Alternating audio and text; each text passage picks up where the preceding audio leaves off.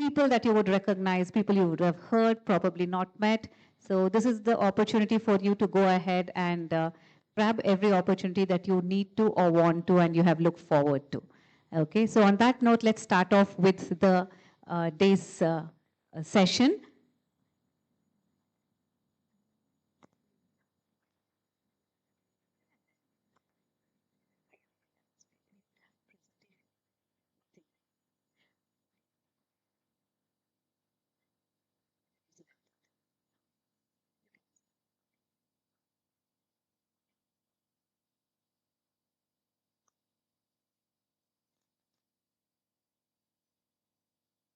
Okay, so if we're going to start off today on a formal note again, all right, now that I'm standing up here on the dais, good morning again to everyone, each and every one of you over here. My name is Anita, and I come from a background of learning and development. I am into facilitation and training. I do a lot of sessions, or my focus of area is mid-management and senior level management that I do a lot of work on. Behavioral skills is what I do. I have a background in psychology. I'm a certified assessor for a few of them. And I love what I do because the mind is what intrigues me. And I think there's nothing as, puzzling as the human mind. And the way we behave, the way we do things, that's something that I always love to work with. I'm also a content creator, so I write. And if anyone ever remembers my name at the end of the session today, all right, you could probably Google and you'll find a few of my articles that have been published in The Hindu, the Deccan Herald, and a few short stories and poems that I write. And welcome to the session today. I will be hosting this session today along with Janvi. And I would like Janvi to introduce herself, please. Good morning, everyone. So my name is Janvi Chandanani. I'm an educator and also an independent trainer. I'm also a motivational speaker. I've done my diploma in ISTD, that is training and development. And my passion is public speaking. I've been a Toastmaster for a few years now. And I see that Toastmaster is one of the sponsors of this, event summit. So I'm very grateful and very thankful to HRD for this opportunity. Hope you all have a wonderful day today. Thank you. All right.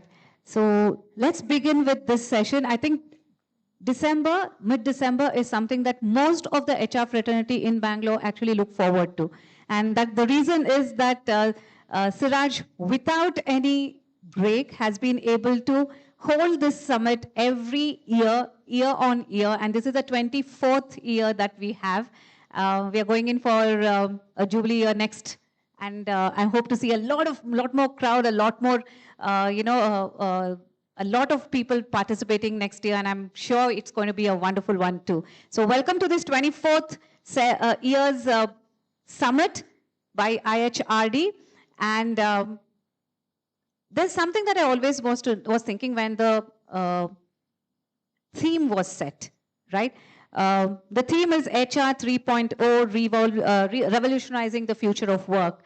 Now, if HR 1.0 was about paper files and personnel administration, and HR 2.0 was about shared services and tech integration, I think HR 3.0 is about humanizing technology and leveraging data to create true human potential. So we are here to simply look at the future and perhaps start designing it through two things that we could probably do today. So hopefully we are going to be exploring how AI and people analytics are transforming every HR function. And some of the things that I really would want, I'm really looking forward to is perhaps discussing re-architecting the organization to focus on skills, not just the sales, and deep diving into creating a psychological, safe, inclusive, and a high-performing hybrid culture, because that's something that is there now. Hybrid culture is something that's very much manifested itself. And of course, get ready to challenge assumptions, connect with the sharpest minds in the field, and leave here with an actionable blueprint, perhaps for transformation. Hopefully, we are going to be getting into those objectives very well. And who better, or what better way to start the session with somebody who's been in this area, who's done a lot of work, and who's probably somebody a lot of us look up to also. So I would like to introduce you, Dr. Anuradha Rao. Dr. Anuradha Rao is a distinguished professional with over 24 years of experience in human resources, specializing in talent management, learning, and organization development, diversity and inclusion too. She serves as an advisory board member and governing council member for 2 leading business schools in Bangalore, and was awarded an honorary doctorate in 2018 for her excellence in HR talent management. And INSEAD alumna and certified executive leadership and performance coach, Anu has held strategic and operational HR roles in global companies such as Sutherland Global, IBM, Accenture, and Intel, as well as Britannia and NIT. Her notable achievements include expanding Eagle View's India operations by 1,000% in just over 2 years and establishing it as a key strategic hub for R&D and operations. Anu's academic background includes a master's degree in psychology, reinforcing her belief that talent is a critical competitive advantage for organizations. Can we have a round of applause for Anu? And as she takes her time to walk up to the stage, Jahnavi will introduce you the other keynote speaker, Satish Rajaratnam. Mr. Satish Rajaratnam is a dynamic HR leader with over 26 years of global experience across multiple industry verticals. Renowned for his ability to strategize and transform businesses, he leverages human capital strategy, organizational transformation, and coaching to drive business growth and enable agility. As a proven change agent, Satish excels in building digital capabilities, leadership development, career and succession planning, talent management, organizational effectiveness, performance management, strategic workforce planning, cultural transformation, and change management. His strategic approach ensures alignment between human capital initiatives and organizational goals, fostering sustainable growth.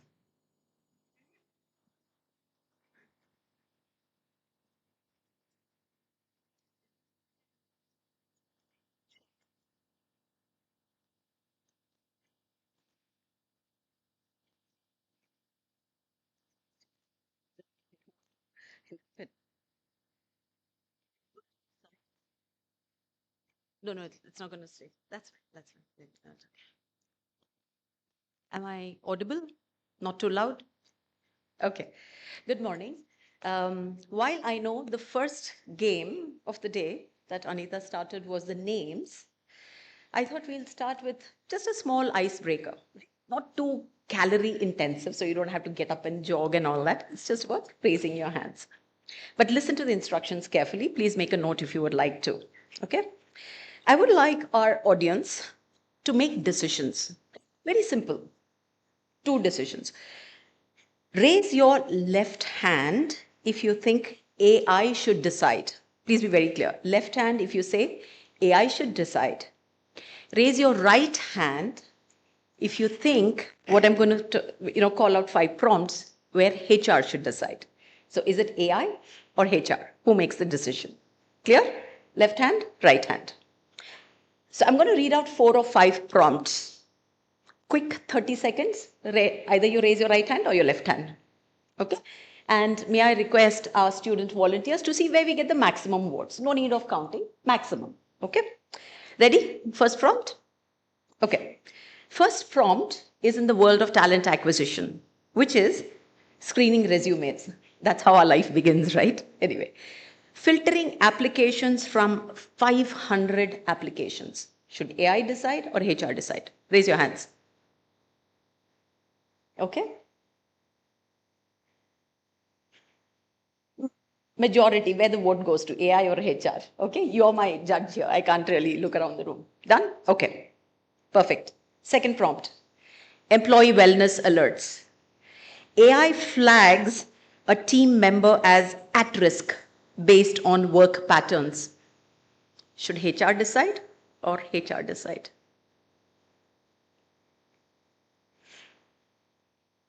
Okay, that's pretty clear. Third, promotion decisions.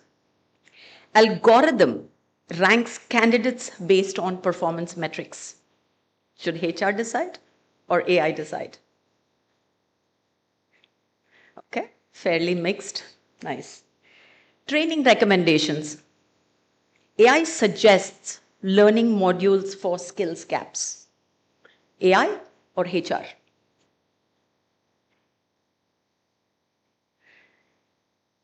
No raising both hands. That's not allowed. Either one. Okay.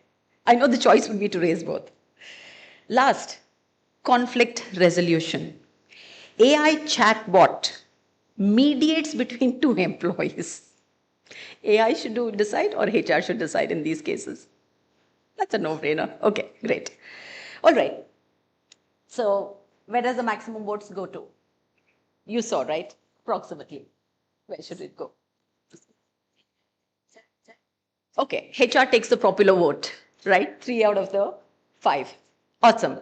So why are we even beginning with this very, very simple activity, right? And I think that's a very crucial one because the topic today that at least I'm here to discuss with you, right? There's no gyan. I think all of us know this. It's just about exchanging of ideas, thoughts, perspectives, and learning to grow from each other, right? Learning from there. HR strategies, right? In the world that AI is taking over by storm.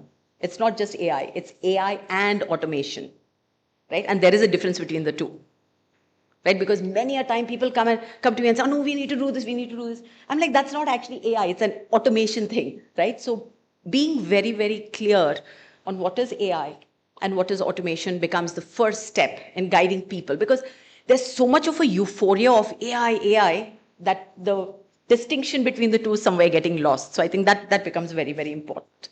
So just a few thoughts that I kind of very strongly practice. And thanks to Siraj sir, when he said, oh, no PPT between a wedding and a broken leg, I think that was a big welcome. I said, okay, let me just talk through a few points that, I have been very consciously practicing and I'll just share that with you, right, today. So the first one, I think from a strategy standpoint is for us as core HR is to double down on the human part of the HR. That is for us, at least for me, the only distinction factor between what a human being does and what an AI does. At least till today. I don't know what's going to happen in the future.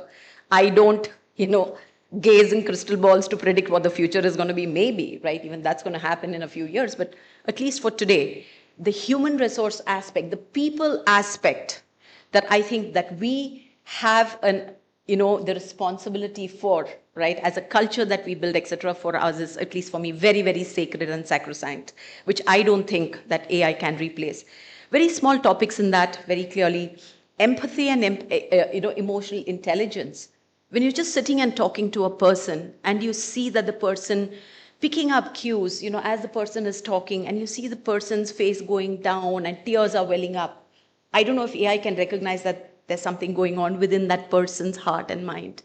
I don't know if AI is so intelligent, but we do that as HR, right? I think that becomes very, very important. Our niche to pick up cues, right, and sense what's going on in the environment today is a key differentiating factor. Keep that alive. That is so, so core for us as HR, right? The second one is, like I said, complex interpersonal conflict resolution. Especially, I think I'm sure, right, as HR, you have two people not working well together, there are issues, it could be between team members, managers, whatever. I think the conflict resolution, I'm sure any chatbot agent will say, oh, this is the 5 steps to, the employee should say this, manager should say this, etc. But the emotions as the dialogue and the relationship evolves, I don't know if AI can keep up to that pace of that grasping that empathy element in that whole relationship that gets built or is getting built, right? I think that becomes very, very important. In fact, for me, being a student of psychology, I'll just share an anecdote. For me, it was a very alarming thing that happened. One of my, the person who's seeking therapy comes up and says, Anu, there's this friend of mine who's sitting and chatting and all that, kept saying, I'm feeling depressed, I'm not feeling okay, what should I do, etc., etc. And the chatbot, I don't know which chatbot this person was, just talking to or, sharing all the feelings on. It said that, are you feeling suicidal? That is the absolute word we don't even talk as a therapist to people, because as therapists, we kind of deviate people from those thoughts. And here is AI asking a question and planting that thought in that person's head. So there, for me, that was a big business case, and said, no, this is where human beings, people, emotions come into the picture. AI will do its work, of course. It will run all its, language models, etc., and pick up whatever. But what it has to say as a guidance to the next step, I don't believe AI is there yet. That is where human beings come in, and that's my firm belief, right? Not just this, but I think AI, I think I was just talking to Luke as well, is a very, very powerful tool. It's a tool. That's it. Right? Beyond that, I don't believe it's anything else. That's my personal belief. It can be leveraged phenomenally to make our lives easier. So our second strategy, apart from, of course, the culture, the empathy, emotional intelligence, is leveraging AI, for shifting from administrative work towards a more strategic, way of work of HR. Give all the mundane work, right? Let it do its, give your key search words for resumes, etc. Let it filter those. Out of the 500, give you 250, or even lesser. But after that, that is where the human, as people, with our context, saying, oh, my leader had said this, they're looking for this, they're looking for this. And then you start filtering out. That, I don't know if AI can even apply that level of thought, logic, connecting the dots and do it. Maybe not today, maybe in the future it will, but at least today it can't. Right? So moving away from all the administrative work, right? All the dashboarding that we do, all the analytics that we do, leverage AI as a tool, use it for our strength, right? And not be fearful of it, because I have started using it, and I think it's freed up so much of my time, to do so much more of working with people, having fantastic dialogues with leaders and people. I think that's what true HR is.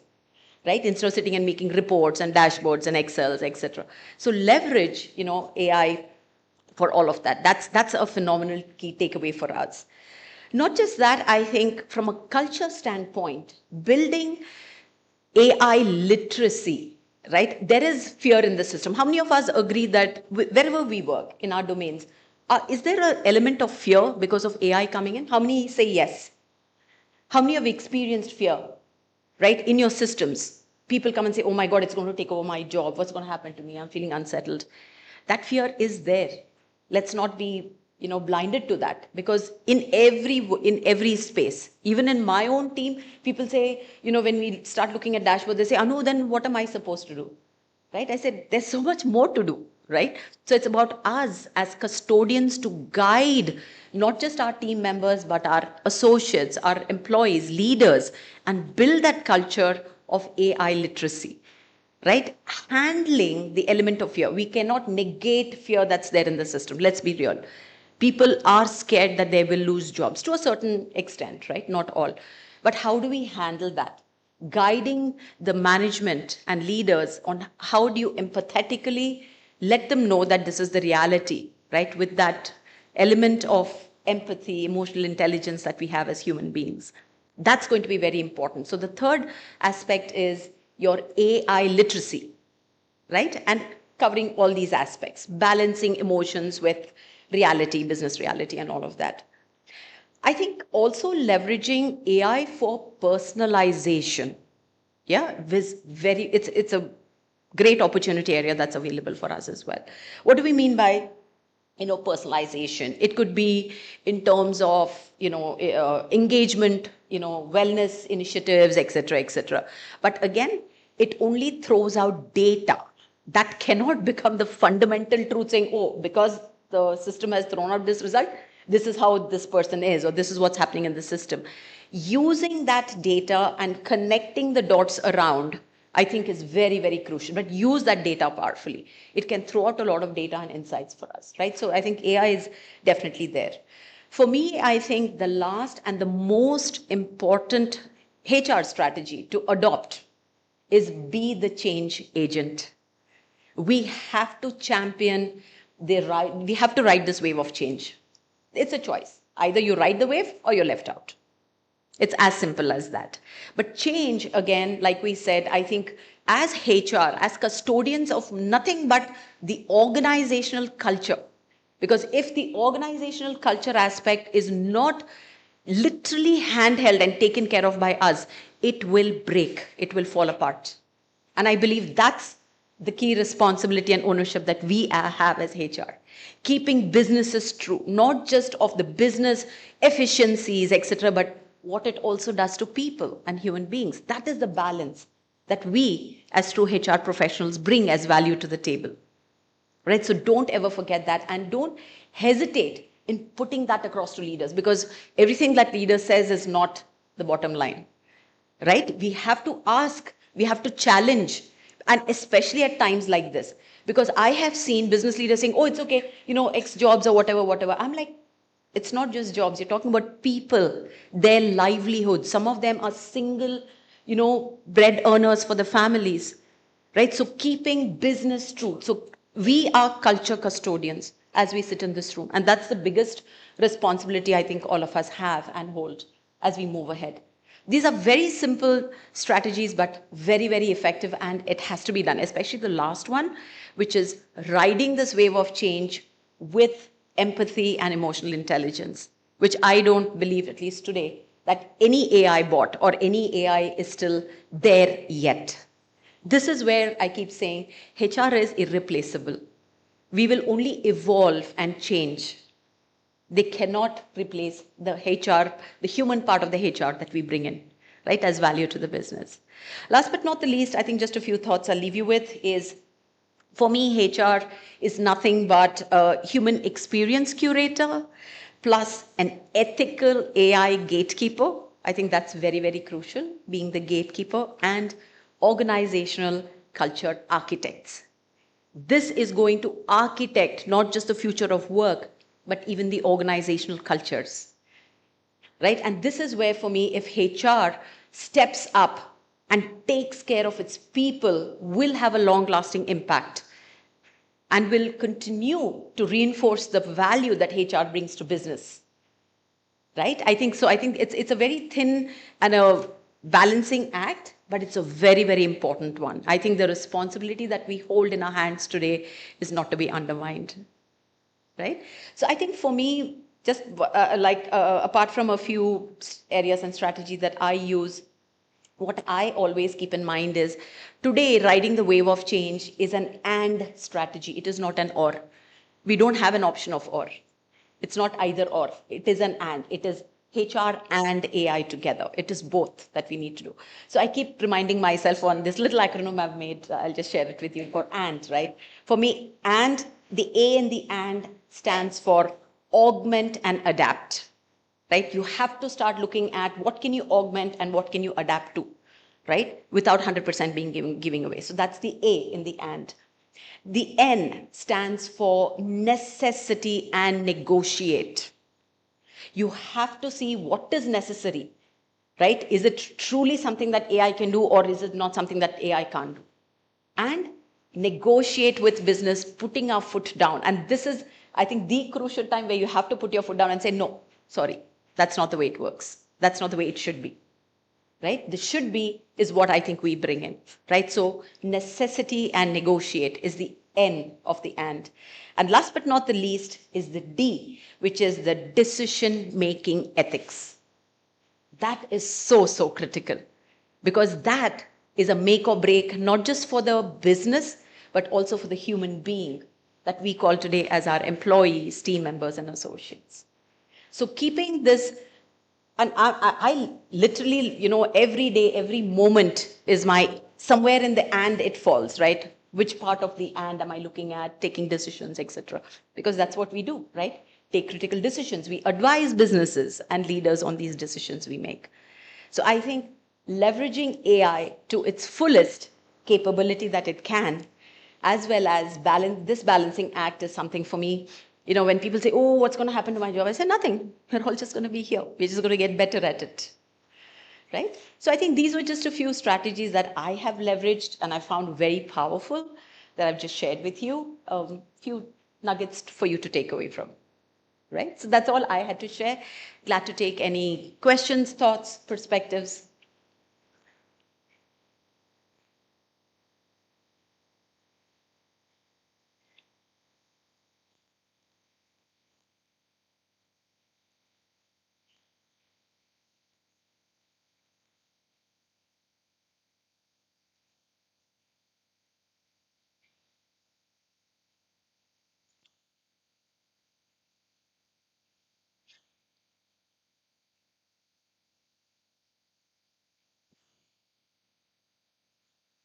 I fully agree with you. There is so much of hype around AI.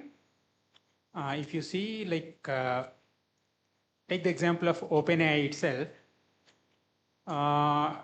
Every day you hear about it reaching a deal with NVIDIA. It buys NVIDIA's chips. Yeah. NVIDIA in turn buys its services. Likewise, it is having some strange deal with almost all the companies. Okay. At the same time, when we talk about HR aspect, what is happening is currently we are living in a agentic AI era. Next AI is going to be the physical AI, and after that they are talking it is going to be artificial general intelligence.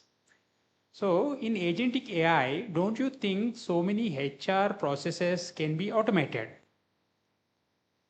It can. And there will be a huge impact on HR fraternity itself. Like once they start removing employees stating, okay, why HR should be there when an agent can do the similar work? So what is going to be the impact on HR function itself because of agentic AI? Yeah. I think this is where, as HR leaders and professionals, the sooner you understand what part of your function can move into not just AI, but automation as well. Right? If you've not started the automation piece, both the A's, what AI can do and what automation can do, gives you a better picture of what is the bandwidth that's made free, right? Or made available to do something different and better. What is our jobs as HR? It's not to run dashboards and Excel sheets. Yes, we do that as a report out. But when HR started evolving, it was to connect, right, with people, understand the human being, the psyche, the individual who actually walks into our door to work from morning till evening with us. Somewhere that's just gotten lost in sitting and doing PPTs and Excel sheets and dashboards, etc. It reconnects us back to that. So I look at it as an opportunity area, right? Second, it's great. I'm telling you, I'd love to run away from an Excel sheet, honestly. I'd be the first one to run. And if AI can do that for me, why not? So again, like I said, we also have a very important role in keeping the fear factor under check versus adding fuel to the fire. Will it impact HR? Absolutely, yes. We are just one of the functions like many other, right? We are no different. We are also one function that we are delivering to business. So in our function, when all the other businesses, like in my company, we do mainframes, we do infra, cloud, when they are sitting and looking at efficiencies, all of that, why can't we do the same? We should be doing the same. In fact, we've already started doing the same. I know exactly what's going to, in my 2026 plan, what's AI, automation, and I have so many strategic projects I have taken on because of the bandwidth I've created. So it's not about letting people go. It's about enriching their job profiles with more strategic, more meaningful work that we can do with the bandwidth created. So when people come and say, oh, HR team will shrink, I'm like, excuse me, tell me why and how. I will tell you how and why not to. Right? So it's about how we, like I keep saying, the custodians, believing in first what we do as HR. Right? Our jobs cannot be replaced. Maybe some other automated roles like how the Amazons are doing, the robotics are now delivering packages from this shelf to that shelf. Maybe all of that can. But HR as a core function, when it involves emotions, context, empathy, I don't think AI is there yet. I don't think we have at least anything to fear as yet. That's my view.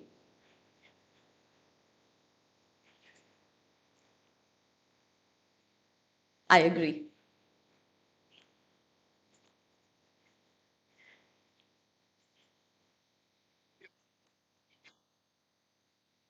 Good morning. I'm Chetan Anuradha. Amazing listening to your talk. One key message which I am taking, HR or we as a leader are custodian of that buck stops at the human. Yes. I mean, I dread tomorrow's scenario when a leader is blaming that this went bad because of AI. Yes.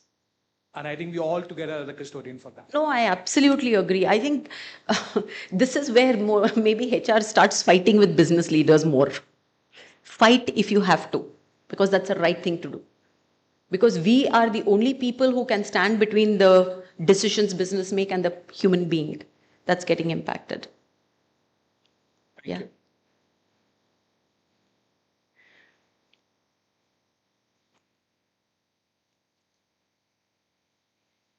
Good morning, ma'am. I'm just asking about a term that you mentioned. It's about AI literacy. It's from the training, learning, and development point of view. How is that defined? Because last time I interacted with the organization, the employees were saying HR has told the employees that they should try and integrate AI with the jobs that they are doing. And the employees were commenting, this is the last thing they are going to tell us, because once we integrate, they are going to tell us to leave. So how is a typical learning and development point of view looking at AI literacy? Because AI is not just ChatGPT or anything. Absolutely. So how will that content be decided? Yeah, AI literacy is multiple assets that comes into the picture. It begins from a culture standpoint, right? It is a tops-down approach.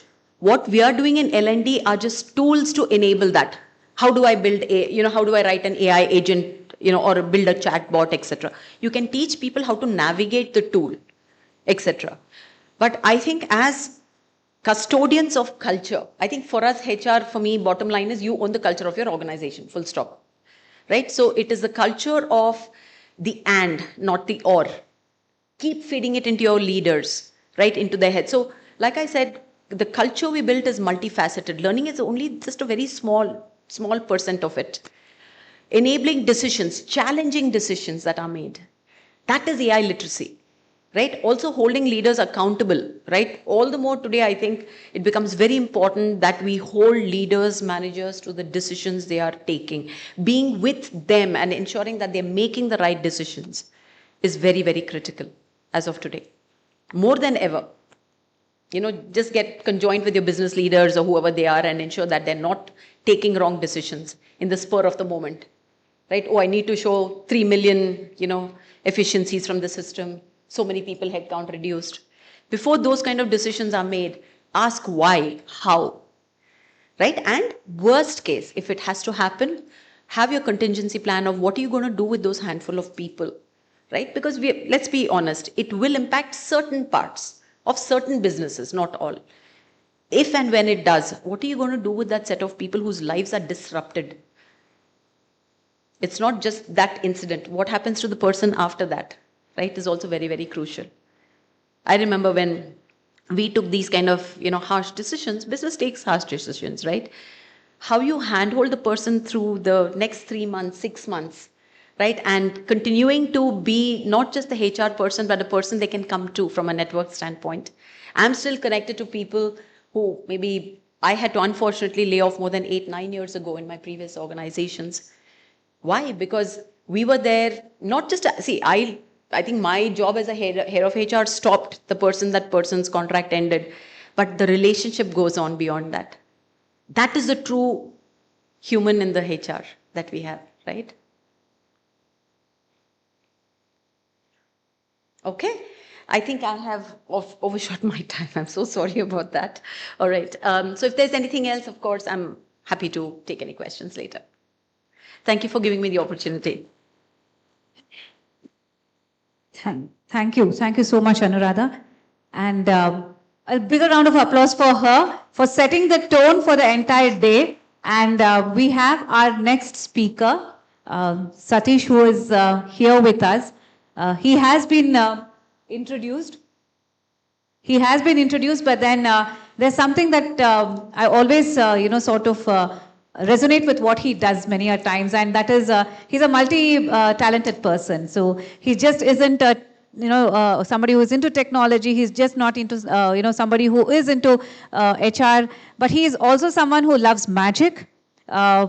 He does emceeing, and that is something that I always resonate with, because I sometimes do the emceeing here, though it's not something that I always do, right? But then when Siraj says, you are there, I'm there. So, and then I think Satish was also one such person who's always been a big part of IHRD's summits here. So please give a round of applause to Satish, our next keynote speaker.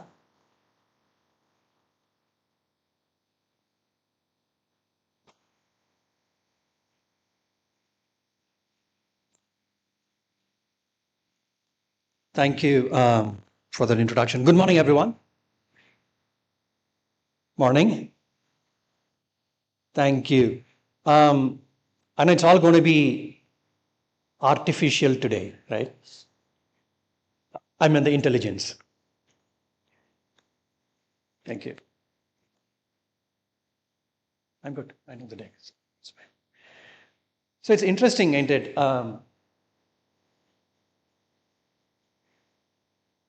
Look at the, I don't want to put this as an oxymoron, right? Wish I had can I handle mic, please, if you don't mind? It's like an oxymoron to me. Look at one side, we talk about being artificial, or not being artificial, but then artificial. But on the other side, we talk about intelligence, right? So the artificial to me comes in from the synthetic data, all that we feed in, right? Knowingly, unknowingly, and so on and so forth. I think to me, that's the way that I kind of annotate to it, right? The other side is the intelligence that comes in purely, in my view, purely comes in from the human side of it. Yeah. So that's the augmentation that the world is moving towards, right? In some time back, we spoke about blockchains. Then we spoke about cloud transformation, hyperscalers. Then it became data. Can we do predictive analytics and so on and so forth? Then hit AI. What do we do with that data? So that's a maturity continuum, right? So when you talk about it, while during my black hair days, we were talking about being reactive as HR or talent specialist, right? So we get some data, we use a lot of Excel or Lotus Notes or whatever it is in those days. We used to create a lot of data around it and see how it could move forward, yeah?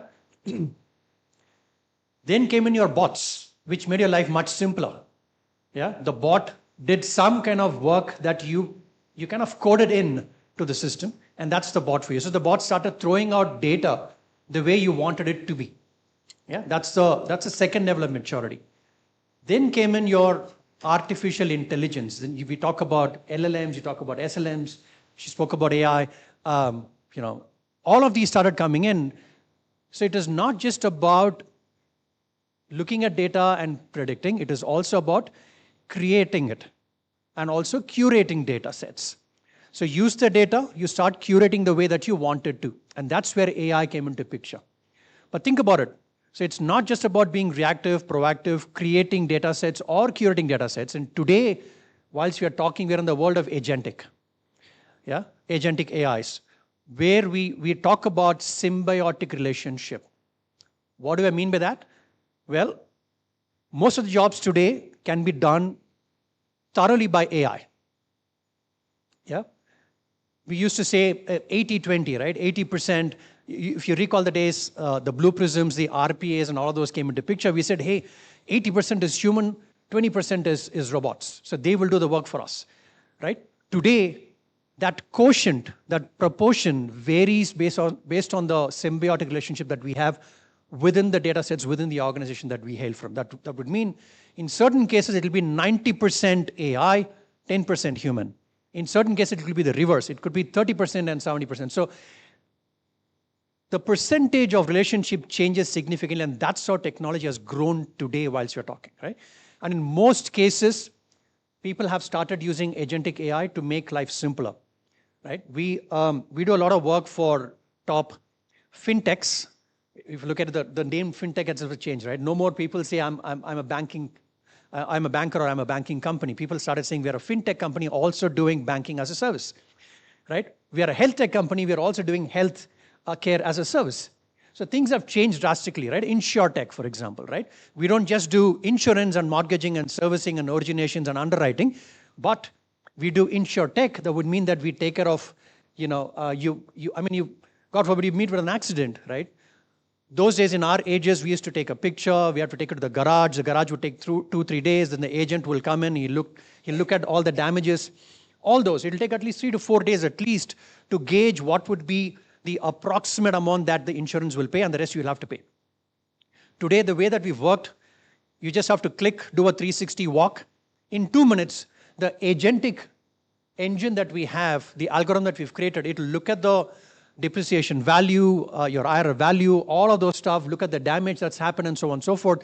In about 2 to 3 minutes, it'll come back and say, look, you'll be covered 90%. Though you have a bumper to bumper, these are not covered. Though you have full coverage on all steel and everything, it'll be 95%. Whatever it is, right? It's instantaneous. That's the speed of symbiotic relationship that I'm talking about. And that's where the world has already moved towards, right? Those days, again, one more example before I deep dive. Those days when we had to open, maybe I'll put Siraj and myself in that category of age group, not others though. When we wanted to open a bank account, or when Airtel was launched, right, to stand to what my introduction was given, I had launched Airtel Magic SIM card all over South India, right, with all the celebrities out there and making them appear on stage along with the SIM card, because that's how I launched Airtel. For us to get an Airtel connection, it took 3 days. You have to give your ration card, your address proof, your bank ID, whatnot, right? You need to just sell yourself before you get the connection activated. And it used to be a Motorola big pencil box type that you need to put inside and start working. Today, you walk into a store, you put in your thumb, you walk out of the pre-activated SIM and a phone, right? That's the transformation we're talking about. Same with banking.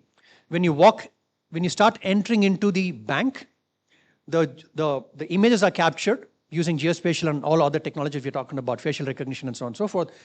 By the time you hit your personal banker, the personal banker will ask, hey, this is who you are. This is Satish. You're 26 years in the industry, so you must be around close to about 50. That would mean you would already have a house, you would have a mortgage, you would have a car loan, whatnot, right? Look at all of those and say, if you're here for a personal loan, I can offer you 5 lakhs. If you're here for another mortgage, I can offer you 20 lakhs.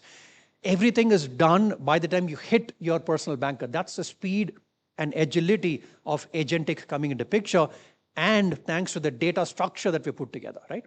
So that's what we're talking about, and that's the future that we are even navigating through. Yeah, she gave some examples on learning. Today, I'm sure most of you guys would have heard LXP or implemented LXP already in your organizations. What we've done is also, when a new hire is onboarded, from the ATS, your applicant tracking system, your entire skill competencies, along with the rating or the feedback from your interviewers, are moved into LXP. And by the time you log into your system for the first time, it'll start throwing out saying, hey, this is your learning path. You're a HR business partner, and this is how you were evaluated. These are core competencies that we have in our organization.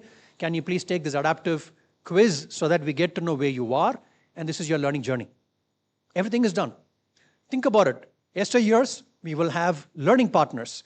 They will go sit with every employee, do T&I, start capturing them in an Excel sheet, then go back and say, hey, this is not what it is, I'll go back and do it again, maybe, right? Then try to feed in, then look at what courses can we assign to this individual with this competency, then how do we assess?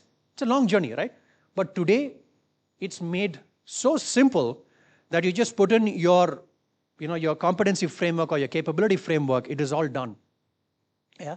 Thanks to the algorithms that you're talking about, thanks to the AIs and MLs and NLPs that we're going to talk about, right? And that's what we're going to see for the next few minutes.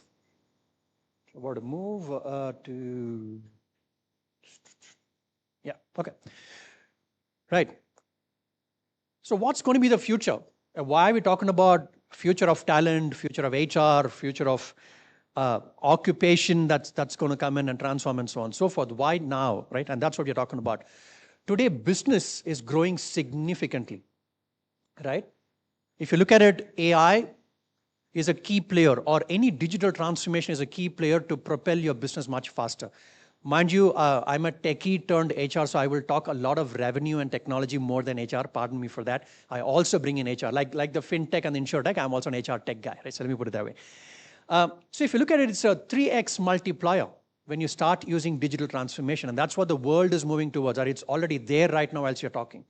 So we work for, number one, hospitality customer that we have in the US.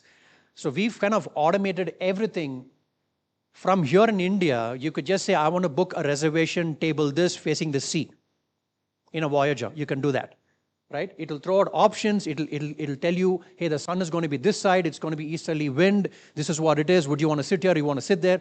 All these are done by an agent for us. And that's what we've done as a product for one of our topmost, Voyager that you're talking about, right? So likewise, everything is moving at speed, at scale, right? And it's going to be 3x much faster than what we're even thinking about or what we thought about in the past, right? Think about it. 30% of what you're doing today are already automated. I'm not going to say that will be, maybe automated, but it's already automated. 30%. How many recruiters are here in this room? Okay. How many of you guys use conversational AI to do screening? Anyone? You do it? Okay. Okay, parsing profiles, that's the simplest one. Yeah, you put in a profile, it'll parse and say, Satish is relevant, not relevant for the JD you put in, right? Those days, we used to call everybody, pick up the phone and talk and say, are you interested? This is what it is. Can you tell me about yourself? What have you done in recruitment? What have you done in HR, right? Look at the time. Today, we use an algorithm where it does a proctored AI-based interview, which also has a whiteboarding alongside for a developer, for example, right? What does it do? It does adaptive assessment. The way that I answer, it will reframe the question. It is not a preloaded question, right? The way that I answer, it will change the questions, but it will be within the realm of the JD that you've uploaded, and it will try to quiz or assess the candidate accordingly. End of the interview, it will say, for these questions, he had answered very well. For these questions, Satish was looking outside. For these questions, there was a lip sync issue. You might want to probe more. For these questions, he switched the screen to something else. It could be maybe JPT that I want to find an answer for. So then end of the day, it'll come back and say, I would still put him as an amber and not as a green. Or at times, if the lip sync is more, it'll say he's a red candidate because you need to do a personal interview, right? Someone else. In certain cases, it'll also say the voice that he introduced and the voice the answer came in were different. That means he is impersonating. All these in the half an hour chat that the bot has with the candidate is all done, right? So that's the speed we're talking about. And if the match is through, it'll also say communication is good for this role, it is needed, all of those stuff. And it will not again say selected or rejected. It will say 70% match, 80% match, or a 30% match. Right? That's the way that we've kind of worked on. Again, there are questions, if I can preempt, how do you gauge if there is a gap in the profile, someone would have taken a break, medical leave, paternal, maternal, holidays and other stuff. Well, that's about ethical AI. We'll talk about it in a moment, right? And that's the way that you program your system. That's the way you run your machine learning algorithm into it. Yeah. So that's the speed we're talking about. Yeah. Getting a mortgage done within a jiffy, getting an insurance claim done in a jiffy, selecting a candidate with just a half an hour bot-based, conversational AI-based conversation with a candidate. That's how simple it is. Creating a learning journey in a click of a button, all of these, right? So that's the speed, and that's what we're talking about. 30% or 40% of your job will get moved or shifted already. The last one, for core HR practitioners, 5 generations. I think they've coined the next generation has also been coined already, beta, right? Right? So it's going to be 5 to 6 generations of workforce that you're going to work with. And that is where the human side of it is going to come in predominantly. How do we manage the culture? How do you bring them all together? Like Jack Ma says, it's not about hiring people. You need to hire smarter people and make them work together, right? And how do you make them work together is a big challenge in itself. And that's going to be the role of HR, in my view, moving forward, right? Well, that would mean the way that we are progressing from a skill complexity perspective is going to change drastically, right? So what's going to happen? Another example that she spoke about, what's going to happen to those thousands and thousands of cabbies who ply the Ubers, the Olas, or whatever it is? What's going to happen to them? Why? there are already autonomous cars that are there on the road. If that's going to hit globally, what's going to happen to those cabbies? Forget about IT and HR for a moment right now. We will have a long way to go until we train them all, right? But for the others who do daily wage, daily labor, if all of those are going to get moved on, what are we going to do? And that is why skilling is very, very, very critical. 70% of our skill occupation is going to change or is already changing whilst we're talking, which is significant number. 70% of the skill set. For all that you may know, tomorrow we will not be an L&D professional, but we will be a LXP architect, right? That would mean, how do we transform skills using technology? It is not about doing a TNI or running a post-training feedback or analysis and so on and so forth. All those are taken care already by the system. Yeah, but how do you architect that system? And that is where we need L&D professionals for. So it will not be L&D per se, creating content or curating content. It will all be, how do you architect the entire learning journey to create a better user experience for the learners? So that's the shift that we're talking about. So it's no more going to be, let's say, a talent partner or HR partner. It'll all be AI talent partner, or it'll be an ethical business partner, right? I'm just calling names, but I'm saying things have transformed. And by the time we kind of step out of this forum, you will get to see more jargons coming in. And that's what we're seeing out there, right? So those are the emerging roles. You have AI engineers, data scientists. You will have HR data scientists going forward. You may never know. You will have talent data scientists who could decipher all that is there across the multiple talent systems. How many of us have more than 2 to 3 systems specifically for talent? I'm sure there will be one HCM, there will be one learning platform, right? There will be one recruitment platform, and you will run a Zoho payroll separately, right? You'll have at least 3, 4 systems in all of us. Yeah, see, there you go.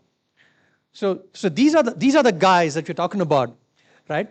Talent agent, workflow manager. These are the brains from HR, mind you, not from anywhere else, who knows the functionalities, who will also learn technology. That's a key part. We will talk about it in a moment. Like you said, how do you upskill ourselves? Someone who can architect and make sure these systems talk to each other, right? And throw out data that makes business sense.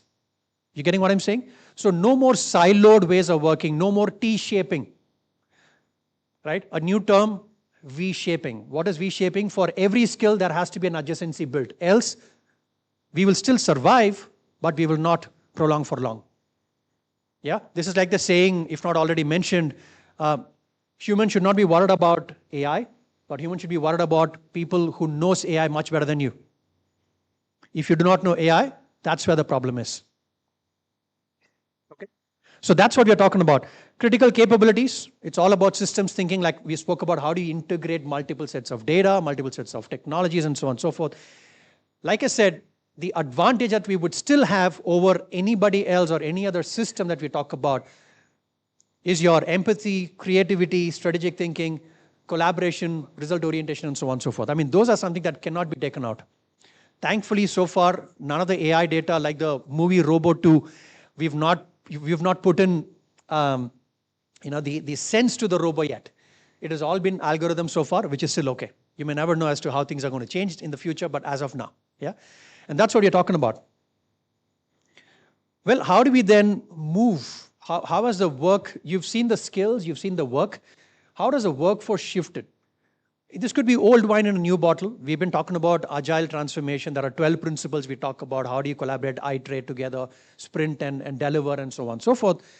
Guys, but that's a reality today. We've been talking about this for years together. Siraj and I we've done so many workshops, and every time we talk about agility and agile transformation and so on, and now it's reality.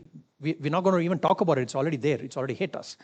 So that's what you're talking about. How do you move from being a traditional, hierarchical ways of working and from being a metrics organization to an agile organization?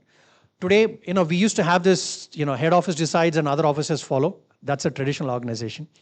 Then it became metrics organization. You have a COE everywhere, and then you have the verticals everywhere. But today, it is all agile organization. What do you mean by that? For us, from an IT, most of us, or few of us would be from IT, this is all about Scrum teams. When you form a team to solve for a customer problem statement, You will not have silo teams. You'll have an 8-member team sitting there or 9-member team sitting there together. One would be a BA, a business analyst. One could be a developer. One could be a tester. One could be a DevOps guys who could implement in the product.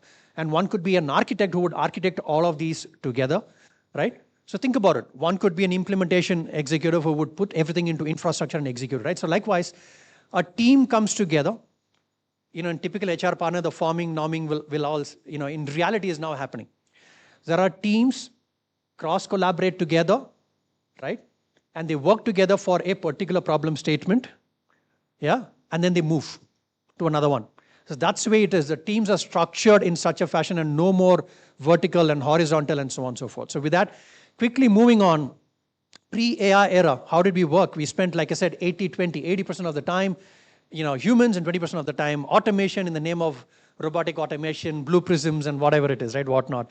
Then it became AI augmented, right? We let AI do the lower hanging fruits of the transactional job and so on and so forth. But today, like I said, it is all agentic AI. Mind you, today coding, we used to talk 6 to 8 years back, we had a patent called low code, no code. What is that? You don't have to code as much. In a piece of paper, you draw a form, click a picture of that form, put it into the low-code, no-code platform. It will convert that into code. You want to do that in Python, you want to do in XML, CSS, Java, you name it. The system does it for you. So today, that is also gone, right? You can just do coding without knowing coding. Python has now been drafted as a very simple English-based coding. You just type some English and Python converts that into a code for you, right? That's what we're looking at. So that's going to be the future. Your agentic AI does all of these. Tell the agentic AI algorithm that, hey, I want to create this. It does it for you in a jiffy. Create a business plan, it'll create a business plan for you. Create a front-end KYC onboarding for a banking customer, it'll create the code for you. That's the speed that we're even talking about, right? So if you look at it, one critical call out before I move on, the why and the what of the business sense is still with the humans. The how is where we augment with the technology. So that's the difference. The why and the what will never change. The how will keep changing. We spoke about Java, then became R programming, then Python, today agentic, tomorrow it could be quantum computing, whatever, whatnot, right? And that's the transition that we're even talking about, right? Okay. So we've seen work, we've seen workforce, workplace transformation. The way that I want to coin this, it's going to be human-led and AI-powered or agent-powered, right? And that's what you're talking about. ESG, anybody who also manages administration in your office today, along with HR? Well, that's a deadly combo, right? HR and admin. Today, as HR managing admin, for you to know what's your carbon burnout, what's your air duct burnout, what's your number of cabs that you fly from your office, that's a burnout. Tissue papers, food waste, put in all of those, right? Your electricity wastages, right? All of these, you cannot put a number to it.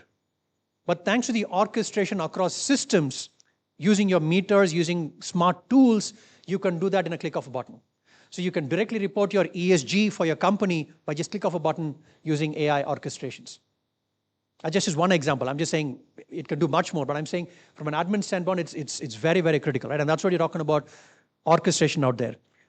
And whilst doing that, the entire leadership role changes, right? You think about it, right? You'll have like I said, AI workflow architect, talent AI architect, talent data architect. So those are roles that are going to be prevalent going forward. You're not going to say I'm a CPO, CHRO. I would say I'm a talent architect or talent AI architect, whatever name that it is, right? Everything is going to have a tech quotient towards it. But having said this, there is a drastic change in the cultural evolution that we're even talking about. Your OSHAs will still be prevailing. All your safety at work will still be prevailing. But the only concern that I have is the entire work is now truly moving into gig. We've been talking about gig economy for a while, but today, gig is a reality. People are moving into gig. They come in, do some work, they move on and do something else. So the culture building, performance systems, learning and development, your skilling, your advocacy, your loyalty, quote unquote, I'm not sure where it's going to head towards. Yeah, and that's what we're saying, human-led and agent-powered systems that we're talking about. Quickly to run through, for you to stay ahead of the curve, how do you move from being reactive to proactive? we use an algorithm where, like I said, the workforce agent, what it does is it picks up the current capability of the organization. I will prioritize, these are 5 that you need to go behind. It will start searching for the skill sets, certifications, proficiencies of each one of those skill sets. It will say, hey, of the 4,000 people you have, 1,800 have already completed a Databricks certification. 1,100 have already completed a Datadog certification. Few of them have already completed Snowflake certification. Few of them have completed Azure certification. However, there are 800 who have not done anything at all. These are the guys you need to focus on for the next quarter. Yeah. So those are information that will start kicking in, and that's where you proactively manage your entire workforce. Second, we've linked in our CRM into our entire demand forecasting workflow. What it does, when I bid for a new business with a customer, I will say I need a 200-member team with these skill sets. As soon as I key in, it'll go back to my system and check for how many of them are in bench, how many of them are already existence with this talent scale, how many of them can be trained in adjacencies in terms of V-shaping, how many of them you have to truly go to the market and hire from the market. It will throw out that piece of information much ahead of the curve. So by the time the bid comes into down selection and orals and signing off an SOW, I will know for sure where will I get the talent for this entire new deal. So that's the transformation that we're even looking at it from a skill gap and rapid deployment perspective, right? Okay. Challenges in terms of talent evolution. Entry-level erosion. 67% of workers believe AI is reducing entry-level jobs, threatening your traditional career pathway. Well, I was there in one of the colleges in Chennai day before talking exactly about this from a campus to corporate side, right? How do you do credentialing? No more degrees anywhere, right? Not because one company had said that in India, but I'm saying the entire world is moving towards credentializing. It is no more degrees. Yes, those are your run and martins, but from there, how do you put on your accent and lexical and build and all of those stuff? It's all going to be credentializing yourself. And that's going to be critical, right? Transforming opportunities, we spoke about it, reskilling, democratized access, right? It is all about getting this data available or making this data available to business at any point in time, anywhere. And that's the data architect's job, in my view, right? Because how often, like lots of them put your hand up, data availability for taking a talent decision is a big question mark in today's context. We have multiple siloed systems, but is there one orchestrated system is a big question mark. And I think that's where the opportunity comes into picture at all, right?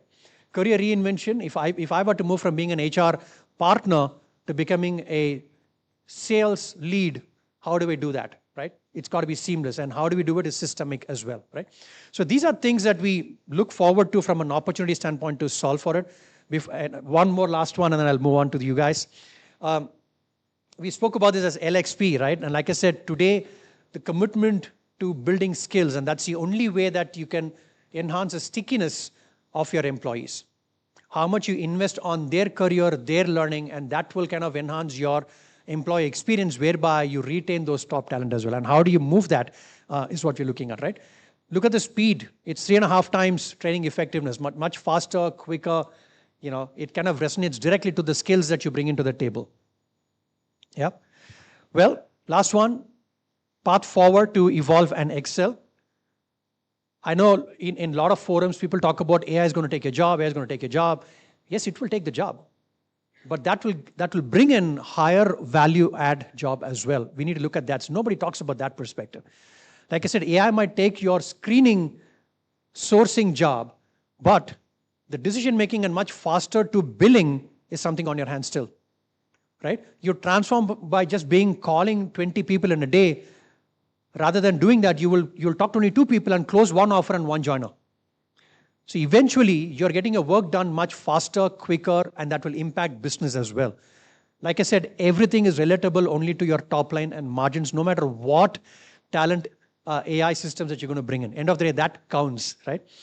Invest in strategic planning. Yes, look at your AI maturity within the company. Don't go for a full-on canvas of I'm going to transform all my systems and bring in investments on AI, but pick up in pockets, and that's how your CFO approves as well, right? You're going to say, look, my talent application to joining, if I reduce by 10 days and give you those 10 days for billing, this is the savings that you will get. CFO is going to say, go for it. Yeah. my skilling to billing, if I'm going to reduce it by, let's say, 1 week, right? He's going to come back and say, go for it. My performance management system using performance data and program management feedback data, I'm going to reduce my year-end appraisals or quarterly check-ins by about 3 to 4 days. Your CFO is going to say, go for it. And your business as well, right? Look at this. Those are the time that we spend. 2 months, 3 months doing a performance management system, end of the year, right? Every quarter you do check-in, but the check-in you'll have to keep following up and sending emails and reminders and so on and so forth, right? Those will change drastically. So pick, Pareto, pick about what is the top issue that we have and try to then pick not necessarily agentic or not necessarily AI, but any digital transformation that you do, pick a solution that will help solve that problem for you to start with, right? With that, I'm going to pause. If I have time still, 1 or 2 questions, and I'll get back to you guys. Thank you. We have time for just one question. So probably just one question, and then you could probably connect with them over tea and then a coffee and then have a chat. Thanks. Good to know that you are an AI optimist and not a speciest. My question is very simple. Nowadays, if you see any employee, even entry-level employee also, the way he communicates, right, it is like a Supreme Court lawyer writing an email. You write something, you'll get like response also, like top-notch response, very sophisticated and all. But when I talk to the same guy, he will not be able to talk even for 10 seconds also, immediately on phone. So let us assume a scenario where I'll be interacting only through emails. How should I distinguish, or like how should I know whether this guy is really genuine or like whether he is this much talented? How will I know as an individual or as a HR? Just communicating through emails itself or charts. Got it. So I'm going to give a contrarian answer to this. You may not like this. To me, I'm more concerned about sending that email out to the customer and making sure the customer's job is done rather than looking at how he's done it. Right? Today, that's the speed. Look, I've also done my own theses and done my doctorate on that. Today, a thesis can be written in about 2 minutes. You go to Perplexity, you go to GPT, you go to Gamma, you go to any of these tools. You say, this is my research topic, write a thesis. You'll get the thesis done, including your research work, all your SPSS tool-based Excel coding and so on. It everything for you. But it's not the question of, to your point, it's not the question of how do I do it? And that is where one of the slides I said the human side of it will still prevail. And that's why the HR partners are still, the role of HR partners is still active and live. Yeah, we need to start, if not already, start engaging with all our employees to see that side of it, sir, that you called out, the human side of it, and building the skills to the true picture works or not. But to me, I'm more concerned, if I were to be a business guy, I'd be more worried about tomorrow is a drop deadline, have I submitted the sprint today or not? Whether you use a, GPT, whether you use a Perplexity, you use anything else, I care less. As long as the data is not compromised, as long as you're delivering what the customer wants, whether it's internal customer or external customer, irrespective, that is all what matters for me. And that's why I said it's 3.5 times the speed that we're even talking about today. That speed is generated because of all of these AI tooling that is there, because of all the digital tooling that are there available today. And that's what the customer wants as well. So, and I'll attempt answering your question. For me, how do we work with such people who do everything through GPT? I'm not saying block GPT, but I'm saying I think you should tutor them in terms of when to use and when not to use GPT. That's why the human side, the culture building, one of the slides that I spoke about, the culture building, the empathy, the sympathy, the sensitivity, the EVPs, the DNAs will still be a critical job of talent partners or HR partners or people and culture partners. That would still prevail. And that's why the job is still given. Right? We will still continue the same job. Yep. Thank you. Okay, thank you so much, Satish. I'm sorry for pulling you off but then we are really running short on time. And a big round of applause for Satish for setting the tone, I guess, for also one factor that did come out with both the speakers is that all said and done, the human factor is going to remain, and that's not going to change. And AI fearlessly, will not be able to bring in that element of the human nature into any system, and we will all still prevail. right? I think that is what it is. Session for you to kind of reckon and register the thought. May I request you all to please stand up for a quick second?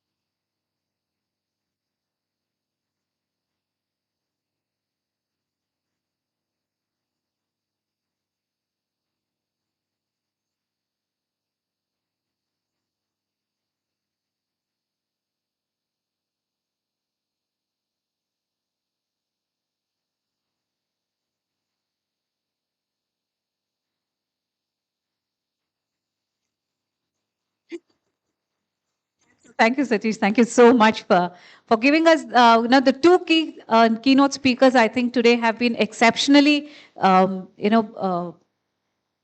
very, very clear about what makes us still very uh, prevalent, and relevant also. So thank you both for that. Can I have you both up here? Anuradha, I think it would be a task for you to come up. So if I would ask you to come up here, please, if that's possible, right? All of you have given some cards out there. As you entered, you probably dropped your cards into a bowl. I would request Anuradha to pick a card and call out the name if possible so that we could give this person a little prize.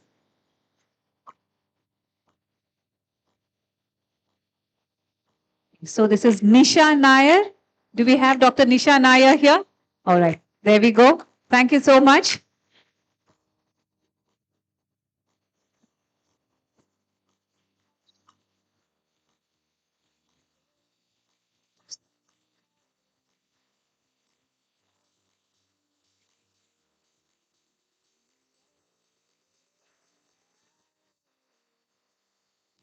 And as a token of our appreciation from IHRD, we would like to, if you could come a few steps, is it possible for you?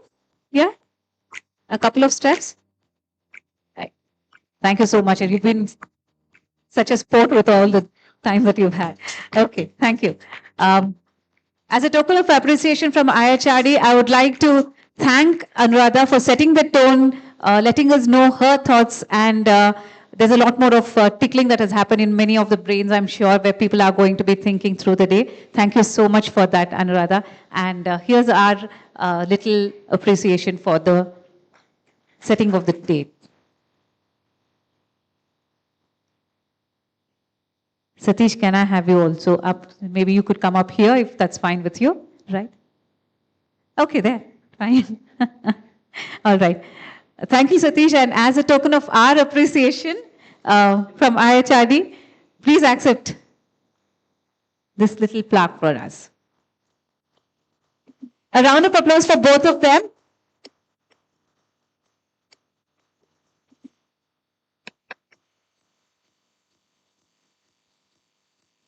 Thank you. Thank you both.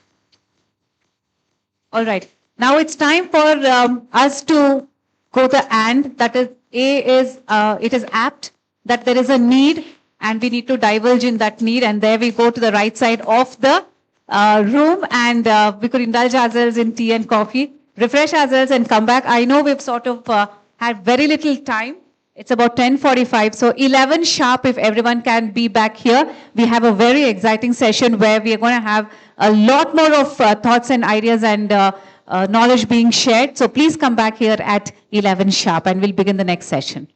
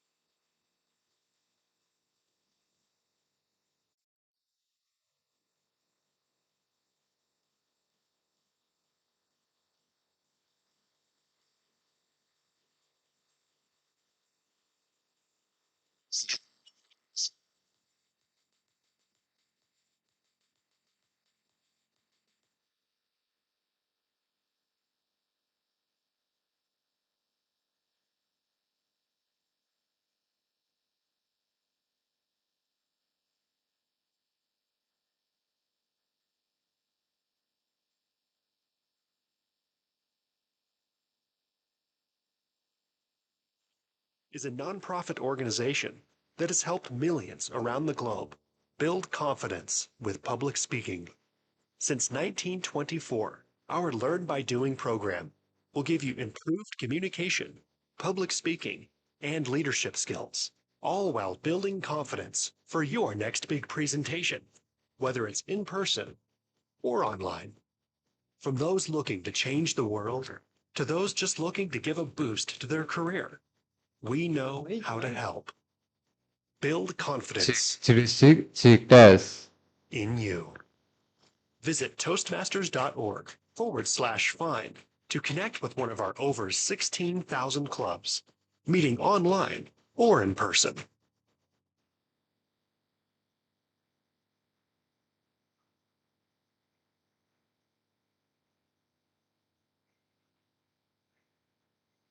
Toastmasters International is a nonprofit organization that has helped millions around the globe build confidence with public speaking. Since 1924, our Learn by Doing program will give you improved communication, public speaking, and leadership skills, all while building confidence for your next big presentation, whether it's in person or online. From those looking to change the world to those just looking to give a boost to their career, we know how to help. Build confidence in you. Visit Toastmasters.org/find to connect with one of our over 16,000 clubs, meeting online or in person. Toastmasters International is a nonprofit organization that has helped millions around the globe build confidence with public speaking. Since 1924, our Learn by Doing program will give you improved communication, public speaking, and leadership skills, all while building confidence for your next big presentation, whether it's in person or online. From those looking to change the world to those just looking to give a boost to their career, we know how to help. Build confidence in you. Visit Toastmasters.org/find to connect with one of our over 16,000 clubs, meeting online or in person. Toastmasters International is a nonprofit organization that has helped millions around the globe build confidence with public speaking.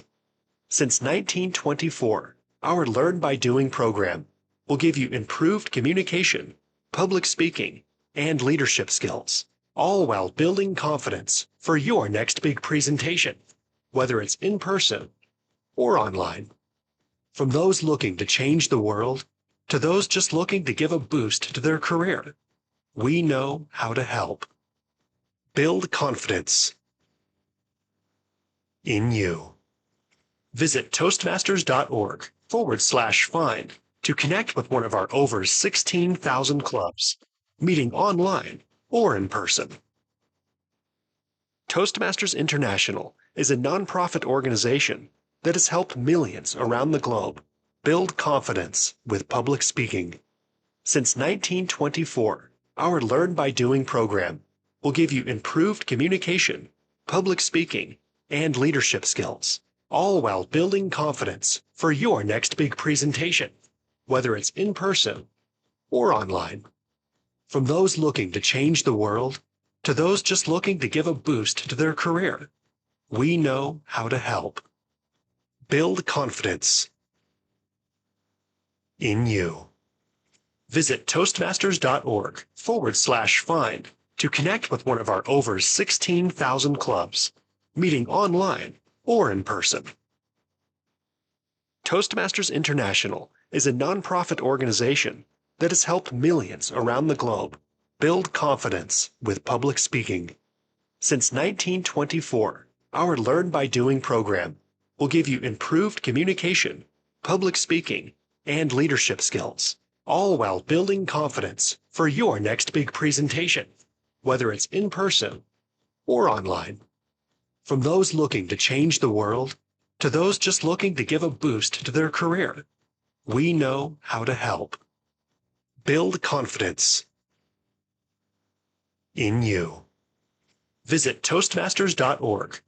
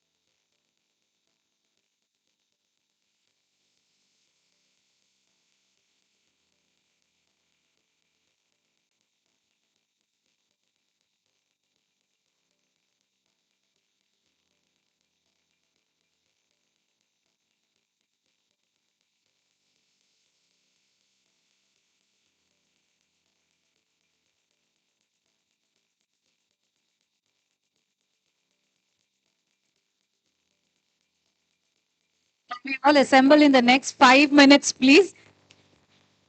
I know delegates, you all are probably having a good time catching up with people, but if we can all assemble in the next 5 minutes, please, we'll start the session.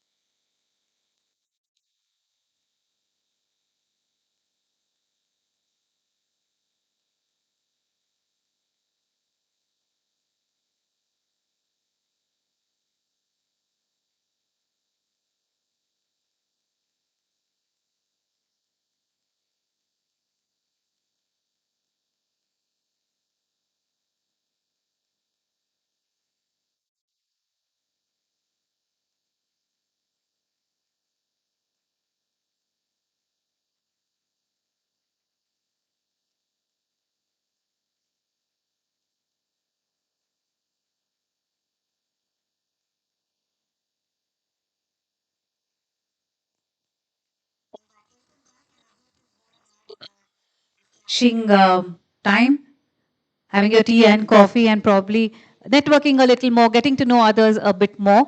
And now we start with a session where we're going to get more insights, where we are going to be probably learning a lot of work with AI also.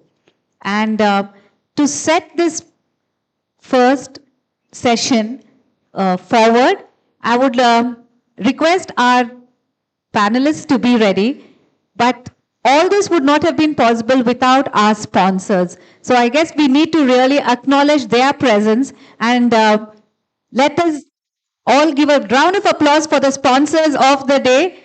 We would start off with acknowledging the first sponsor, Toastmasters International.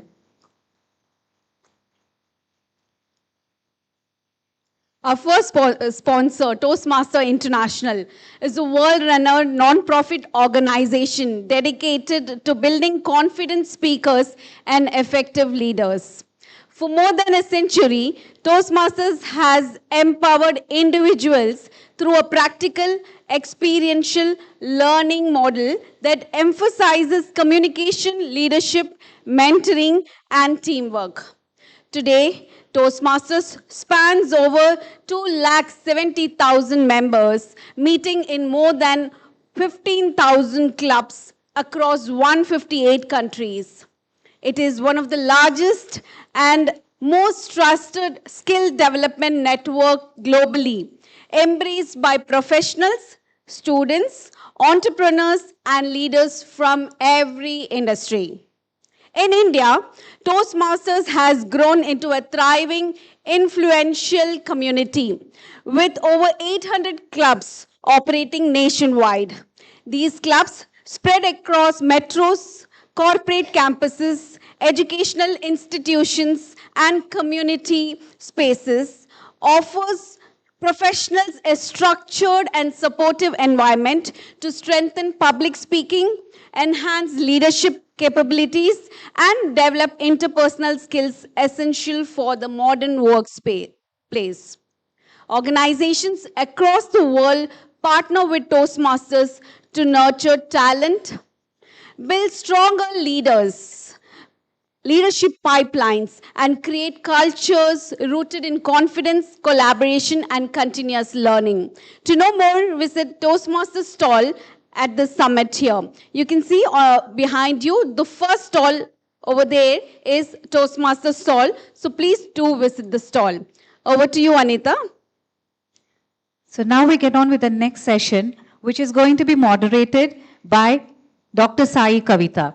She is a global delivery business leader with over 25 years of experience in the information technology industry and has a proven track record of balancing strategic decisions with financial discipline and has a hands-on leadership approach that has resulted in strong employee engagement, increased customer relationships, strong stakeholder community engagement, and upward management. Currently, Sai Kavita is the Director for Customer Support Engineering, Digital Transformation Platform, Data and AI Intelligence Platform. Her experience before joining MS includes VP and Country Head with Innovatia India IT and Knowledge Management Solutions and Dell India R&D as WWL for Content, Global Analytics, and Director at Symphony Services.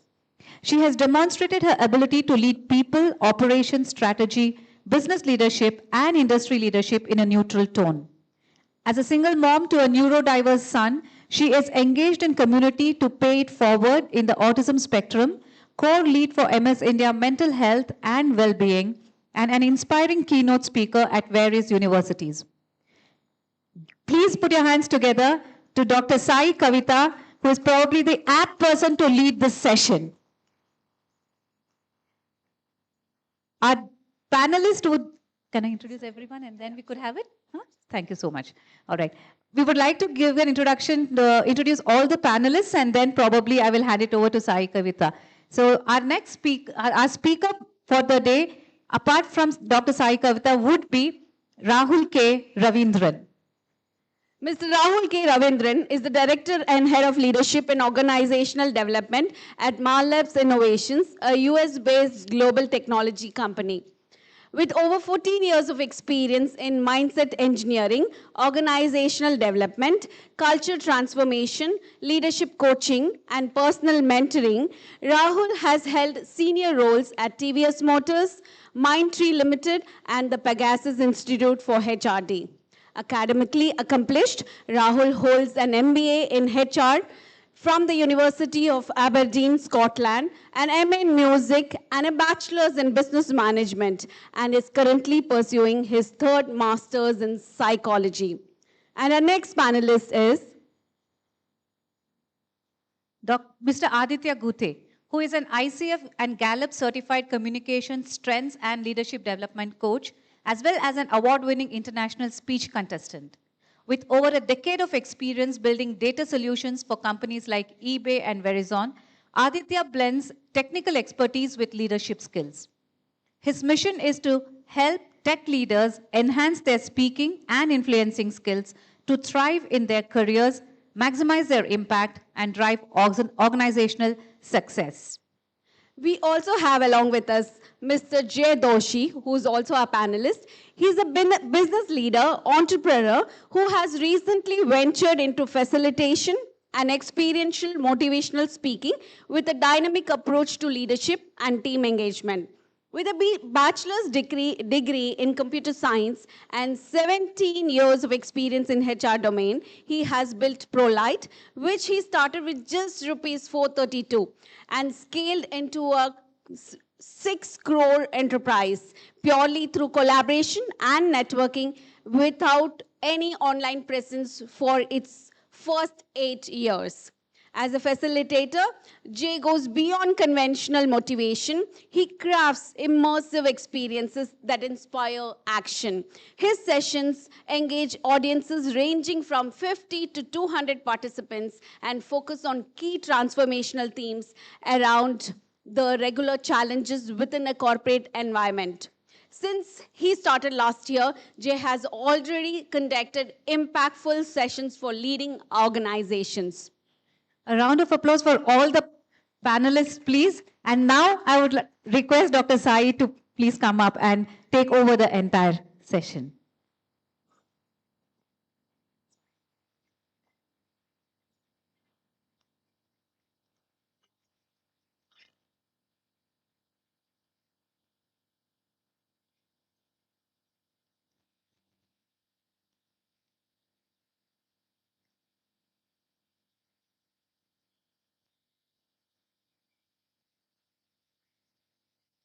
HRಡಿಗೆ ನನ್ನ ಹೃತ್ಪೂರ್ವಕ ನಮನಗಳು. ಅದರೊಂದಿಗೆ I would like to share my thoughts on this very, very important area of conversation that we are all having. So I've been part of the previous HR 2.0 where I had the opportunity to listen into, the transformation that was happening. And about a year today, we are standing here talking about the HR 3.0 that's really revolutionizing what we are going towards. And what I really like about this forum is the maturity and the evolution as a platform, what IHRD is bringing together from the various segments. I come from a pure play technology background, and here we have all of the interventions from the human resources, which actually brings together a platform for us to converge where we are heading, what AI is really doing, and how do we make AI our best friend, or as we call it, co-pilot. If we can hold them in our journey and have those co-pilots to enable and allow us few areas of how we design the strategy, how we really want to go forward, and how we continue to revolutionize the future of work. The interesting part of the panel, the way it is structured, is you have elite panelists who are going to share their thoughts, and we again come together to sort of summarize and conclude in terms of our learnings for the current panel that I'll be chairing and moderating. So the way I like to start with is, definitely call out Dr. Anuradha and Satish, who gave us the insights. And I did definitely take away a few very, very important aspects of what Dr. Anuradha called out from the ethics and the and perspective, which are very, very relevant because technology continues to evolve. Human minds, emotions, empathy, they continue to top everything because the true intelligence comes in terms of how our emotional intelligence has the ability to strategize, remove the noise, and bring together what's really crucial for us to work together from a technology front and leading from the human front, which is something which cannot be replaceable by anything. Technology can take us far, but human touch always gives that high touch points for us to redesign, rethink, and reimagine the future and vision of how we want to take things forward. On that note, I would like to call out some of the areas where we are today.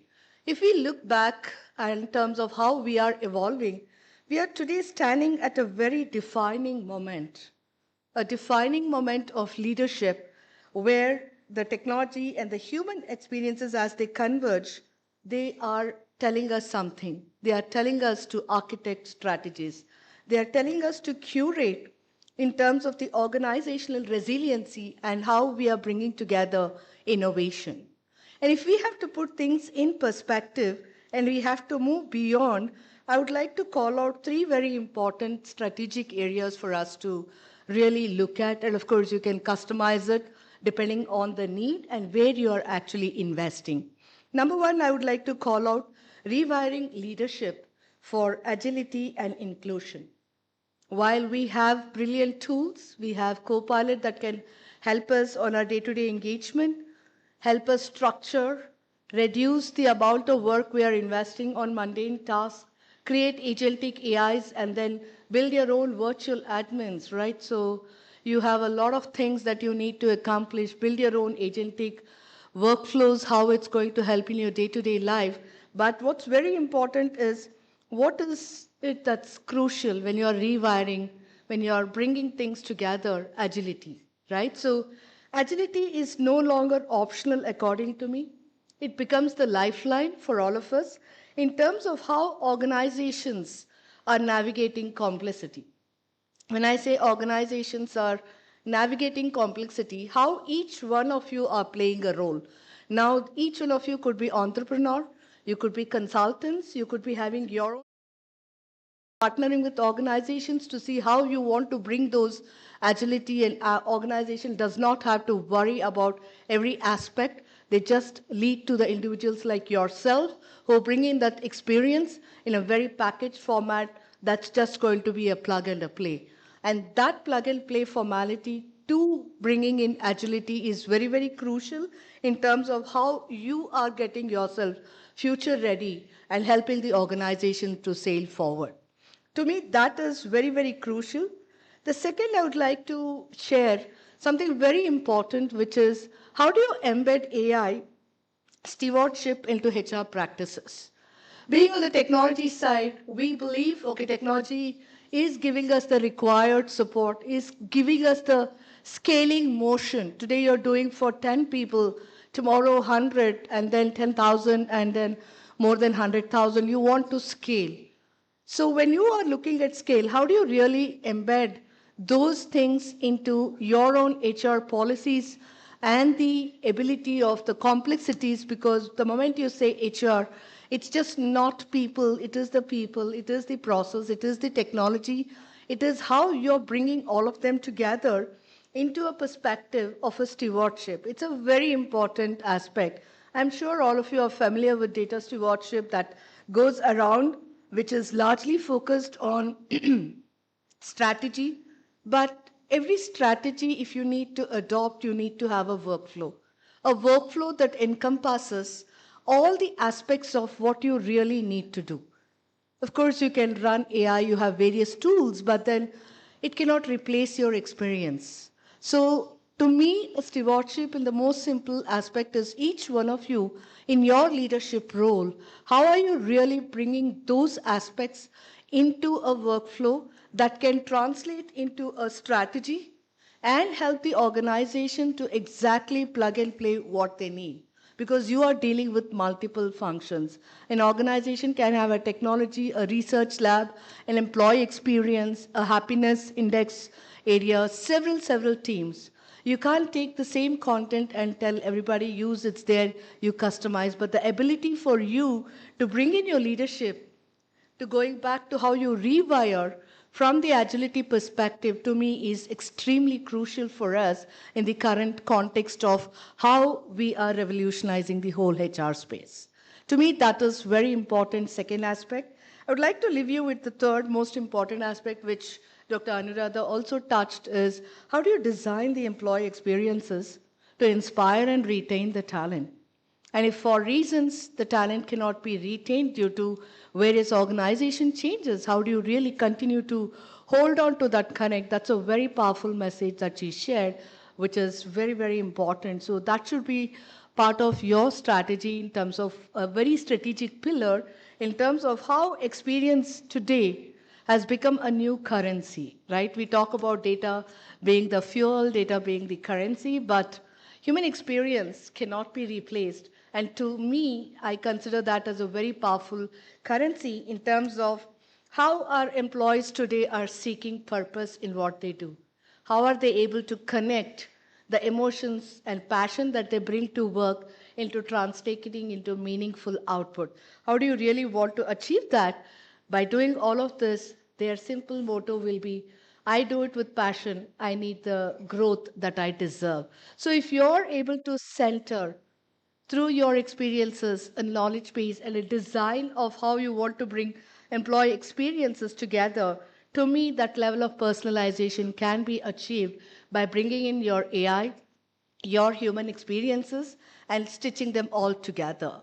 So, on that note, what I would like to call out is each of us have three things that you can put it as a workflow. One is your leadership in agility mode, and then bring in inclusion as a very natural engagement, not as a force fit, but something that you really experience.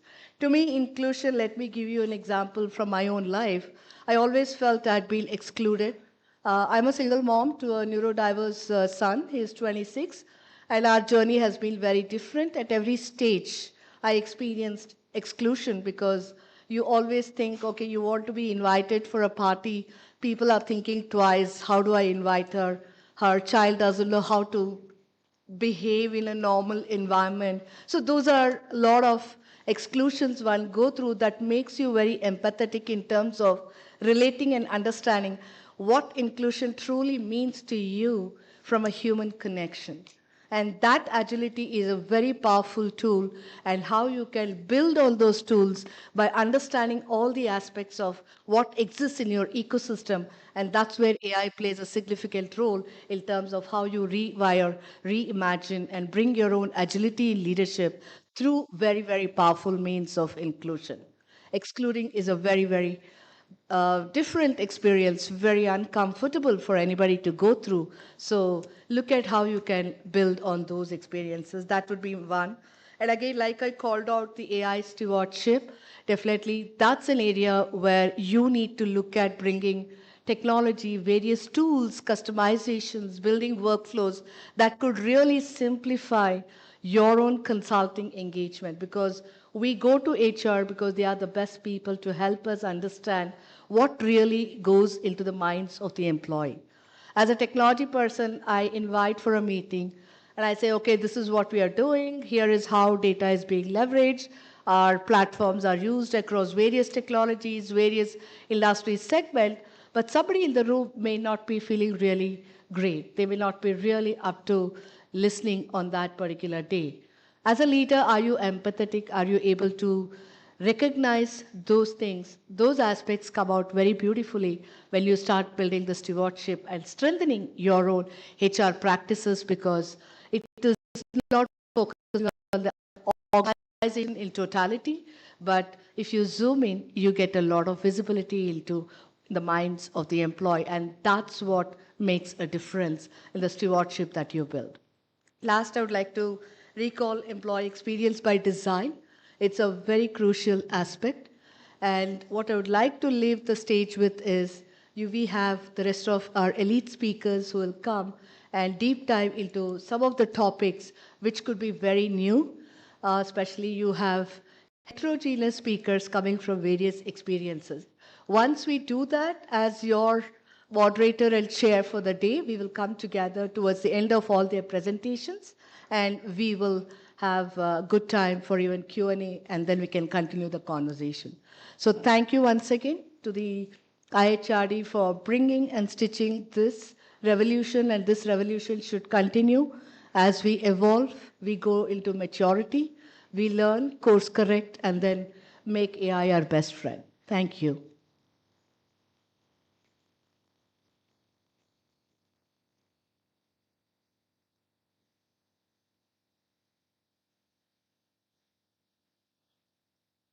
Could I ask Rahul to please?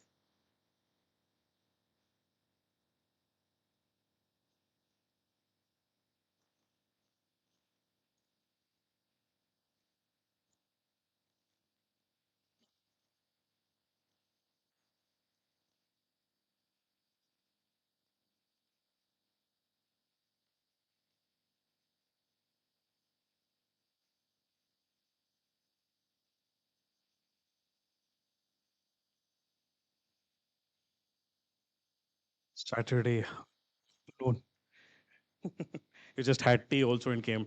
So, how about having some fun? Next 25, 30 minutes having some fun. Okay. I have a deck which has a lot of slides and a lot of theory. Would you like me to use that or have some fun? Yeah. All right. So what we'd like to start off with is, I see about 4 to 5 people sitting in each chair. I would like all of you to take the next 2 minutes to please introduce yourselves with just these 3 points. Okay. So it should not take more than 15 seconds. So you're just saying, so if I am introducing myself, I would say, hi, my name is Rahul. I'm from Kerala, or I'm born and brought up in Bangalore. And I work at Mar Labs, and I head leadership and organizational development. Done, dusted, that's it. Okay? So all of you, if you could take 15 seconds to please introduce yourselves within your tables. Please, go ahead.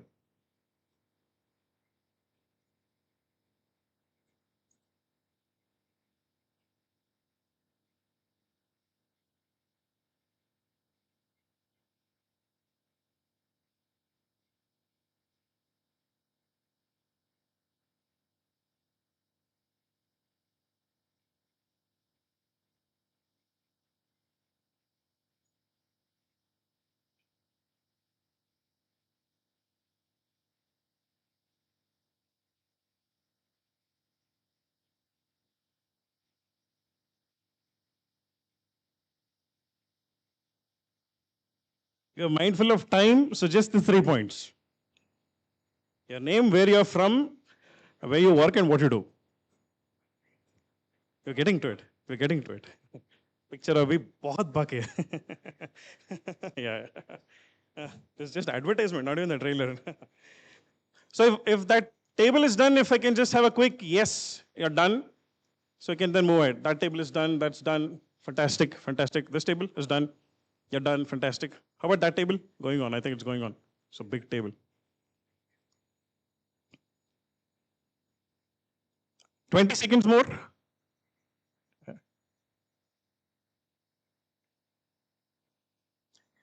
Okay, so let's move ahead. I'm adding a fourth question here now, which I would want you all to discuss fresh now. While I'm not at work, okay, while I'm not at work, what do I do? Okay, basically your passions, your hobbies, your interests, both. Yeah. Okay, please discuss this once again. 10 seconds each, please. Yeah. Whatever your passions are, whatever your hobbies are, your favorite pastimes.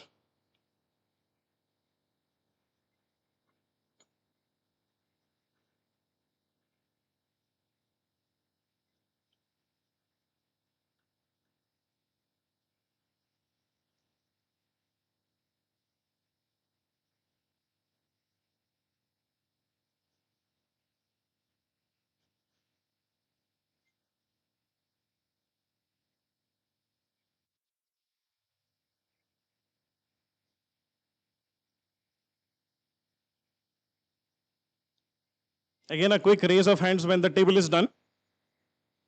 Now they don't want to finish it fast. Right?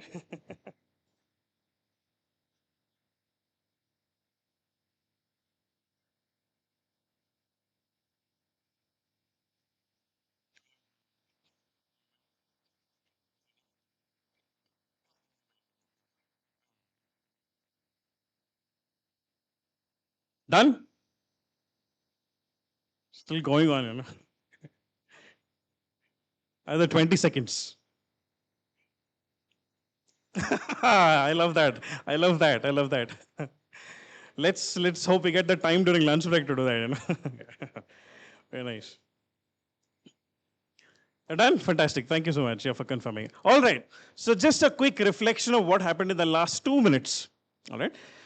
How different was the second conversation from the first conversation? It was personal. How did it feel? You felt included? Yeah? Sorry. It is more engaging? Were there more smiles in the table? Okay. Light-hearted? Yeah? All of you, your dopamines are high right now? Some of you may also be thinking, okay, what can I do today once I get back from this event, what can I do? Right? Did you feel better for the second question? I'm going to ask a very, very tricky question to all the managers here.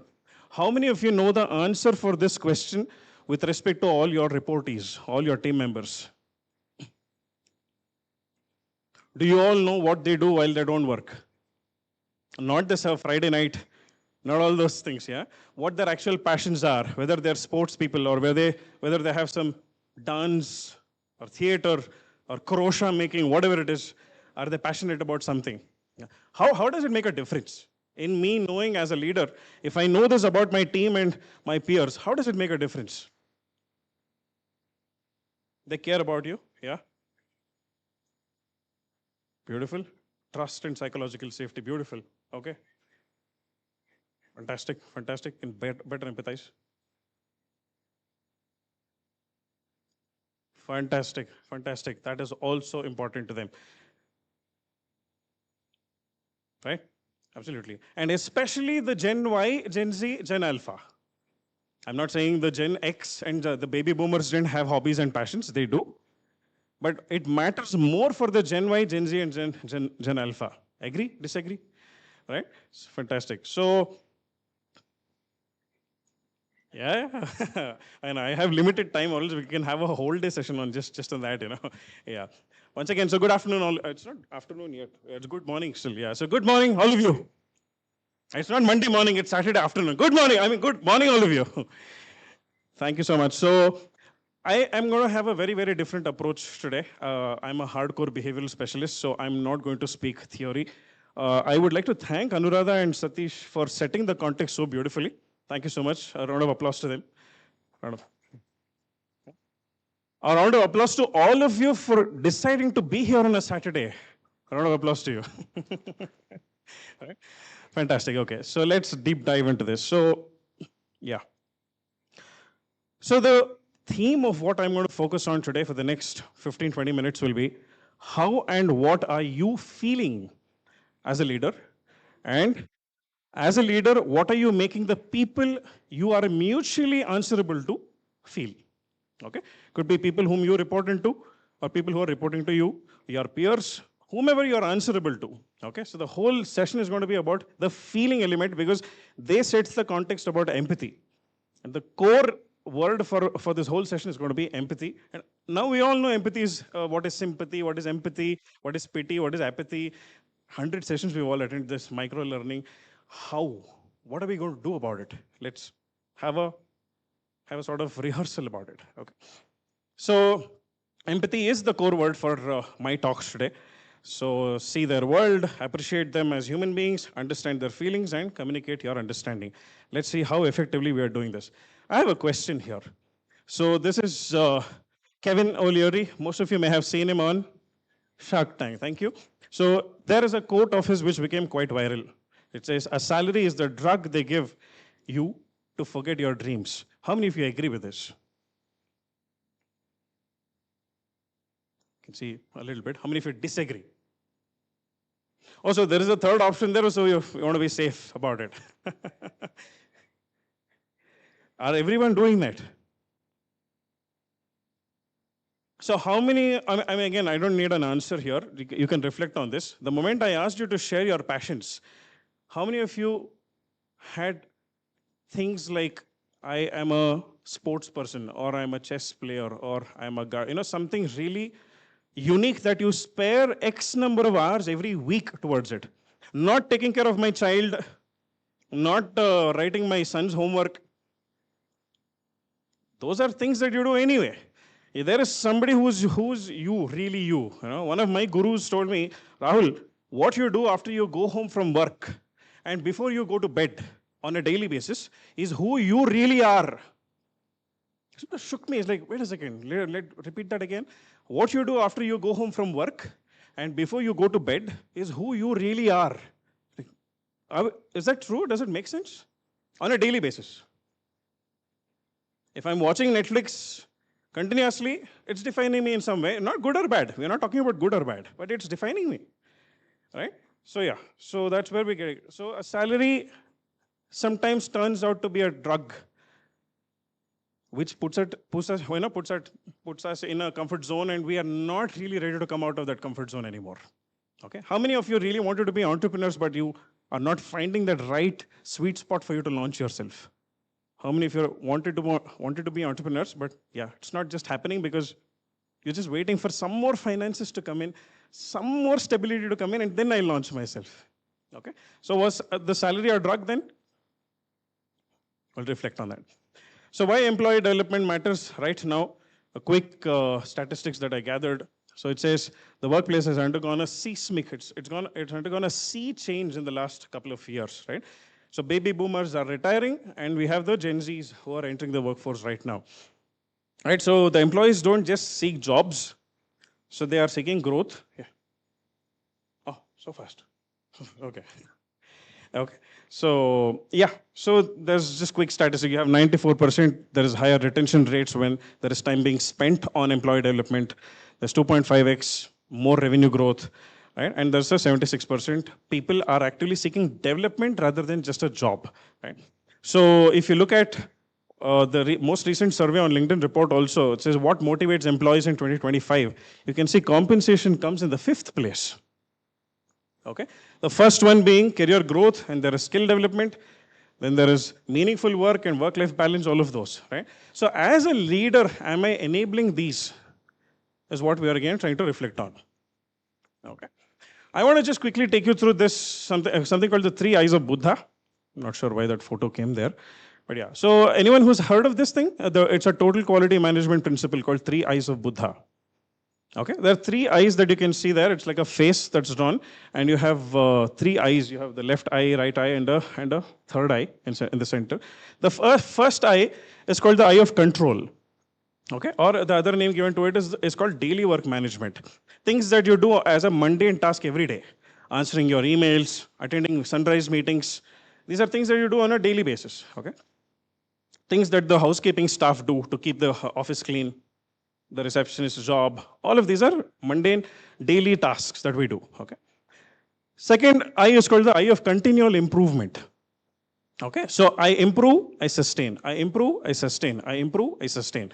So that is why you have those steps that you can see in the second eye, the left eye, okay? So I reduce my weight, I maintain, then I reduce my weight, then I maintain, not get back, right? So continual improvement is when you don't get back to a worse state. You only are improving, okay? Now the third eye on the top is called the eye of breakthrough, okay? So like Albert Einstein says, if you want to achieve something you have never achieved, you have to do something you have never done, right? So that is if I have been a consistently maybe 15% or 20% growth company year on year, if I want to be like a 100% growth next year, I can't continue to do what I've been doing so far. I have to do something extraordinarily different. Now as leaders, I just have a reflection question. You need not answer me. What is your percentage split? How much time are you spending in the eye of breakthrough? How much time are you spending in the eye of continual improvement? And how much time are you spending in the eye of control or daily work management? Sometimes if our teams are not enabled enough, we'll end up doing the eye of control and eye of continual improvement more and not spending time on breakthrough. Does that mean all the CEOs should have 50% of their time in breakthrough? It doesn't happen. I've done this session probably about 15 times in 15 different companies. And there was not a single CXO who mentioned more than 20% of their time in breakthrough also. Because how much breakthrough can I keep doing? You know? There's limited time that I can spend. Yeah.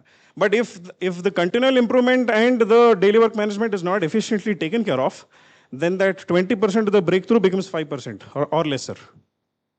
Okay? So as leaders, am I enabling my team members to think in these lines also? Okay? I'm going to skip this. So, not sure why the font has gone out of place. Yeah, anyway. So on a goal sheet, just, all of you, I think it's December now. You're all doing your self-assess, appraisals and things. How many of you have completed your self-assessment now? You're done? You have to do it? Yeah. So, in project management principles, we have a fundamental unit of action, which is called as a task. Then we have a group of tasks, which becomes an activity. A group of activities is called? Yeah, project. Yeah, right, thank you. Project. A group of projects are called? Very nice, thank you. Program. And a group of programs are called? Very nice, sorry? More programs. More programs. It's called a portfolio. All right? Task, activity, project, program, portfolio. Let's take a nice example, okay? There was once a construction happening There was a couple of people doing a construction. There were 5 people doing exactly the same task. Exactly the same task, okay? So there's a gentleman who walks into the construction site and he asks the first person, what are you doing? And the person says, I'm laying bricks. Okay, because he's picking up a brick, applying cement, and then he's laying it. Right? So first person says, I'm laying bricks. Now he goes to the second person doing exactly the same task, asks him, what are you doing? The person says, I'm building a wall. He's doing exactly the same task, okay? But he's looking at the big picture, okay? He goes to the third person, asks him, what are you doing? The person says, I'm building a hall. Okay, what is he doing? Pick up the brick, apply cement, and place it. That's what he's doing. But he said, I'm building a hall. He goes to the fourth person, asks him, what are you doing? The person says, I'm building a temple. What is changing here? Perspective, right? What could the next person say in the portfolio level? So he goes to that person, asks him, what are you doing? He says, I'm building a place where people can find peace of mind. Makes a difference? What are your team members thinking about right now? Am I just walking into the office every day, writing a couple of lines of code, doing some debugging? Is that all I'm doing? Or am I contributing to the company's vision and mission statements? Are we giving that to our team members? Reflection question. Okay. Let's do a very quick activity. I'll need 8 minutes for this. I hope I have 10 minutes left. Yeah, okay. So I have a set of 25 random words here on the screen. Very, very random words, okay? If I asked you all to memorize this list, okay? I don't care about the order. I just want you to memorize the 25 words, that's all. How much time would it take approximately? I need you to memorize all 25 words. Approximately how much time would it take? 5 minutes? Any other? Rahul, don't ask us to memorize and all that. Capacity is long gone. Yeah, quick other estimates. 5 minutes? Is that enough? 25 words? You sure? No, it need not memorize. Okay, so I'm going to add a condition now. If I want you to memorize it in the same order, how much time would that take? 2 hours? 5 minutes again? 15 minutes? 15 minutes? Sorry? Good question. We'll come to it. We'll come to it. Yeah. Okay. Now, if I put a third condition, say if you have to remember it reverse also in the same order, how much time would that take? 10 minutes? I'm not hearing anything from the friends behind. Just throw some number. You can't do it, okay? She was very honest. One of the previous sessions, somebody said, I may take 5 days to do that. Okay. I add the last condition and say, if I ask you from anywhere, go backwards or forwards, somewhere in the center also, how much time would that take? Instantly. Not sure, okay? So what we'll do is, let me just go back. Yeah. I would request all of you to please sit back relaxed. Please keep your phones on silent. For the next 5 minutes, I'm going to narrate a story, okay? I'm going to narrate a story. All I want you to do is please imagine this story as colorfully as possible. That's all. If there was an award given to the most colorful movie ever made, you should get it, okay? And I want you to be very, very distinct in your imagination. I'll tell you what to imagine and how to imagine. You should just imagine. That's it, okay? All relaxed, ready? Okay? Preferably with your eyes closed. I would request if you all can please have your eyes closed for the next 5 minutes. Okay? Ready? Imagine you're all entering a massive jungle. Huge jungle. You can see huge trees, lush green trees. Okay. You just entered a massive jungle. When you entered this jungle, you walked inside, you're wondering, where am I?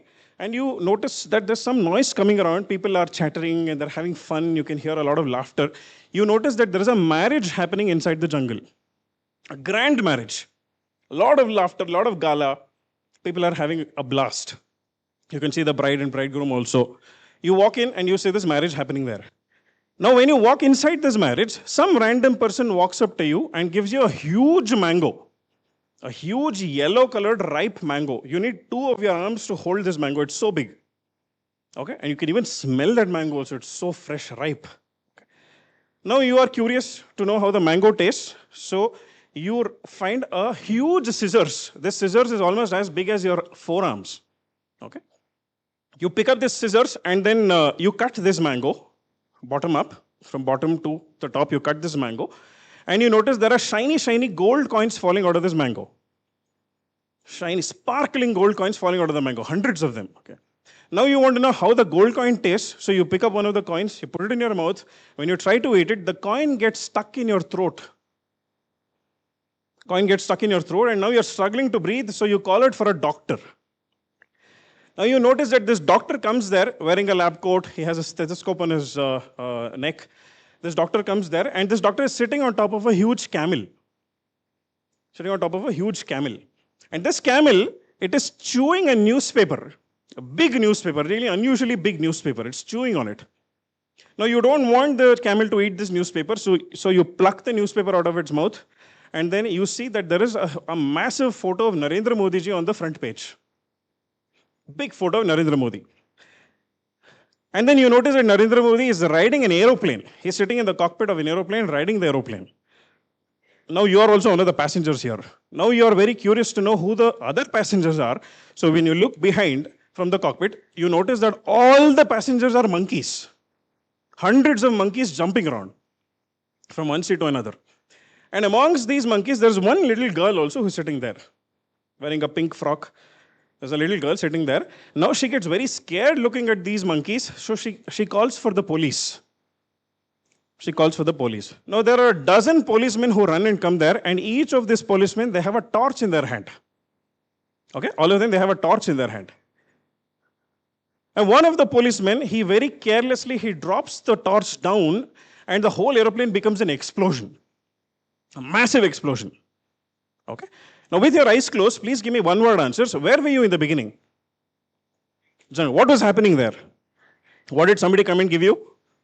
What did you cut it with? What fell out? Where did it get stuck? Whom did you call for? He came sitting on a, what was it chewing? Who was on the front page? He was riding an, which was full of, and one little, she got scared and called the, and what did they have in their hand? Torch. One of the torch fell down, and what happened? Yeah, I'm continuing my story. Please continue your imagination with your eyes closed. Okay. So the explosion happened, and this explosion full of fire and smoke, it got converted into a beautiful cloud mid-air.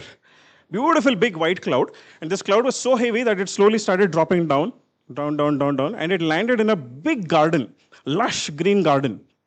And this garden was filled with diamonds, thousands of sparkling diamonds. And now you wanted to pick as many diamonds as possible, so you started picking them up.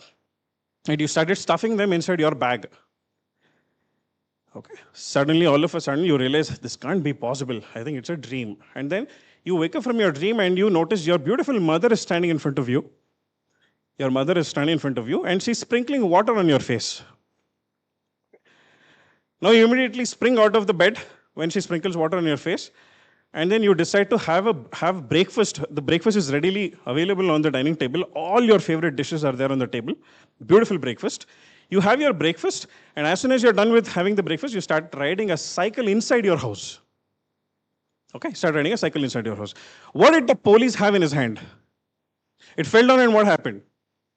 Explosion became a cloud fell into a, which was full of, you stuffed it inside your, you realized the whole thing was a, who was standing in front of you? She was sprinkling, and then you woke up and had your, and then started riding a, where were you in the beginning? What was happening there? What did somebody give you? What did you cut it with? What fell out? Where did it get stuck? Whom did you call for? He came sitting on a, it was chewing a, on the front page was, he was riding a, which was full of, and one little, she got scared and called the, who had what in their hand? It fell down and what happened? Explosion became a, it fell into a, which was full of, you stuffed it inside your, and then you realized the whole thing was a, then you woke up and had your mother. Who was in front of you? Mother. Yeah, and what did you have? And then you started riding a cycle. Can please open your eyes and check if we missed any word.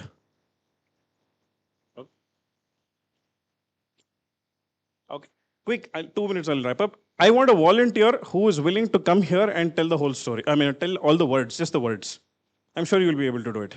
Yes, please, please.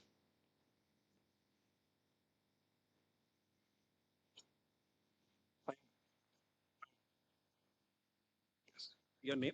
Amisha. Amisha.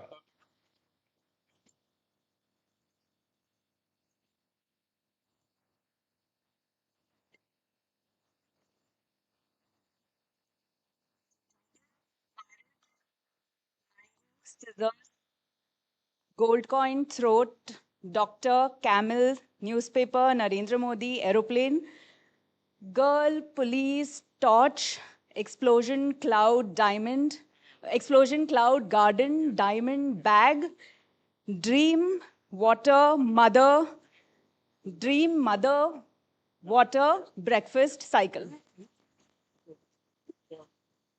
Good for you. Incentive for a job well done. Yeah? Oh, yeah. Oh, is it? Oh, no problem, no problem. Thank you so much, Amisha. Thank you so much. I want the second volunteer who can tell the whole list reverse.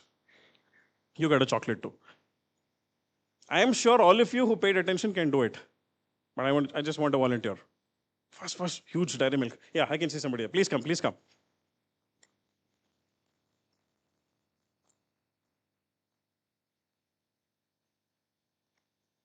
I actually wouldn't even mind if he doesn't complete it, but because he was ready to come, I'm going to give this to him. Congratulations to you. Yeah, please. All right, check. I'll try to keep my eyes closed to read. Yeah. Cycle, breakfast, dream, water, dream. There was mother and then dream. I might take some time. Okay, don't. It's a bag. So diamond, bag, cloud, garden, cloud. From the cloud has come from the explosion, and the explosion has come out of the torch, and the torch has fell down from police, and and there was a girl who called for help, and the girl was traveling along with the monkeys, and monkeys along with traveling with Narendra Modi on the plane, and Narendra Modi was seen in the newspaper, and newspaper was chewed by the camel, and the camel, the doctor was on the camel, and why do I need a doctor? Basically, I got my throat with the gold coin when I was trying to cut the, when I'm trying to have the gold coin with the huge, 4 inch scissors, the big, huge mango, and it was a marriage, and I was in the jungle. Thank you so much. Thank you so much. Yeah, yeah. Okay. I have to close the screen. I close the screen. What comes after garden? After garden? What was in the garden? Diamonds, yeah. What comes before monkeys? I know that, Josh. You've learned something new now, I know that, Josh. Okay, let me ask him, what comes after breakfast? You had your breakfast and then started? Cycle, yeah. Okay, what comes before scissors? Beautiful. So 5 minutes back when I asked you all how much time this would take, a couple of you said 15 minutes, 20 minutes. This activity takes 8 minutes. It's a timed activity. Do you know the whole list by heart now? How can we relate this to the topic of the day? I'll leave the job to you now. You do the debriefing now. Related to? Everyday routine? Yeah. Do your team members also have the same clarity when you are communicating to them? So yeah, I think somebody added. Storytelling, yeah, of course. But what did you notice in the style of me telling the story? Highlighting the points, right? I highlighted points more. Neural networks, yeah, absolutely. Am I getting into the shoes of the listener to know how they are taking it? What did I do in between? I restarted and asked you questions to just cross-check your to understand. Do you do that as leaders as well? You've communicated the goals. Do you wait for the appraisal cycle to happen to ask if you understood? Are you constantly having review mechanisms with you? Okay, so that's what we're trying to achieve there. So, sorry, how much time do I have? Do I have to wind up? Over is it already? Yeah. 2 minutes, I'll wind it off. Yeah. Okay. So just to make sure, see, we all spoke of empathy. We all know it is important to be empathetic, right? But are we being empathetic the right way is a question. So now I have this sound that I'll just play. You will hear a random sound. Okay, you may hear something meaningful or you may hear something meaningless also. Whatever you hear, please write it down with a spelling. If you hear the word pot, write P-O-T, pot. If you hear drr, write D-R-R-R. Okay, yeah. It's the same word on loop. All right? Laurel. Laurel. Laurel. Don't copy. Laurel. Laurel.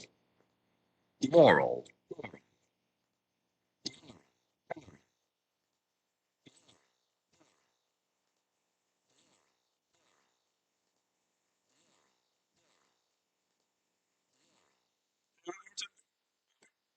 Quickly, in the interest of time, I'll just ask maybe about 10 people. What did you hear? Yummy. He heard yummy. How many of you heard yummy? Okay. What did you hear? He heard A-R-E. Okay. What about you? Yummy. Okay. What about you? Yummy. Okay. What about you? He heard AI. Because the topic of today is AI. That's why. What about you? Huh?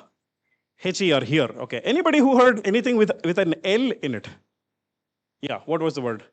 Laurel, you heard laurel. Fantastic. Okay. Laurel, you heard laurel. Okay. So, oral, you heard oral. Okay. Okay. Any other hear me? Huh. You heard hear me. Okay. Who's correct now? I'm playing only one audio. Who's correct now? I'm just continuing the thing. So,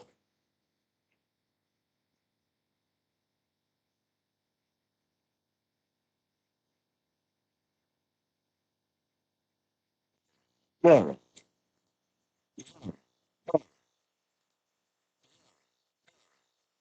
did anybody change? What are you hearing? Moral.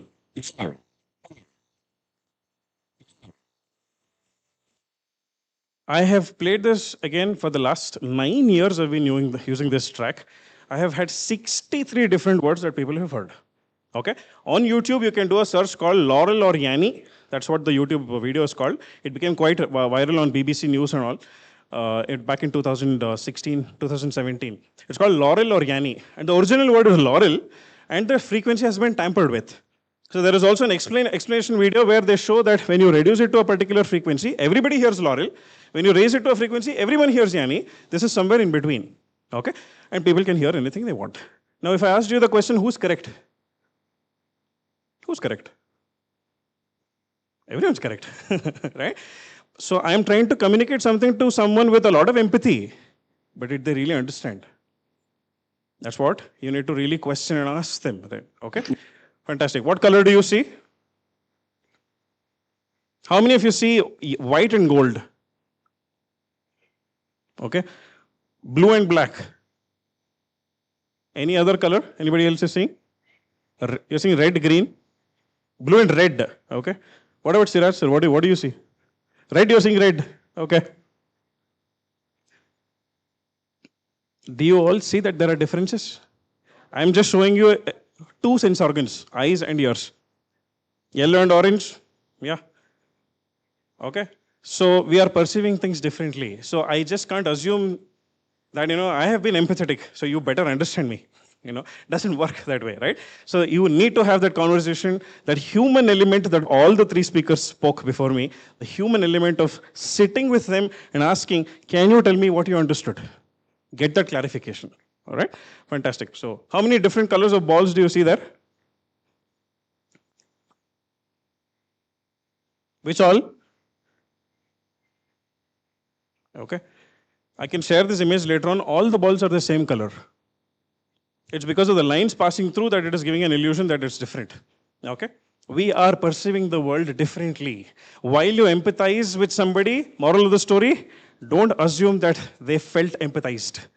You really need to put that extra step to develop them. Right? So, yeah. So I will share this deck if needed with everyone. So I wanted to connect the leadership development with the Abraham Maslow's hierarchy of needs, right? Every company also has the Maslow's needs. Every individual also has Maslow's needs, right? A company might be in the survival mode. It might be in the safety mode. It might be in the belongingness mode. It might be doing things to increase its self-esteem, right? Every individual is also doing that. So am I mindful of that is what I wanted to reflect on. Again, yeah, so we've gone beyond time. So I hope all of you had you all feel awake, right? So I hope all of you had some fun and some learning. The moral of the story is empathize, but clarify. Empathize, but clarify. I would want to wind up with that note. Yeah. Thank you all very much. Any questions? I'm happy to take. Thank you, Rahul. I think questions, we'll park them and have the questions at the end all together. I think Sai will help us with that. Kavita will help us with that. Thank you. A big round of applause to Rahul. And may I ask the next speaker, Aditya, to please come forward, and a round of applause for him too.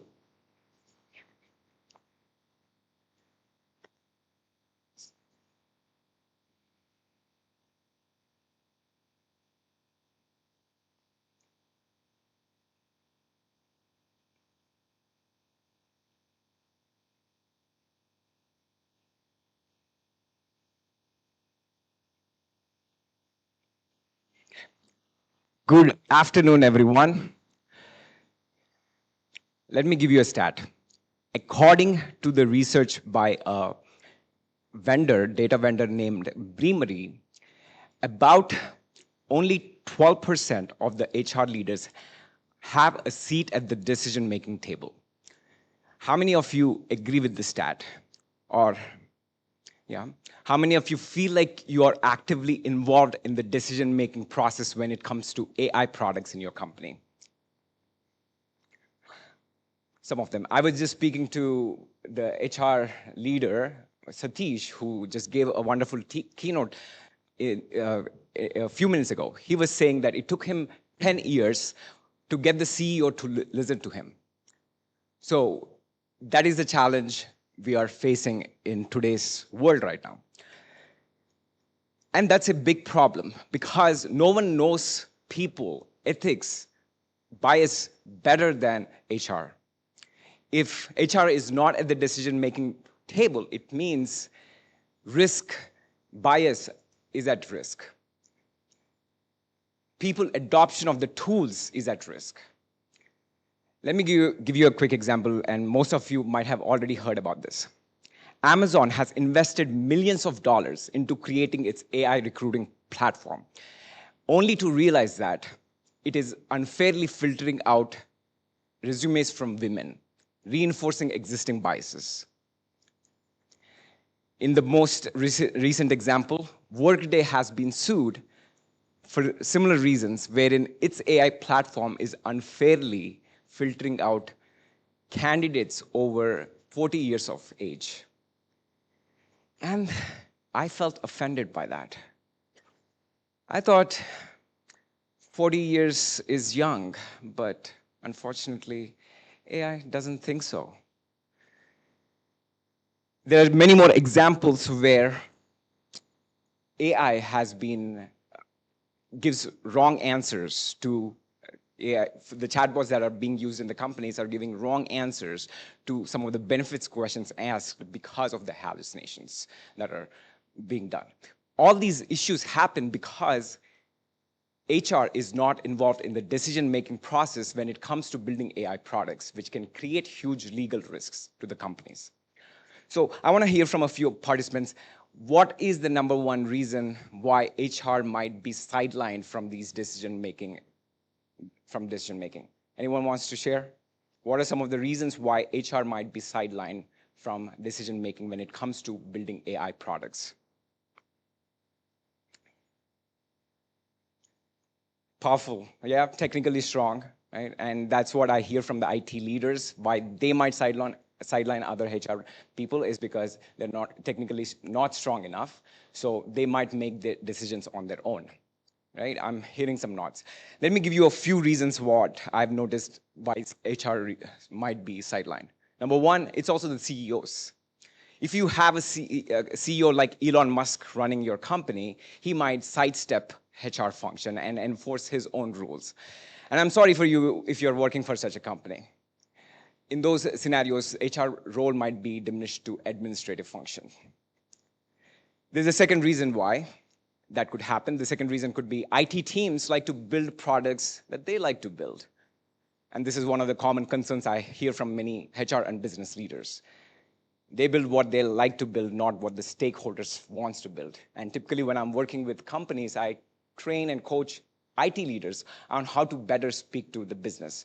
But today it's not about the IT leaders, it's about the HR leaders, which gets us to the third point, which is how can HR leaders speak to the IT leaders? Let me give you an example of a sample conversation that can happen. HR goes to the IT team and says, we need to be able to, I would like you to build an AI recruiting platform. IT team says, sure, we would love to build the AI recruiting platform. What features do you think is we should be providing as an input to this model? What do you mean by features? Can you explain? Well, if the IT leader is well-versed, they would give a very good business explanation of what features are in an AI model. They would say something like, features are factors like age or years of experience, not necessarily age, but more years of experience, person's qualifications, their certifications that make or determine whether their resume fits the job description or not. That's a clear example. Do most of you understand what features are based on this explanation? Right? Yeah. So, but typically, an IT leader or an IT professional might say, define features as, features are the dimensions of an input vector that encode the patterns of the underlying data. And when you hear a very technical explanation, this is what happens in the minds of HR, right? I'm not sure. I don't want to look like I don't understand what this person said. I don't know what questions to ask. So I might as well let them decide. And just like that, HR has lost the seat at the table by letting the IT team define how this AI model is going to function. So in the rest of the talk today, we're going to talk about how to be able to communicate to the IT teams so that HR doesn't just win a seat at the table, but go beyond the seat at the table. There are different aspects we can look at, which is how do you speak to the business leaders, how to speak to your CEOs. But today I'm going to focus specifically around how do you speak to the IT team and what qualifies for me to do that. Can I quickly introduce myself? Is that okay if I take a few minutes? Okay, so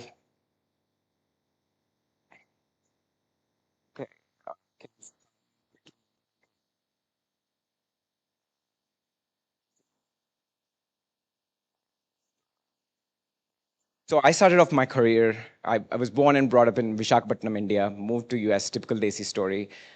eBay was one of the first companies I've worked for, first and longest companies I've worked for. And during my time at eBay, I was building data and AI products. And I fell in love with public speaking. I love that Toastmasters is one of the companies that's sponsoring this event. I've been part of Toastmasters and I won speech competitions at Toastmasters, and this is one of the speech competitions I won at the district level in New York. And I not only won speech competitions, but I also proposed my wife by giving a surprise Toastmasters speech. And the images, for some reason, is not showing up, which is okay. And we have been married for 7 years now, and we have a beautiful kid. Everyone looks at my kid and says, oh my God, she's so beautiful. They look at me and be like, huh, there's something off here. Your wife must be really pretty. That's a little bit about my personal life. As far as my professional career goes, I have progressed into leadership roles and I was put through leadership trainings. Not only did I fall in love with public speaking skills, but I also I loved what my coaches and trainers did to me to a point where I decided to become a coach and a trainer myself. So back in 2019, I switched my careers to become more of a leadership trainer and coach. ICF PCC certification is one of the credentials I've received, which allowed me to work with hundreds of leaders all across the US. And these are some of the brands I worked with. And there is supposed to be video played. I think it's not working because it's a local PowerPoint, but I'll skip through this. Okay. And I've received there are many more testimonials, but in this particular testimonial, a leader is saying that he went from managing 40 people to over 200 people, mainly because of how he communicated differently to the business. And those are the same principles I'll be talking about today in the next few minutes from a different perspective, how HR leaders can speak to IT leaders. That is the topic we'll be covering today. Starting with AI for HR. The first step in this process is building technology awareness of technology. For a long time, and it makes sense, HR leaders have been on the sidelines of technology, which worked for a long period of time. But in today's time and age, when AI is defining who gets recruited, how they get trained, how they progress in their careers, it's no longer just enough for AI to be on the sidelines of technology. We need to be able to learn technology. That doesn't mean every HR leader needs to start writing Java code, but we do have to understand enough about the technology so we can ask right questions to the AI leaders, to the IT leaders, so you can guide them in the right direction. Right? So that is the purpose of it. And this is a slide that shows what are the different components of an AI system that HR needs to understand. I'm not going to go into the details of each one of them, but I will be explaining a few of these features right now for any AI system. And every HR leader needs to know this to effectively drive AI changes in your organizations. Starting with features. Features, like I said before, are the factors like years of experience, certifications that this person has, that determine how relevant a person's resume is to the job description. Right? Considering we are taking an AI platform that automatically filters resumes based on the person's content in the resume. If features are not defined by HR folks, the IT leaders are going to decide the features they want to use. So that's why bias can be introduced in the systems. That's the reason why many HR recruiting platforms have failed, because engineers decided to use whatever the features they want to use and not whatever the features that HR wants to use. So it's critical that HR provides this as an input feedback to IT teams. So that's number one. The second piece is the data quality piece. The reason why Amazon's AI recruiting platform has failed was because its AI model was trained on the last 10 years of data from 2010 to 2017, during which time there were very few women in the workforce. Because of the training data, it just reinforced the existing biases. The AI model that Amazon has built has reinforced the existing biases. So what does that mean?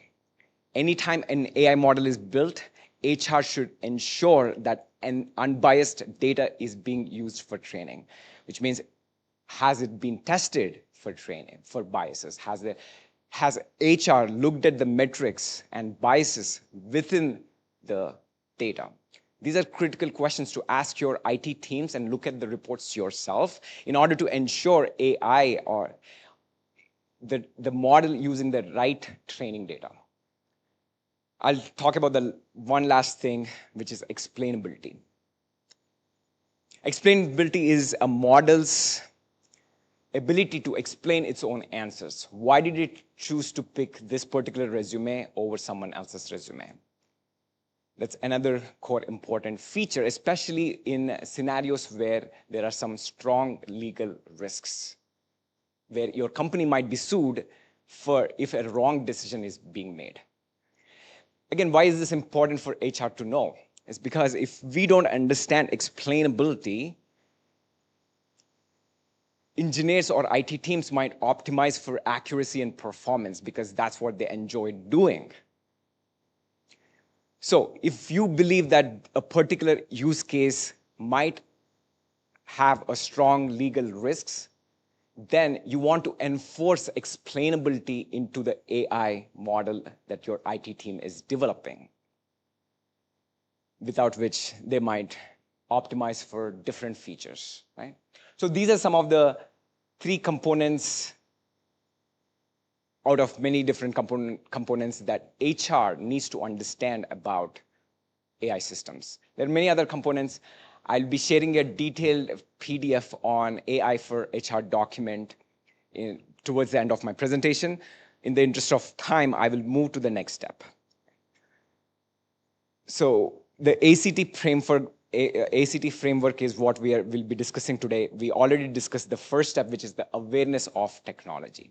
So let me ask you this. If you are aware of this technology, if you have a high-level understanding of technology, do you think that is enough for you to be able to get a seat at the table or be involved in the decision-making process? Yes? No? No, not. Why do you think so?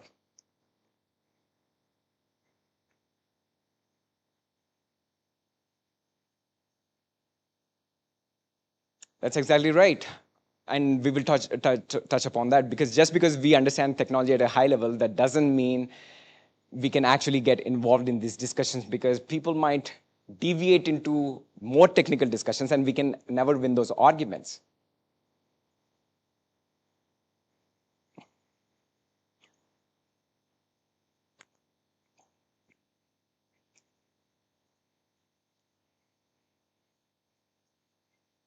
That's a brilliant response. Someone take a picture of this lady and send that to the CIO of her. No, I'm just kidding. I recruited the CIO very recently. Oh, that's great. So you already said it. This is exactly what's happening, especially when AI is driving everything. CIOs can take over even the HR functions, and if we can't speak to them, it's easily taken over from our control, right? So awareness of technology might make you a good collaborator, and maybe they will respect you a little more because you can speak their language to a certain extent, but it will not help you go beyond the seat at the table. So what does it take you to go beyond the seat at the table? So you have to master the communication with this IT leaders. So I want to hear from this room, how many of you want to go beyond the seat at the table and master this communication? Say me yes if you want to. That's a yes. On a count of 3, I want to hear a groundbreaking, building shaking, earth shattering yes. Not for me, not for you, but for the millions of people who depend on the products that HR makes, or that your company makes, without HR presence, they might be prone to bias. So for that reason, I want to hear a groundbreaking yes on a count of 3. 1, 2, 3, let's go. Yes. A lot better. So the next 2 steps talk about how do you speak to them so you can go beyond the technology. We heard a wonderful keynote from our speaker, Anuradha, who said, you need to be able to challenge your business leaders. I would say challenge your IT leaders, considering the relevance of this presentation to IT leaders. Yes. How do you challenge these IT leaders? I have only a few minutes left, so I'm going to quickly wrap this up. You challenge them with curiosity. Right? So the business IT leader says, business leader, HR leader says, I need you to build, or let's take another example. I want you to make sure there is explainability in this AI product that you're developing. The IT leader says, oh, the explainability, it's not possible. But as a HR leader, you have researched that explainability is indeed possible, but the IT leader just plainly defies. How do you respond to that? Do you say, oh no, I looked up on ChatGPT, it is possible? That is probably the approach most leaders take. Unfortunately, that doesn't work, because then you are getting entangled into the technical discussion, like this, like our HR one of our participants was saying. Don't start answering, don't give answers. Instead, take a questioning approach. What do you think are the constraints with this model? What do you think? And the person might respond, oh, the constraints are that as the complexity increases, it's hard to make it explainable. What is the closest we can get to in terms of our ideal outcome? Lead them through questions. because I had the fortune of coaching hundreds of leaders. One of the biggest insecurities of IT leaders is they depend on their skill set. So if you question their skill set by telling them something is wrong, you're gonna hurt their ego. And the greatest leaders in the world, they're able to communicate and challenge these leaders without necessarily triggering their defense mechanisms. So your ability as a leader is to challenge these IT leaders without necessarily triggering their defense mechanisms. I'm not going to go into the detail of this. The targeting approach is making sure you stay on target instead of getting into the weeds. You can also use acknowledgement. I really appreciate your intelligence and knowledge that you bring to the table. Start with that. So you're creating a psychological safety before that. And you know what comes next, then you challenge them, right? So you need to be able to challenge with curiosity. You want to use a lot of acknowledgement to be able to create psychological safety so you can challenge them and lead them in the right direction without actually telling them what to do. So those are the high-level principles of how you can go beyond the seat at the table. So A helps you get a seat at the table, but the steps C and T, what every other speaker is talking about, is empathy. These are the skills that will help you go beyond seat at the table. I have a quick feedback for you. I would love for you to fill this form. And once you fill this form, you can also get the AI for HR document, which I sent you before. Thank you so much for being such an engaging audience, and I look forward to connecting with you on LinkedIn as well. Thank you, Aditya.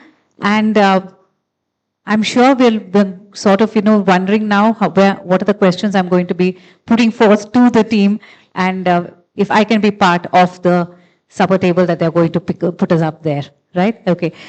Let's together now to the next speaker. You can.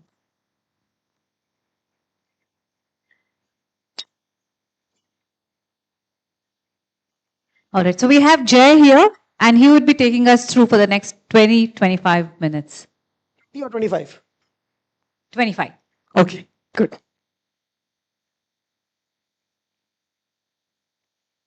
Hi, good afternoon. That sounded like a good night. So let's try that once again. Hi, good afternoon. We're still at good evening. We've not come to good afternoon yet. So let's try that once again. Good afternoon. All right, hi. Just 4 people wanted to say hi to me. Like 1, 2, 3, 4. Hi. Do I have your attention? Okay, super. I'm going to quickly introduce myself, and this is an introduction I want you guys to remember when you go home. So listen to it very carefully. My name is Jay Doshi. I am very lucky that for the last 8 years, I have mastered one achievement that helps me save time every day. So for the last 8 years, I have not spent a single day combing my hair. I am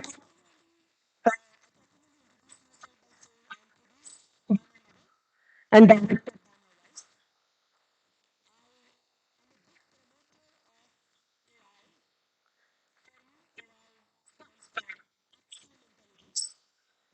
sure. Right? And the last thing I want to let you guys know that you guys are the most wonderful bunch of people I've met after 12:30 today. So give yourselves a big applause. So, I put a topic here, new rules of communication. Let's forget about this. Let me ask you, first, no children, seen children? Some hands which are half up. How many of us have seen children? I still don't see hands up. Okay. What is the first word that comes to your mind when you see a child? Happy, yes. Playful? Sorry? Innocent? Children are not innocent, believe me. I have a toddler. Cute? And if I have to talk about expression? Sorry? No emotions. Smile, right? So important thing that we associate with any child is a smile. But the smile is so you go from child to your fifth standard, smile reduces. You go to your reduces even further. You go to your reduces even further.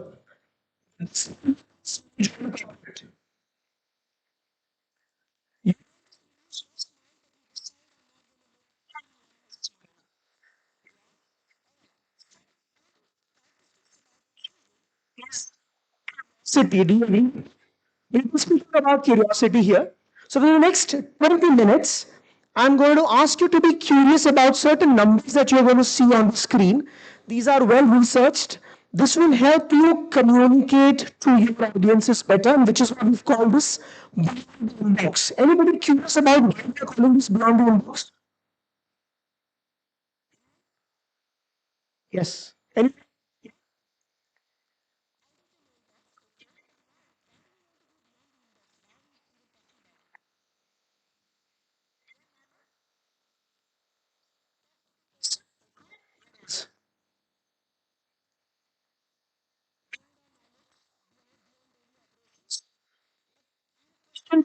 How many of us are actively in an HR role in an organization here?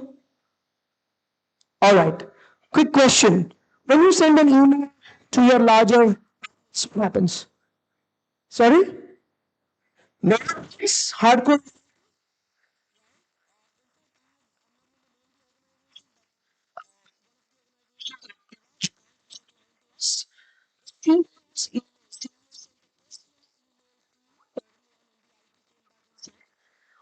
Seven percent people have even opened the email, right? So if the CEO gets a 7% opening rate, my question is how many emails, or what is the percentage of opening rate that an HR would get?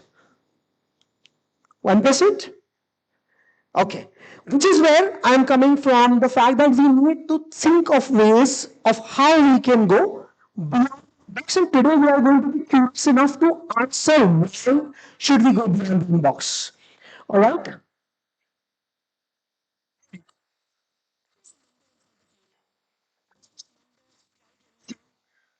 It's the right answer. It's the answer. I think the numbers here. 6 stand for something to do with your phones. So, cell phone? This number has something to do with cell phones. Use them.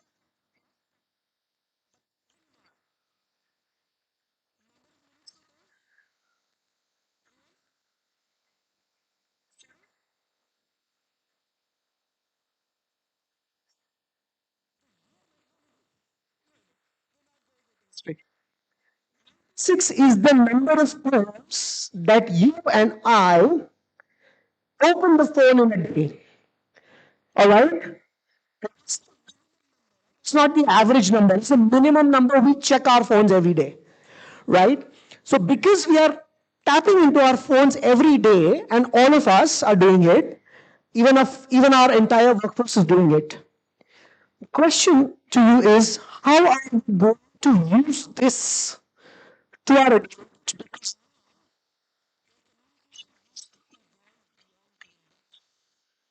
So everything is on the phone.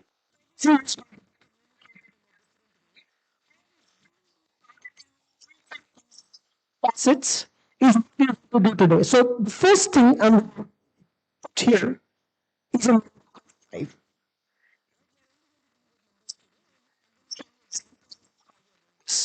So I'm going to do five. This has to do with how you are communicating something to your audience. What can be number five? Can you have any animals?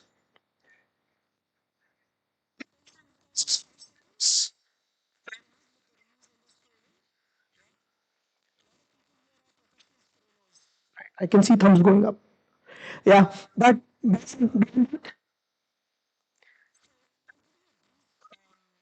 something that came from National Stock Exchange to us. They wanted to drive International Women's Day. And they said we have a women mentoring women program that we want to. I'll give you a slide which will summarize everything so you'll be able to click it. Yeah. So the intent of this video was to promote something that they have been trying to promote, but it was never working, which is a women mentoring women program. Right? They had the CEO who was a woman, they had the CTO who was a woman, but the mentoring women program was not just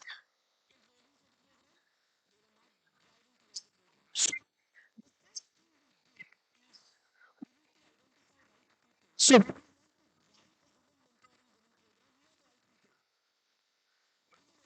So we should from the bottom to the top of the organization, because you know the 20 years in the organization does not mean that you don't need mentoring, right? Second is right time initiative. This came to us in January. They wanted to said, work for the International Women's Day. It's just a 1 month away, but if you're not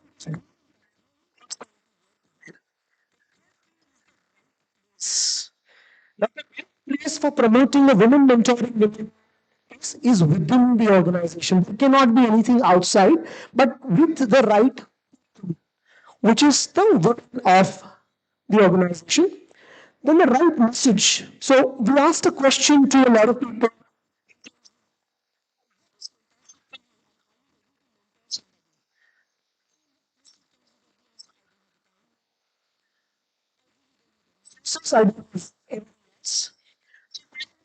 So we simplified this and we said, hey, can you just give one piece of advice to your immediate junior? And this advice we captured in the right medium, which is what I'm going to show you now. How to go to schools.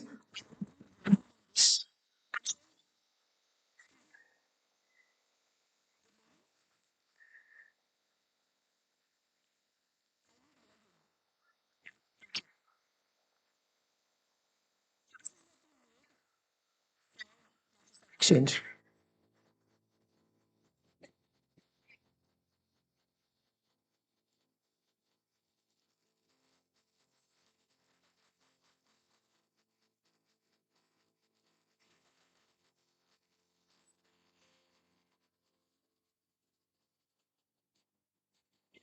So flexibility is the key. Signed 4 months old. When you don't know, simply ask. You'll never learn otherwise. Signed 8 months. Learn to relax. Trust me, it helps. Signed 1 year old. It's okay if you are slow, but don't stop. Keep moving until you succeed. Signed 2 years old. Every line of code you write makes the exchange work. Feel proud of it.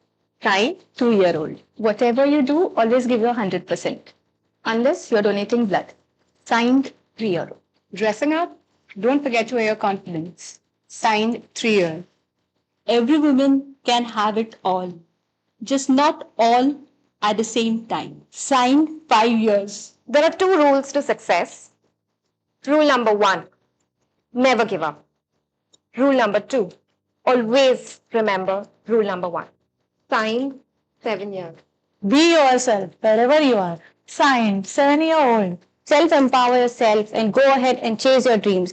Signed a 7-year-old. Money value of time is more valuable than time value of money. Signed 8-year-old. Every woman is an inborn leader and she knows very well how to balance personal and professional life. Signed 8 years. Every woman can make a difference, but together we can rock the world. Signed 9 years. Step out of your comfort zone. Unless you do that, you would never know what you're capable of. Signed, 16-year-old. Encourage and be a pillar of support for people around you. Signed, 18-year-old. Remember, if everything seems under control, you're just not going fast enough. Signed by a 20-year-old. There's one thing that's priceless for every woman, that is her self-worth. So never be apologetic about wanting to succeed. Yours sincerely, 30-year-old. So now, what happened with this video? Can anybody tell me what you felt when you saw the video? as a woman?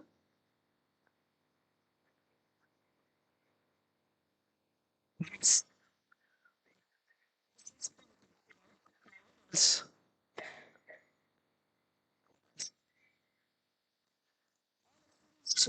same platform, which is people.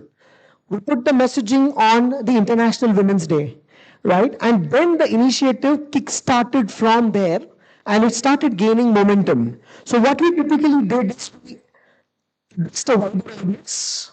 We had faster comprehension. Recall because this video was shared on everyone's phones. It became viral. It went into the entire organization. And what happened is, at the end, we went into an adoption of the Women Mentoring Women initiative by the organization. All right. Next, it's like we're playing raffle. Yeah. Anyways, this has to do with visual identity. It's one of the cardinal rules of visual identity when a child is communicating or anyone is communicating to anybody visually. Exactly what's the one thing you want to say? Is your message cluttered? Right? Now I'm going to show you something. Spans civil information base. Both of these are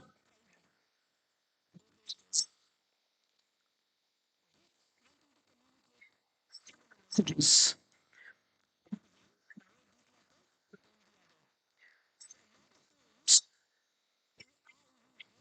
Star. And you generated a star. Very nice. But messages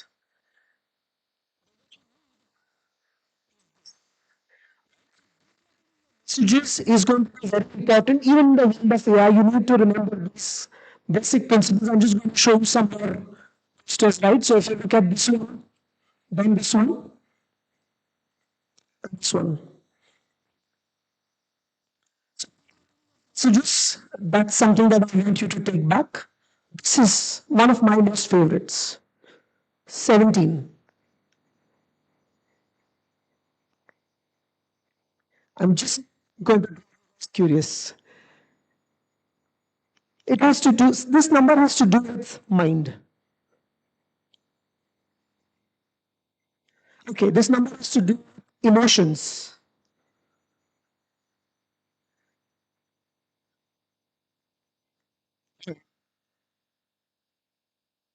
Okay, 10 minutes.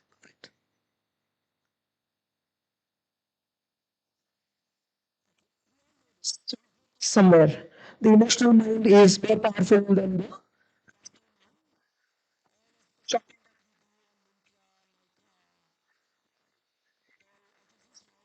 spaces. All right. So my question is, when as HR you are talking about to the organization, what should you use? Emotion. How many of us have seen culture on the websites? 5 words, my values. Some people don't know. I see confused expressions. Culture? What? Really? There are 5 words on on the website. And most employees do not connect with it. Yes. We as HR have not used emotional messaging to connect with employees. Right? So I'm going to show you 2 films here. One is a film for Cadbury. Second is a film we made for Tata Realty to drive culture. Right? And this is where this rule applies. Whenever you drive culture, think emotion. This is the first.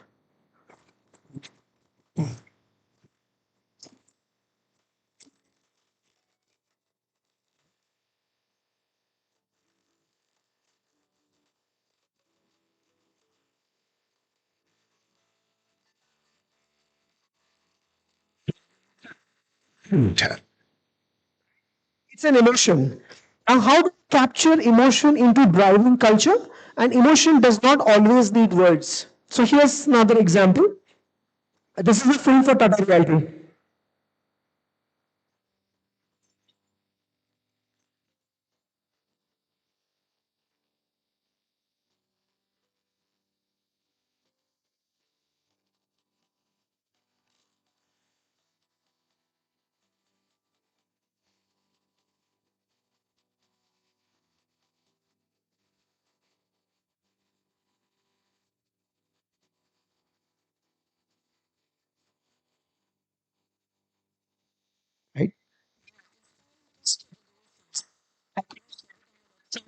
said it on a poster. But when you are driving emotion with it, it connects. So whenever you are using anything to promote your culture, make sure you are capitalizing on emotions, because like we said, like we know, emotional mind is 17 times more powerful than the rational mind. Then comes 7. Okay. I'm not going to let you guess. I know you guys are like done guessing whenever you see a number. You're like, oh my God. Okay. So how many of us have more than 4 messaging apps on the phone? 4 messaging apps. So WhatsApp is one messaging app. Instagram could be another. Snapchat could be third. Sorry. Telegram could be fourth. But how many of us have roughly messaging apps? Like something so like a Slack or right? Okay, 4. Now it's coming from multiple apps. Attention is divided. So if you want to do a larger initiative within the organization, you need to understand the message needs to have 7 touch points. If you do not have 7 touch points and you think मैंने तो सबको mail भेज दिया, I've sent it to everybody, people will open and read it. How I can 7 touch points strategy. You can always use AI, but sure that you are using it for your touch points.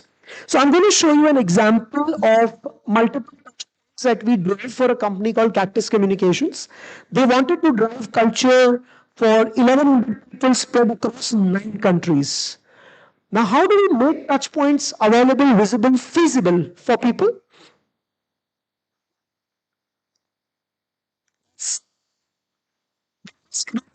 Site, which was the first touch point.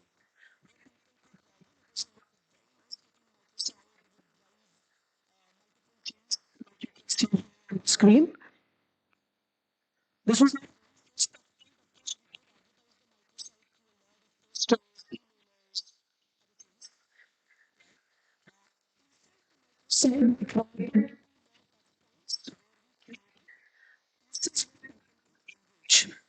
inside this microsite, we created a photo opportunity where, like you see, each frame is talking about a cultural value. And we converted this into a contest so people would click their pictures like this with the culture and put it up on Instagram, Facebook, LinkedIn, wherever they would like. But the beauty of this is that this touch point continued to multiply because if I'm uploading something on Instagram, my friends are seeing it. Second touch point we created was we curated culture t-shirts. These are of 8 different values, which is the cultural values. And like you can see, people could purchase t-shirts on the website. This is the second touch point, which means I am not only going to listen about my culture, but I'm going to wear what I believe in. So out of 8 values, I'm at least as an employee associating with 1 value. The third piece we created is a coffee table book. This became a part of every induction kit that went so we connected with the writers and said, can we have a screensaver for everyone?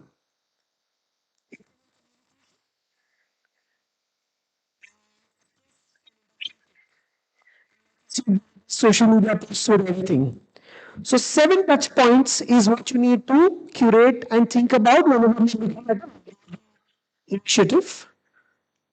This is my last slide. I think we have 4 minutes, 2 minutes. Okay.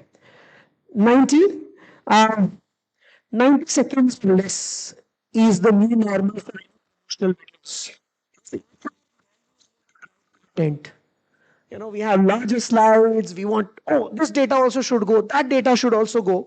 But if your videos are more than 90 seconds, you've already lost the battle of driving messages. Right? So I'm going to play a small video that we did for Action Paints. They wanted to drive the initiative that they had launched within the organization. And this 90-second video did all the magic for them.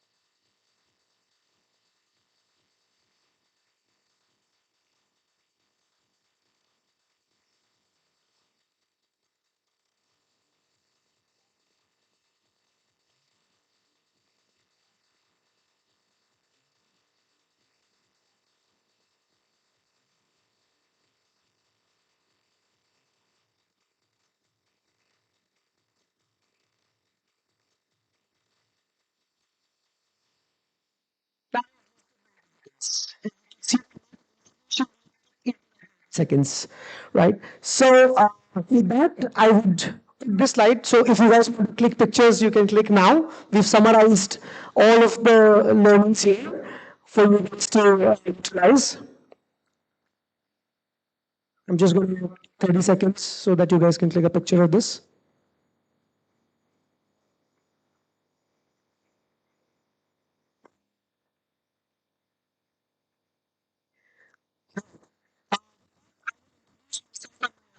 I run a company by the name of ProLight. This is a company that I built when I told my father I don't want to do an MBA. And he took me for a trip which was called as the guilt trip. Right? So, for global organizations, our job is to help the HR drive what they want to drive with impact, with measure, effectiveness. That's me signing off. My name is Jay Doshi. I hope I've added some value to your time that you spent with me. Thank you so very much. Thank you.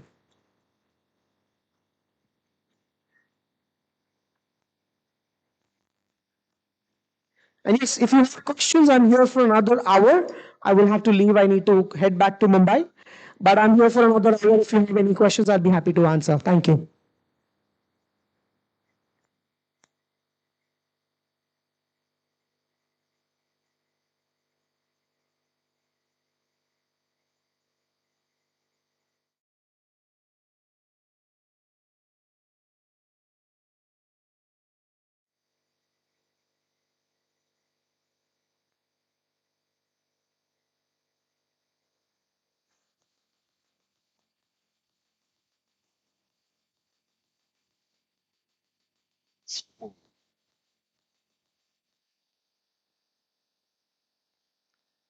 Yeah, the elite panelists to come on stage. Yeah, we have.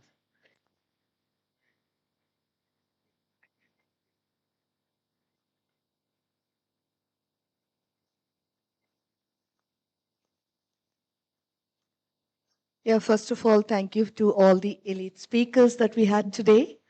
What really resonated with me was their stories. I think I go back and I will remember every story today. And it's so relevant in the context of the theme that we have.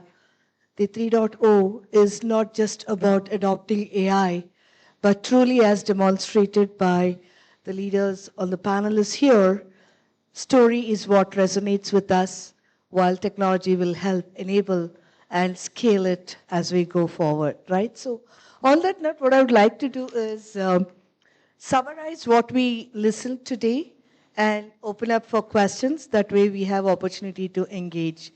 So definitely I would say the overall HR 3.0, which is revolutionizing our future work, we have heard three different perspectives today.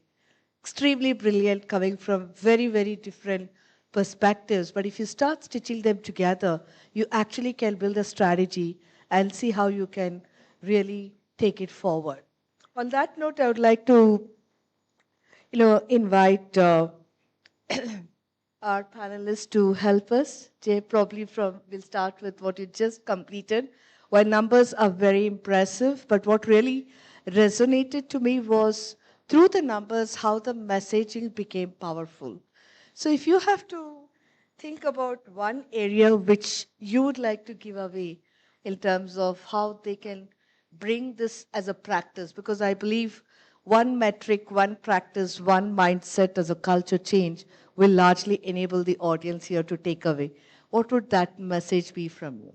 So sure. So whenever we get a brief from a client that this is a problem and this is what we are trying to drive, the first research is always on the numbers, right? We try and figure out what is that one number that is going to drive this entire campaign. So it's important to understand if you pick multiple numbers for the same campaign, it won't really work.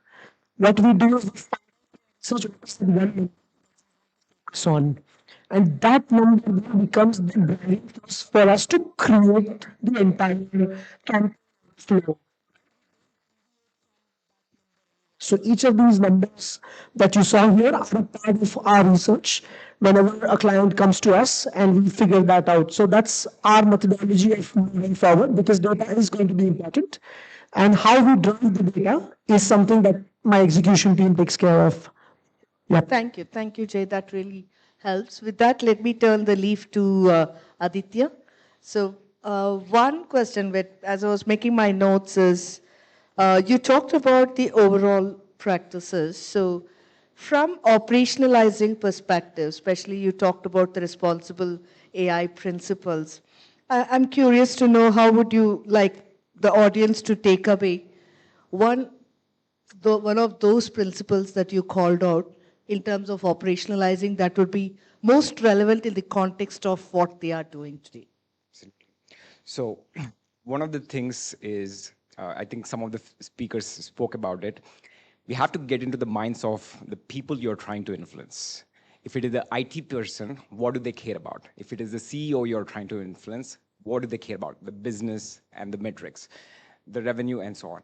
So similarly, the IT people, they care about the technology. So that's where my points are around. It's no longer enough for HR to be on the sidelines of technology. We have to learn those technologies too. So that would be one of the biggest takeaways, because once an IT leader knows that, okay, this HR leader can follow my terminology, is at my same wavelength, you can easily earn trust from this person. That doesn't mean you have to get into Java coding, but we have to understand the highlights of the technology. Thank you. Thank you, Aditya. With that, I'll turn the leaf to Rahul.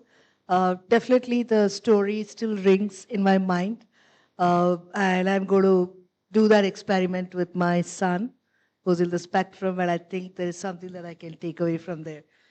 Question to you is, Rahul, from a leadership development perspective, you brought in and connected two very important aspects, the empathy, and how does it really connect to what you're doing? And then how do you build clarity as an outcome where they can take it forward? From that perspective, I would like to get your thoughts on how do you really bring those signals to working, like what you shared today, the power of the storytelling and helping people with you, taking them with you within 5 to 7 minutes as you demonstrated. What are top 2 or 3 traits that you would like to leave behind for the audience? Great, yeah. One of the last slides that I showed was the Abraham Maslow's hierarchy of needs, right? I would encourage all of you to please just go back and have a look at it once again, right? Starts with physiological needs, then you have safety needs, belongingness, self-esteem, and self-actualization, right? So if you look at the last couple of generations, different generations have spent different amounts of time on different rungs of this pyramid, right? So the Gen Y and Gen Z need not worry, oh my God, will I have my dinner tonight? Do I have a place to sleep tonight, right? So, but the boomers, the baby boomers, the 1940s to 1960s, they had that worry, right? They made sure that the next generation didn't have to worry about the bottom 2 rungs, right? So now, if I have to ask you all, what do you think where do you think the Gen Z is in that Abraham Maslow's hierarchy? Their physiological needs is taken care. Safety needs is taken care. Self-esteem needs, belongingness and love, they have friend circles, they have social media, whatever it is. But it's questionable whether it's taken care of or not. Your quality of friends is not dependent on the number of friends I have on Facebook or followers, right? So that is questionable. But where else do you think they are right now? Where do you think their energies are? Yeah, you can edit there, right? So you can see the Gen Zs are actually straightaway born from self-esteem needs and self-actualization. Yeah, one level below self-actualization. Yes, absolutely. So the Gen Z is not turning out to be the reckless or stubborn generation we thought they would be, right? They're idealistic, they're individualistic, they have solid ideas with them, right? So are we empathetic again? I'm getting back to the same word there. So, me being a neuroscience student, I go very deep into neuroscience in every session that I do as well. We have one dopamine and we have one cortisol, right? Whether I'm at work or whether I'm in a forest or whether I'm in my home, if I'm happy, which chemical comes out? Dopamine. Wherever I am, if I'm stressed, what comes out?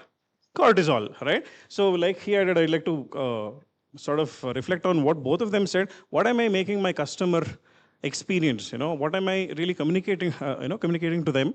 So am I actually generating dopamine in their mind, or am I generating cortisol in their mind? So fantastic videos that you showed, the advertisements, starting from the Dairy Milk thing itself, how many of you smiled at the moment the lady smiled?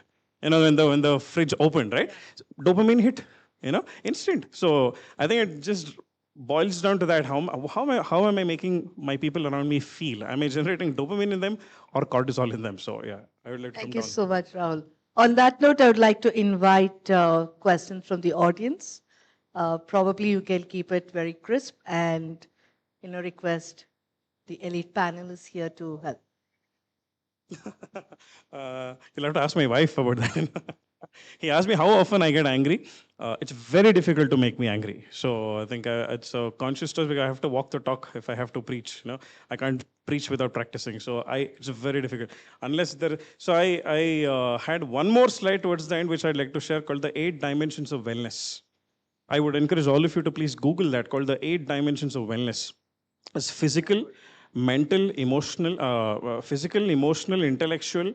There's financial, spiritual, social, environmental, and occupational. Okay, 8 dimensions of wellness. It's very, very mandatory for all of us to be concerned about that, about our team members as well. Right? Are they coming? Occupational wellness is when they come to the office, you do take care of the occupational safety, psychological safety, etc., etc. But can you be their finance coach? You don't need to get in their numbers, but just encouraging them. Are you investing? Are you keeping your future safe? Such questions that you ask. So when I would get angry is when any one of those 8 dimensions is at threat. That's the straightforward answer to your question. Is when one of the dimensions is at threat, I get angry. Thank you. I thought somebody raised their hand. That's it. Yeah. Yes. They can lead a mic. Yes.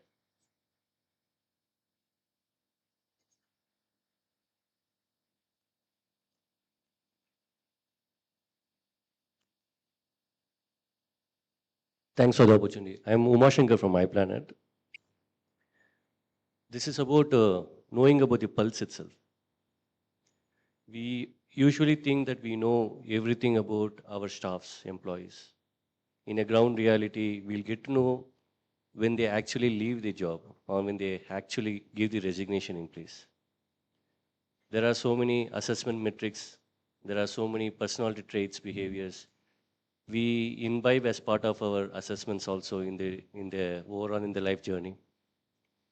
It tells about how they are in alignment with our business and the outcomes.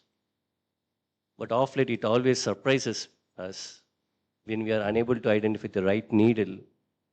What is a push factor that is chasing towards a pull factor? So if you could throw some light on it.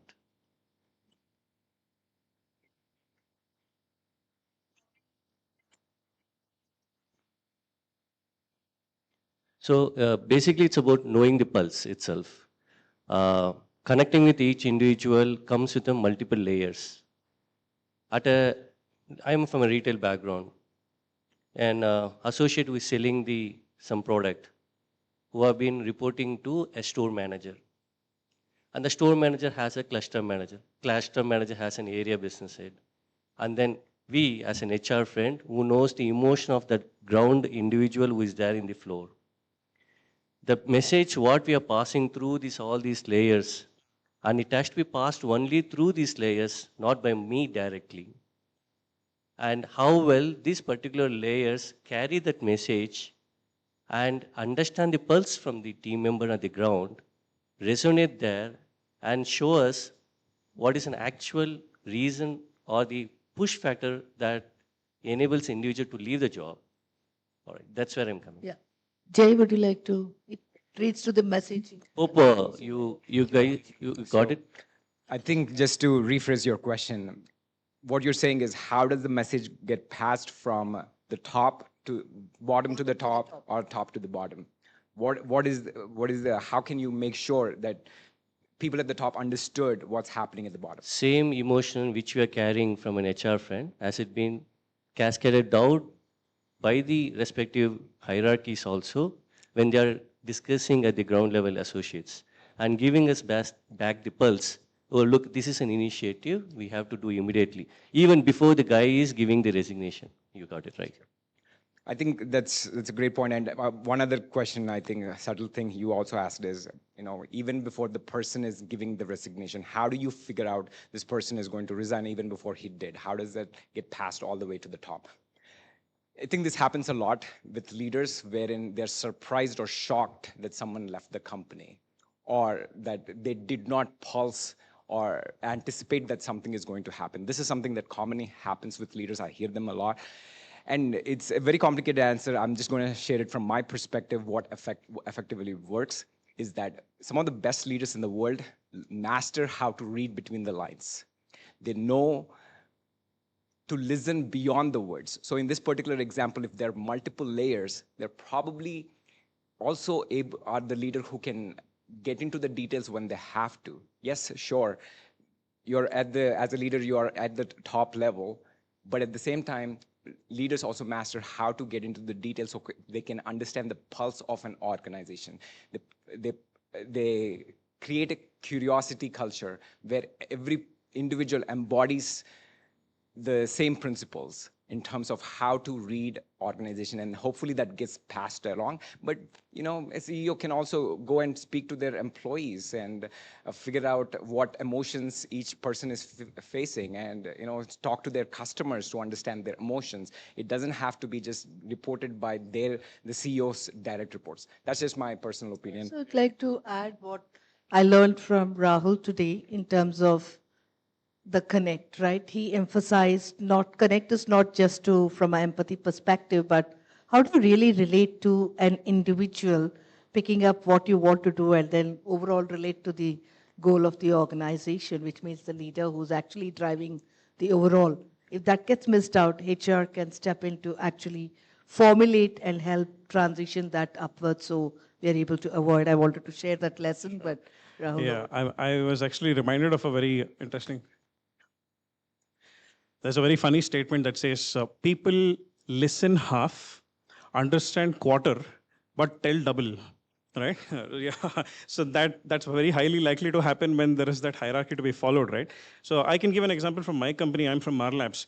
So we mandated the skip level meetings. It is a mandatory thing that once a quarter, the skip level meeting has to happen with the BU head, the business unit head, right? And our CEO who is in the US, he comes on every quarter. And there's a town hall that happens on a quarterly basis. So our attrition actually reduced because of that. Right? Might be a small percentage, but because people had more clarity about where the organization is going, what's happening, where is my role going to head, the skip level meetings, I think, is one astra you can use there to actually bridge that gap, because people listen half, understand quarter, and tell double, right? So yeah, I think you can bridge it that way. Yeah. So on that note, I know we are on time. First of all, my deep gratitude to Jay, Aditya, and Rahul for the brilliant narratives and insights they shared as part of the HR 3.0 revolution. I would like to call out and summarize that the future of the work is not a distant vision. We are here, it is real. It begins with what actions each one of us take today. And on that note, I would like to say, let's commit to one metric really, and one practice and one mindset shift that will elevate and transform all your goals, what you have, as we move towards innovation, and let the whole AI come in and enable us, let them leverage us as our best friends or co-pilot, but not to forget the empathy and the human connect that makes us stand apart and creates the identity of who we are. On that note, thank you all for your energy, time, and deep gratitude to the Thank you very much. Thank you. If you could all just stay here for a moment, please. Thank you. I'm not going to be summarizing again the entire session because I think Kavita did it beautifully. Thank you so much to all the speakers for sharing your thoughts, your ideas, and of course the perspectives on how what AI can do, cannot do. I guess this session was more on the human part, like how Anuradha set the tone in the morning. So it was more on the human part of the HR, and thank you all so much for that. And we have 4 people here, so I would want you all to, numbers are what I'm thinking of right now. I'll probably take 2 minutes of your time because I know that there are more than 7 courses of meal perhaps out there, and your stomachs are probably growling 96 times more than they usually would. So just 2 minutes for us to felicitate our panelists today, our speakers today, and then we can all have a round of lunch and come back here again at 2 o'clock. So first and foremost, thank you, Kavita. Please accept our little token of appreciation for the time that you spent with us today and for moderating this session. A round of applause, please. Rahul, thank you so much. Storytelling is something that I indulge in, and it was a beautiful way that you brought about the story over there. Thank you so much for that. Aditya, thank you so much for being here. And I'm sure everybody is going to get their table also today with the right people that they want to as they're going to have their lunch, apart from the IT table that they would want to be in. Anjay, thank you so much for all the numbers that you gave us, and I opened us a little about what and how we could probably look at how we communicate. So thank you so much for that.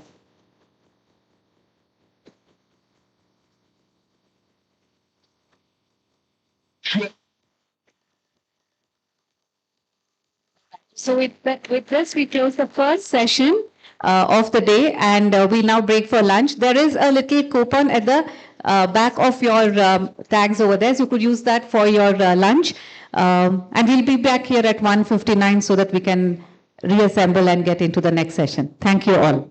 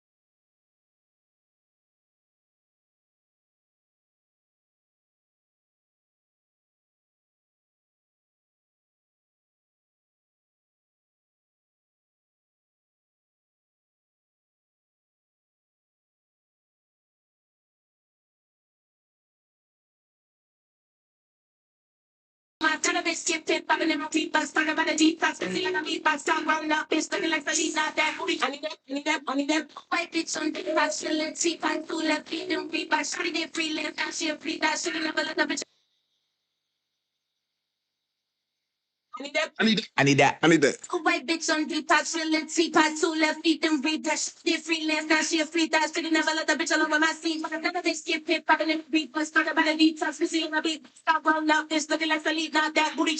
I need that. White bitch on detox, feeling teapot, 2 left feet, them read that shit, get freelance. Now she a free that shit, never let the bitch all over my seat. Another bitch get pit, popping in the beat, but talk about a detox, we see on my beat, but stop rolling up, this looking like Salid, not that booty. I need that. White bitch on detox, feeling teapot, 2 left feet, them read that shit, get freelance. Now she a free that shit, never let the bitch.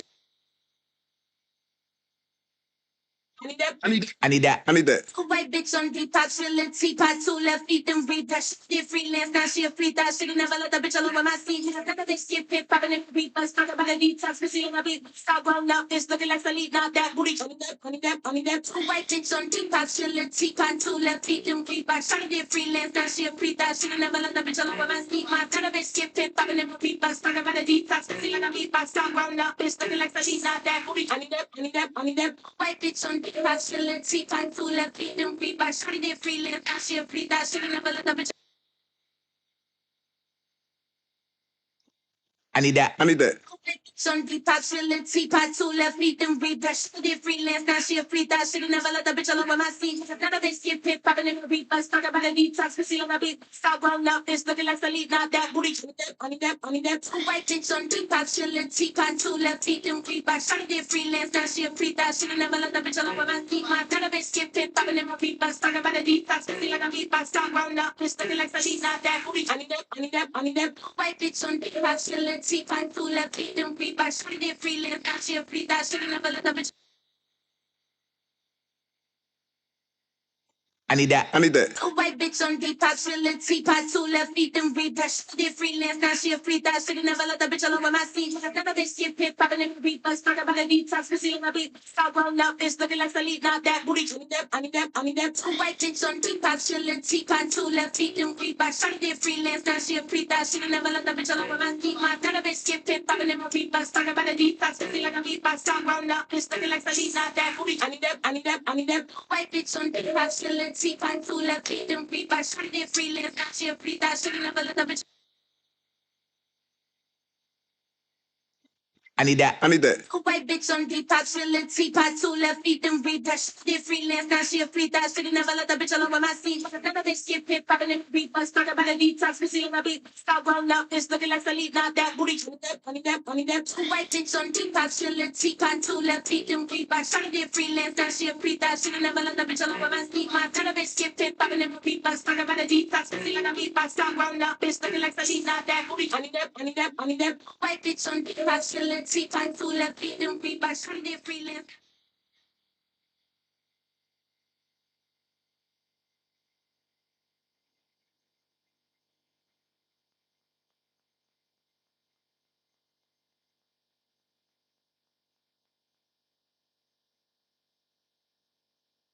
Is a nonprofit organization that has helped millions around the globe build confidence with public speaking.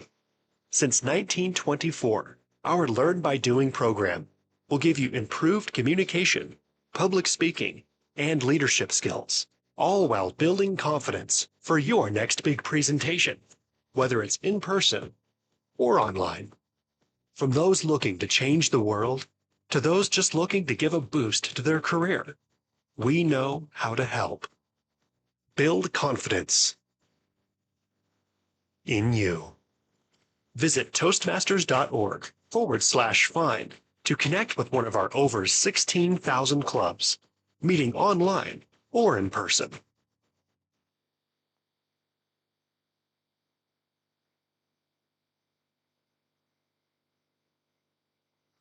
Toastmasters International is a nonprofit organization that has helped millions around the globe build confidence with public speaking. Since 1924, our Learn by Doing program will give you improved communication, public speaking, and leadership skills, all while building confidence for your next big presentation, whether it's in person or online. From those looking to change the world to those just looking to give a boost to their career, we know how to help. Build confidence in you. Visit Toastmasters.org/find to connect with one of our over 16,000 clubs, meeting online or in person. Toastmasters International is a nonprofit organization that has helped millions around the globe build confidence with public speaking. Since 1924, our Learn by Doing program will give you improved communication, public speaking, and leadership skills, all while building confidence for your next big presentation, whether it's in person or online. From those looking to change the world to those just looking to give a boost to their career, we know how to help. Build confidence in you. Visit Toastmasters.org/find to connect with one of our over 16,000 clubs, meeting online or in person. Toastmasters International is a nonprofit organization that has helped millions around the globe build confidence with public speaking. Since 1924, our Learn by Doing program will give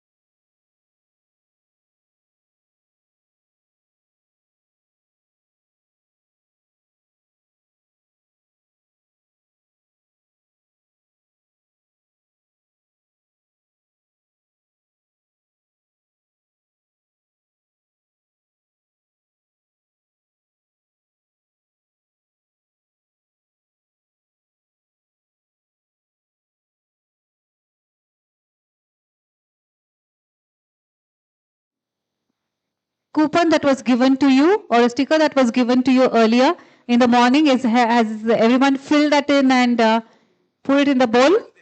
They've done it. Has anyone missed this? You've missed it? All right.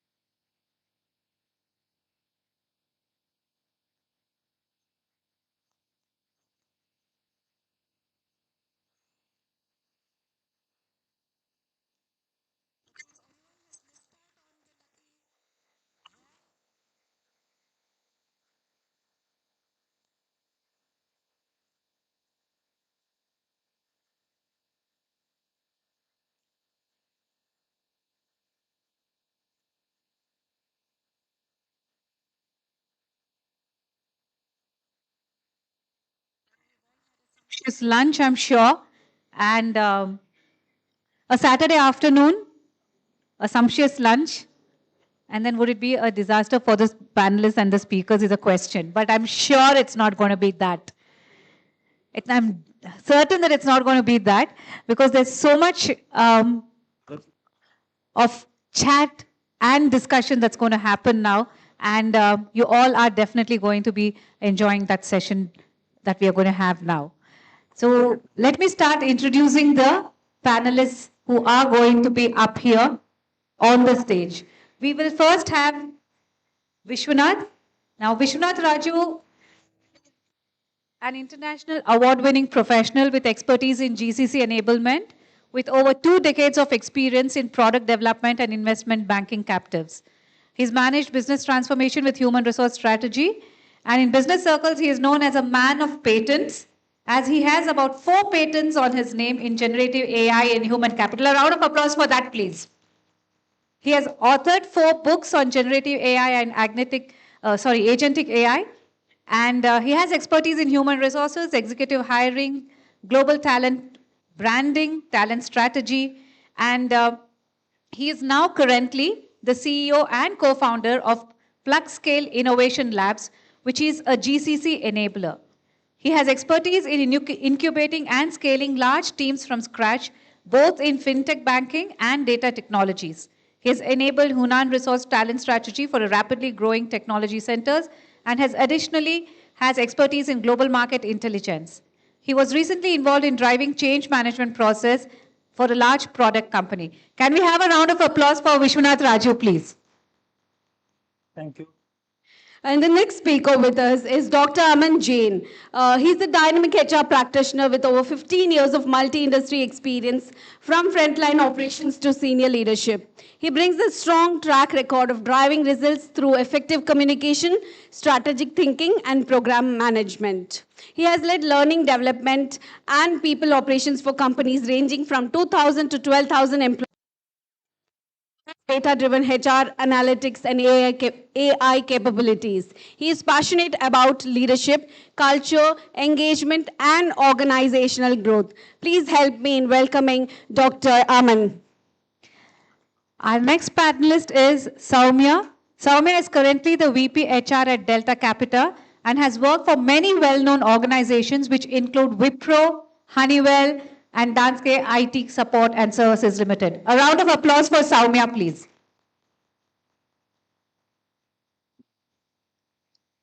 And the next speaker is Mr. Mahantesh CN. He isn't just a global recruiter or responsible for global fulfillment. He's a growth catalyst, shaping strategy, policy, and organizational frameworks, ensuring compliance, building investor confidence, amplifying customer value, driving profitability, shaping profit centers. He's proven expertise in talent strategy, employer branding, and modern recruitment innovations, including demand forecasting, competency-based hiring, and startup core team building. He has established TA operations across globally, built global academia industry collaborations, and positioned organizations as employers of choice in premier campuses worldwide. Our next panelist is Sweetie Rath. She is a talent partner to business and works extensively on the entire employee life cycle with valuable contributions made in the talent attraction and acquisition, talent management, CNB, OD intervention in culture building, and talent marketing. Her core area of strength lies in creating executional business strategy around people and productivity, which impacts the business and drives success. She is an M&A expert in driving transformation, integration, and growth through the entire due diligence process. She has led people functions in product setup, GCC and GICs across low-cost regions, OTC setup on the entire employment life cycle, and in private equity-led high-tech companies from entry setup, scale, restructure, growth, acquisitions, and ultimately completion of the inflection of exit merger. Her current assignment is with Avaya, and a warm welcome to her too. Our next panelist is Ms. Rupa KS. She is the head HR, admin and legal at Velocis Systems. She has over 18 years of experience in HR with organizations like Rockwell Automation, PepsiCo, DB Schneider, and Incadia. Currently, she is working at Velocis Systems as head HR, legal and compliance. She has rich expertise in employee relations, talent management, OD, employee communication, talent acquisition, CSR, labor law, corporate statutory, and compliance. Please help me in welcoming Ms. Rupa. So now it's all over to the panelists. Enjoy the next 50 minutes that we are going to be having. But before we start, if you all remember, you put in your numbers and your names here. So Vishwanath, could I ask you to pick up one, please? What if I pick up myself? Then you'll hand it over to someone else and be gracious enough to give it to someone else then. This is a little difficult to read. Faizia? Is anybody from Faizia here? No. Okay, we'll pick up. Khan. Okay. So we pick another one then. Ria. Ria. Do we have Ria here? Very interesting.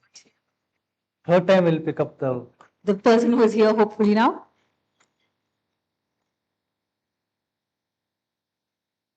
Sanjog. Sanjog. Okay, this is going to be a interesting. 4 is my lucky number. Then they're not coming in the car. Vijay. Vijay Markot.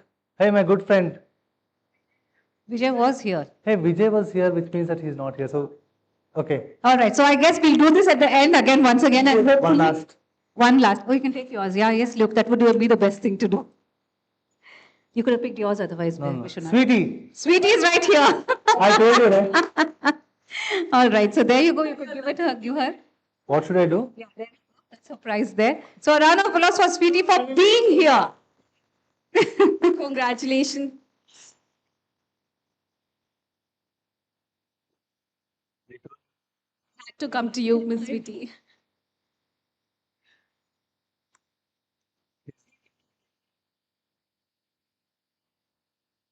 Okay. You have your caller mic with you, Yes, right? yes. Okay, so I leave this mic here. So guys, post lunch, it's not very easy. How many of you are on seafood diet? Seafood diet. It's not about the seafood that you eat. I'm not talking about. The food that you see, you'll eat. Right? So I'm on that, and I don't know how will I manage it. But luckily, Dr. Siraj was saying, sir, after this, you can eat how much you want. So I come back. Dr. Siraj, thank you very much for this. I think this is the 4th or 5th time. People think that I am part of IHRD, which is okay for them to feel that.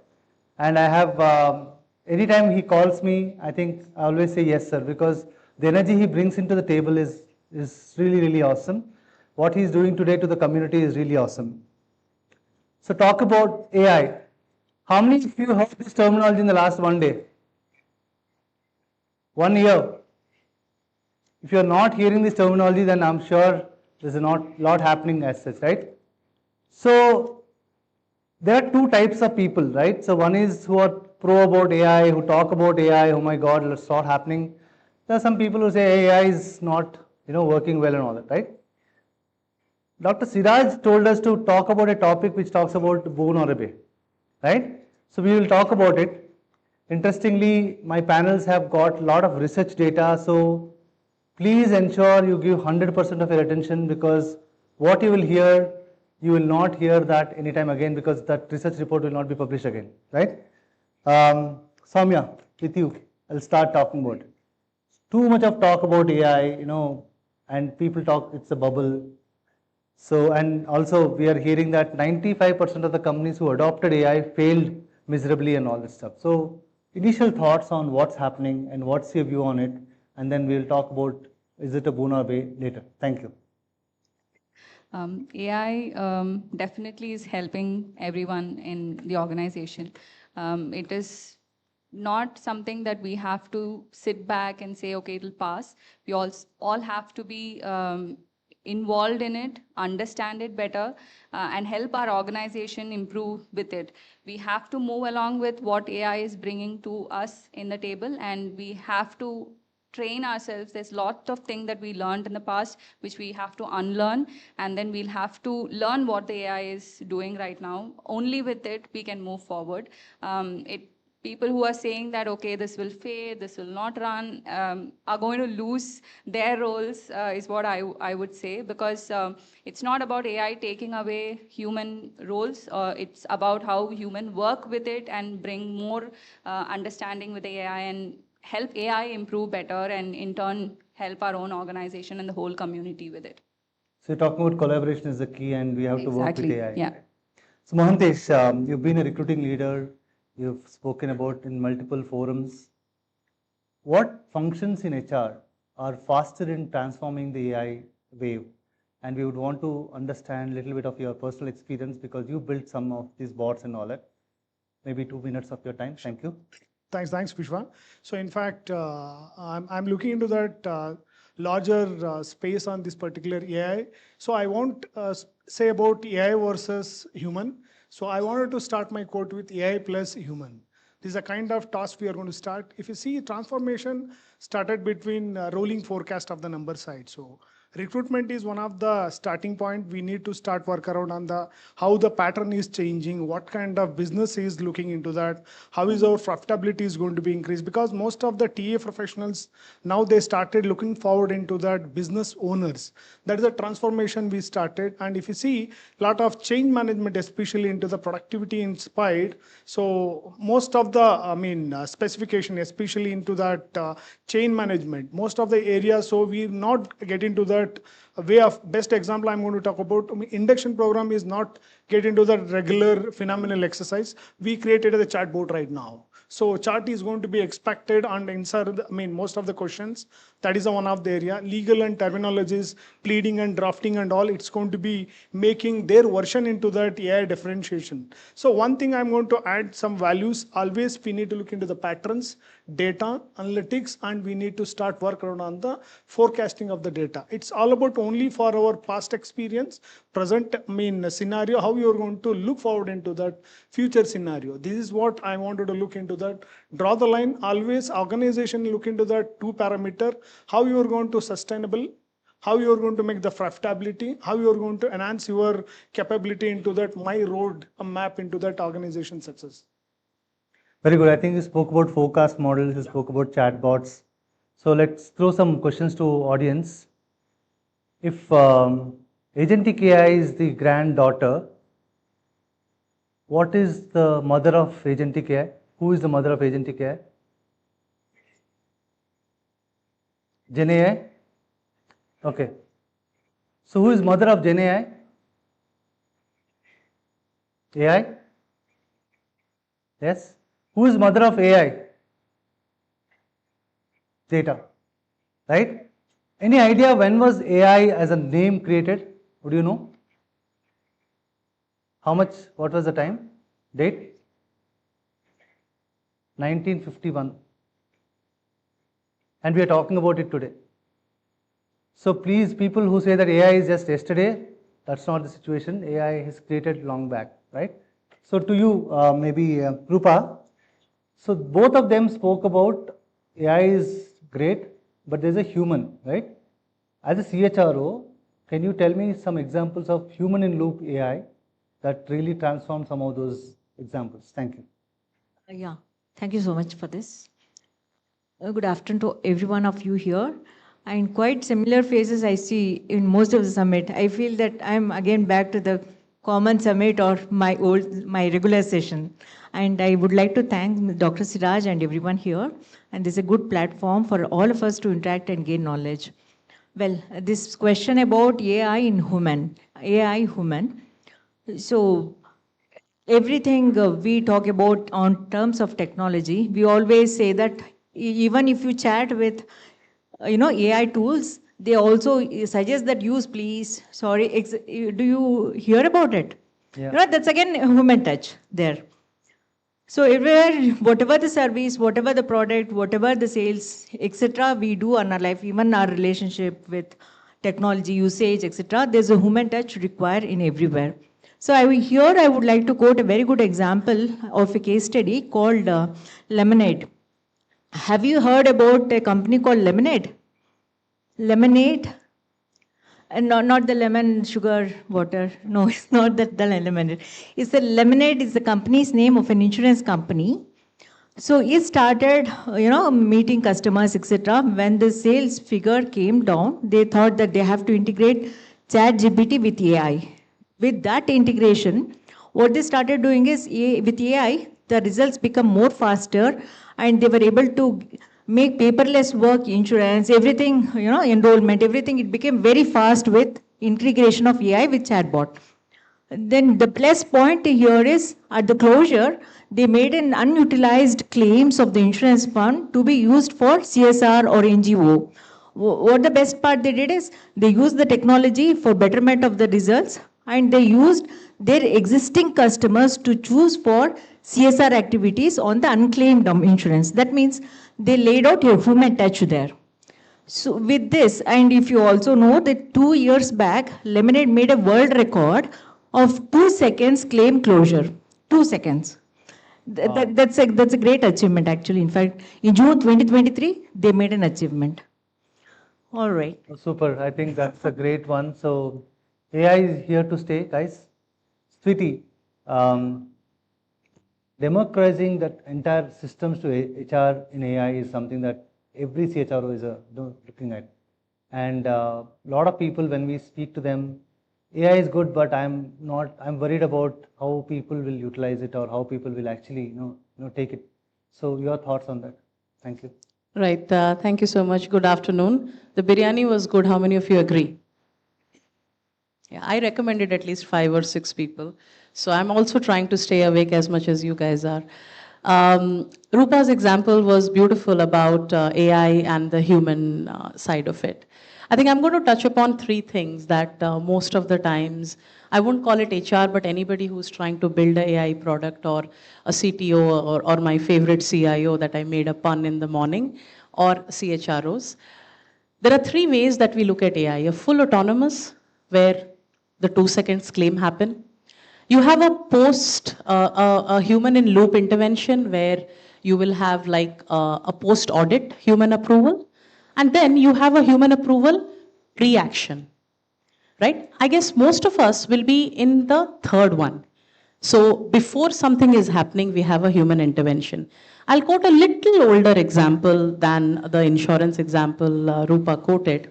This is with one of the, I think the first GCCs that got set up in India and possibly the largest, the most successful story. Some of you can guess the name, but I'll keep the name off the podium now.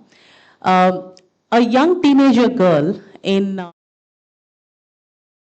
basically researching out of curiosity, that's what children have, about various things related to having a boyfriend, what happens if she gets intimate and what happens if she gets pregnant.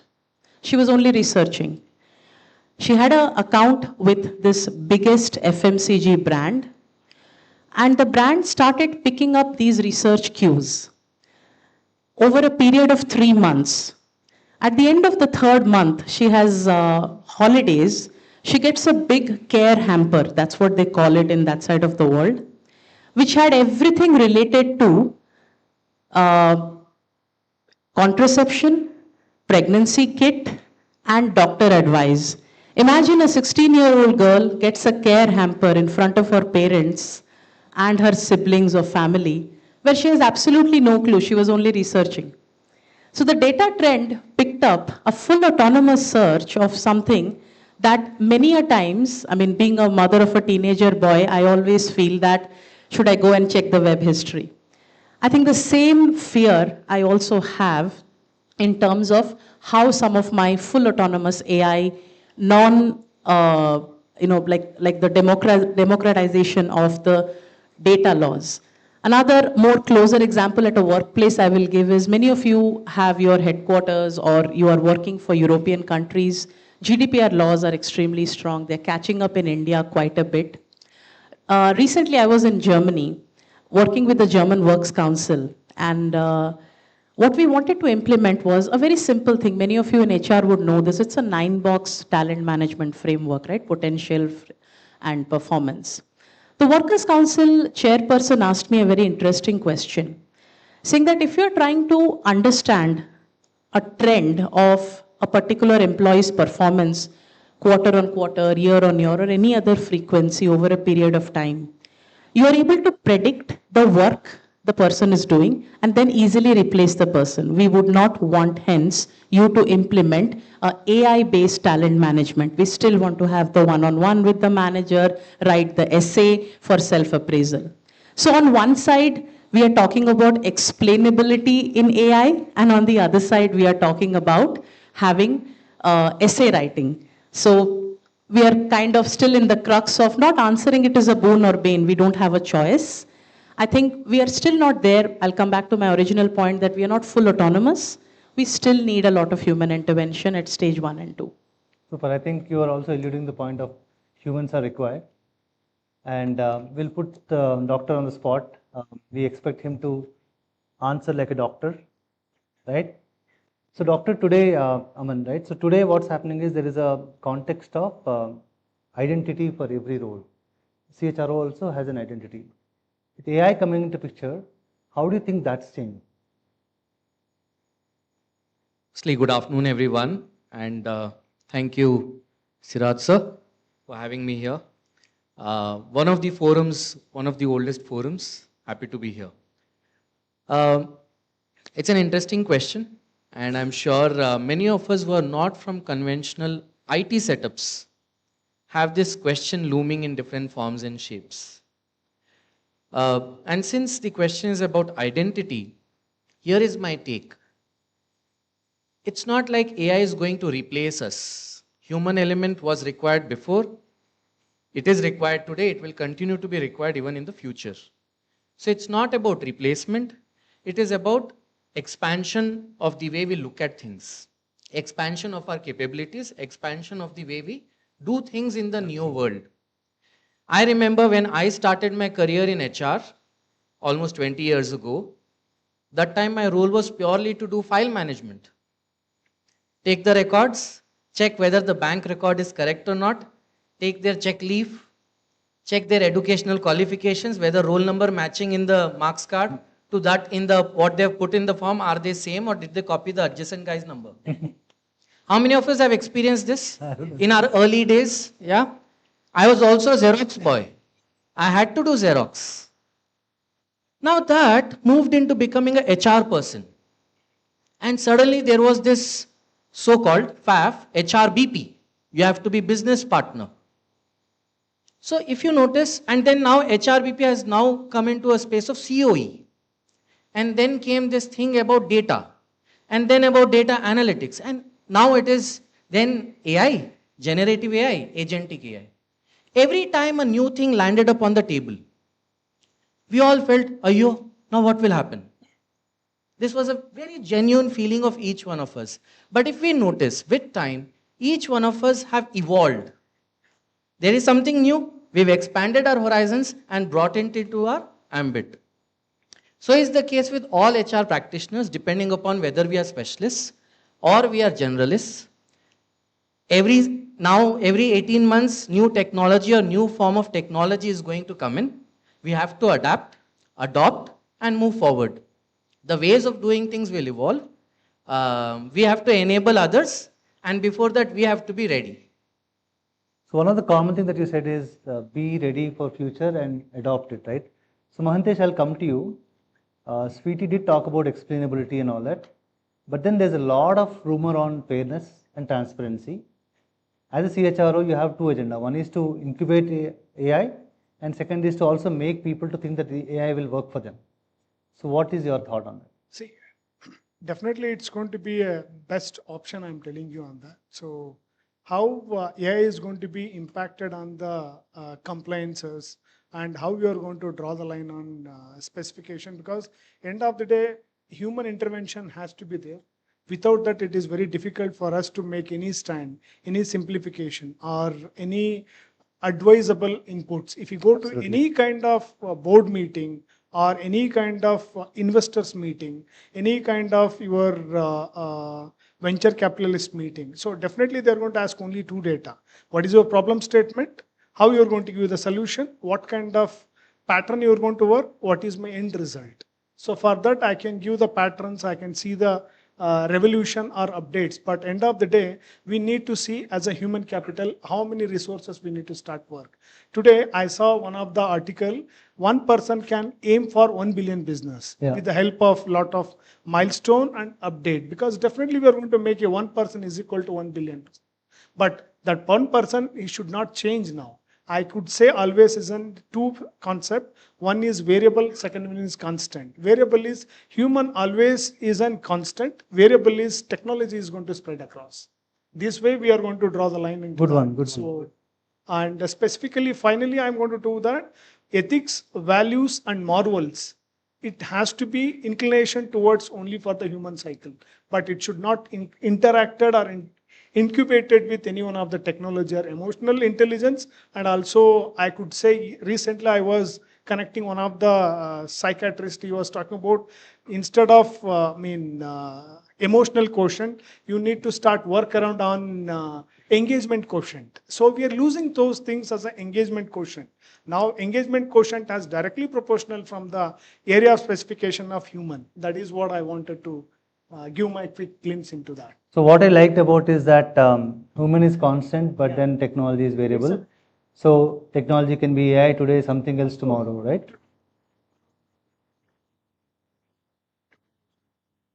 Super.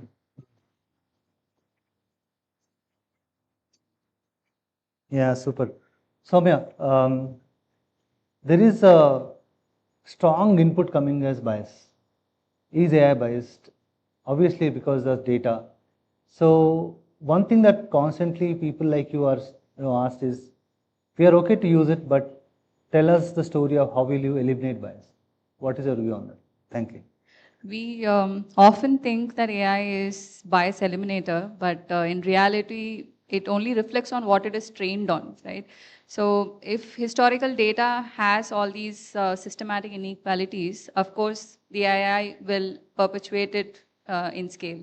So we will have to look at how we are working on it in our own organizations. So it will have couple of approaches that we can look at it. One, having to curate the data, all the data that we are feeding into AI, to be consciously skewed off all these, biases. And the second one is to having a framework and governance framework, and also look at the fairness, and also, as rightly everyone mentioning about explainability of all these AI decisions that we have. So with that, I think we can definitely try and eliminate it. And we now, HR cannot just sit at, in our own space. We have to collaborate, as I said in the first space also, we have to collaborate with others like data engineers, data scientists, to audit all these algorithms that we are using, and how we can, bring in more authenticity to these algorithms. And we as HR should own these bias governance as part of our digital responsibility. We have a lot of responsibilities now as part of being into the digital space. So this biasness governance also should be one of it.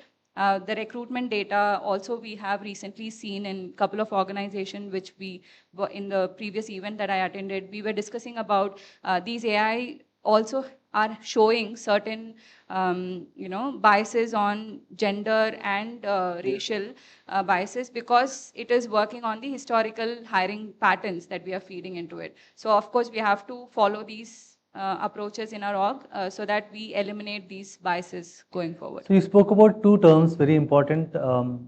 One is governance, second is audit. We're talking about ensuring that the proper governance is happening and ensuring that the proper audit is happening. So that's a great step to kind of reduce the bias. Shouldn't be one time, it has to be an ongoing activity. Yeah, absolutely. So, Sweetie, I'll come to you. See, what's happening is AI has no more a vertical skill. It's a horizontal skill, right? I being an HR person, I need AI. Somebody is finance person and all that. With that, what's happening is the skill architecture is changing. 5 years back, your problem was to look at A to B and what are the 5 things that somebody has to do from a L&D standpoint. Today, it's changing. So, as a CHRO, what are you doing differently to ensure that the skill architecture is suiting to the role architecture, which is suiting the future of work? Thank you. That's a very loaded question. But yes, I think, see, this is like a black box problem.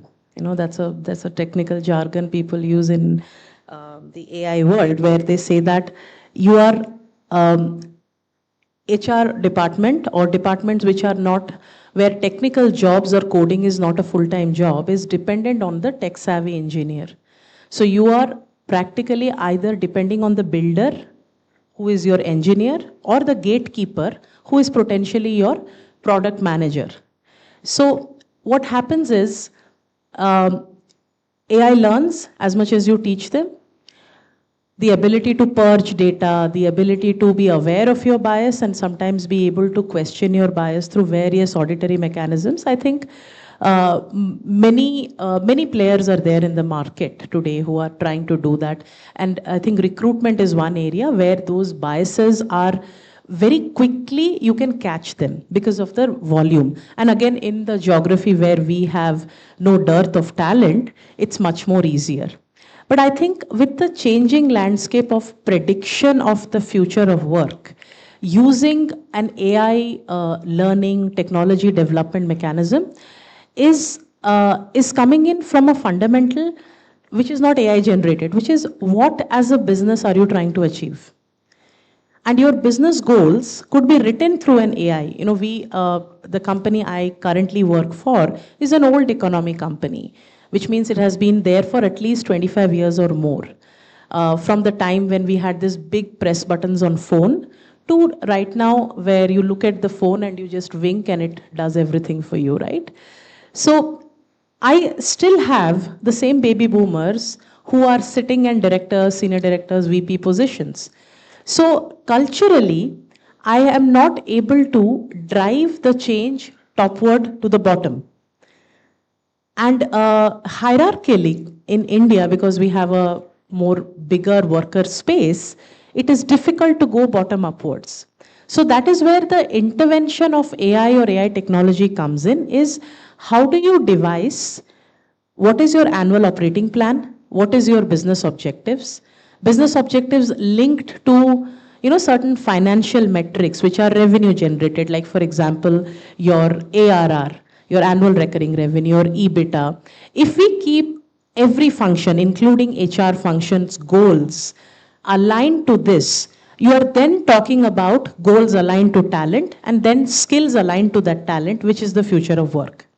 So the moment you start, I don't know, this was there in the newspaper, I guess about 2-3 weeks ago, one of the big fours again, this is a coincidentally European example, they published out a report to one of their clients, and the big four was their consultant, which was a completely AI generated report.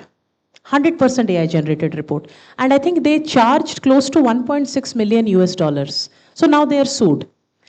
So, I was talking to few of our, co-networkers here. The reason we all are meeting here and trying to share our goals is not AI generated. So I fundamentally feel that we have reached a point where our thinking abilities have gone down because we have somebody that we can talk to without that somebody asking us a question.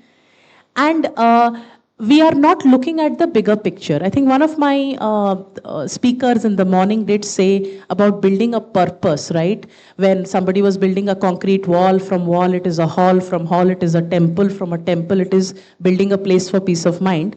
I think that's where the future of work and how to use AI should start on. As CHROs, I feel we, more than having a say on what technology you will adopt and how quickly you will get your job done, how closely are you monitoring the business objective, your CEO's objective?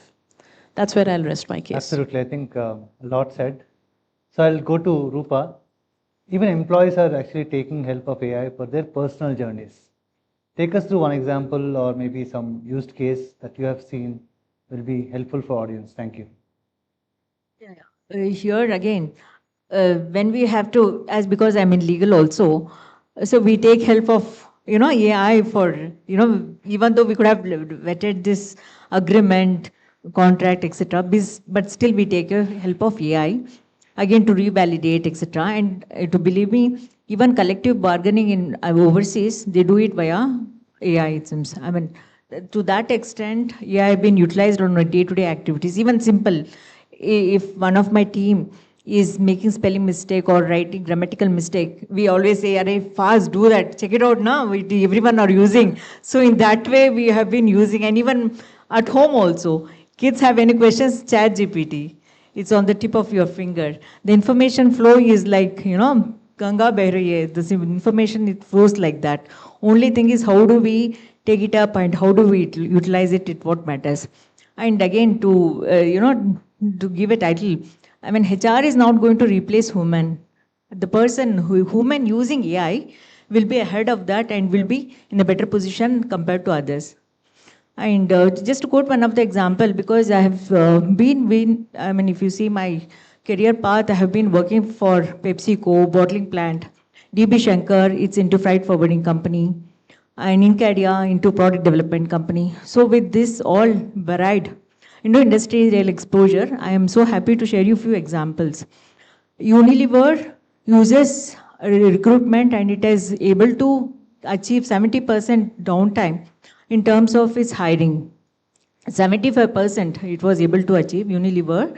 Then again, one of my friend is working in BMW. So when I asked him out how this AI is integrated with your system, he was saying me that there is a computer vision system which detects the faults in the, when the parts, components comes out. That is completely integrated with AI, it seems. So, with that integration, they are able to find out at least 30-40% of damages, defects in the system. And Marriott Hotel, I had a meeting with the Marriott Hotel for a couple of meetings on schedules.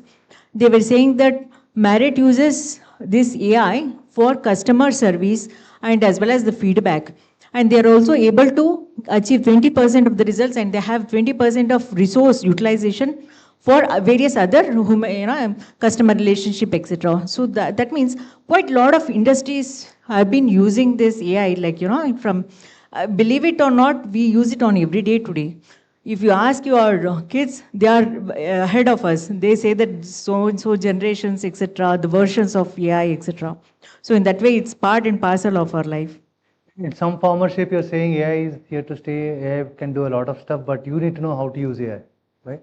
Thank you, Rupa. Thanks. So, Aman sir, AI-driven HR can create meaningful work, right? Is the thought process. What do you say? What do you want to talk about it? I think it's a tricky question because speaking on this side will mean the other one may not hold good. I'll share one small instance and then I'll probably give an example, practical example of one of the GCCs that I was associated with.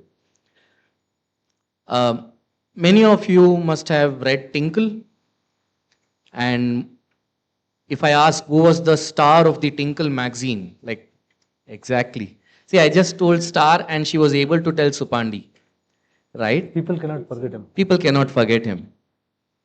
So why Supandi here in HR Summit? If I'm sure a lot of us would have traveled by state buses, intercity.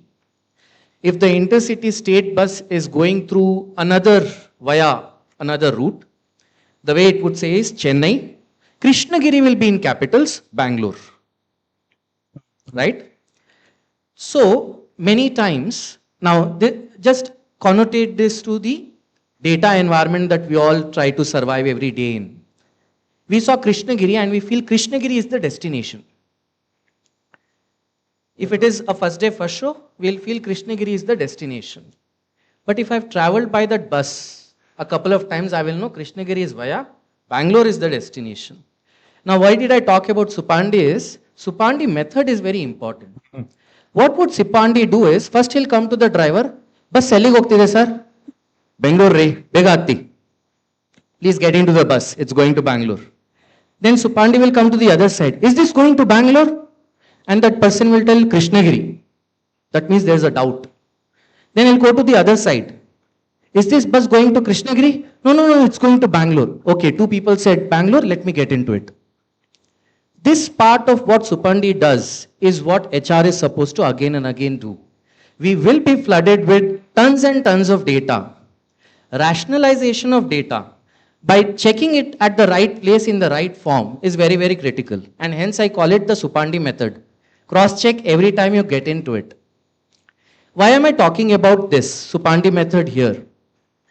Now, in terms of using AI and using AI for good, one of the early experiments when AI was in its nascent stages, we did it in one of the GCCs that I was a part of, as a part of the talent development and management team.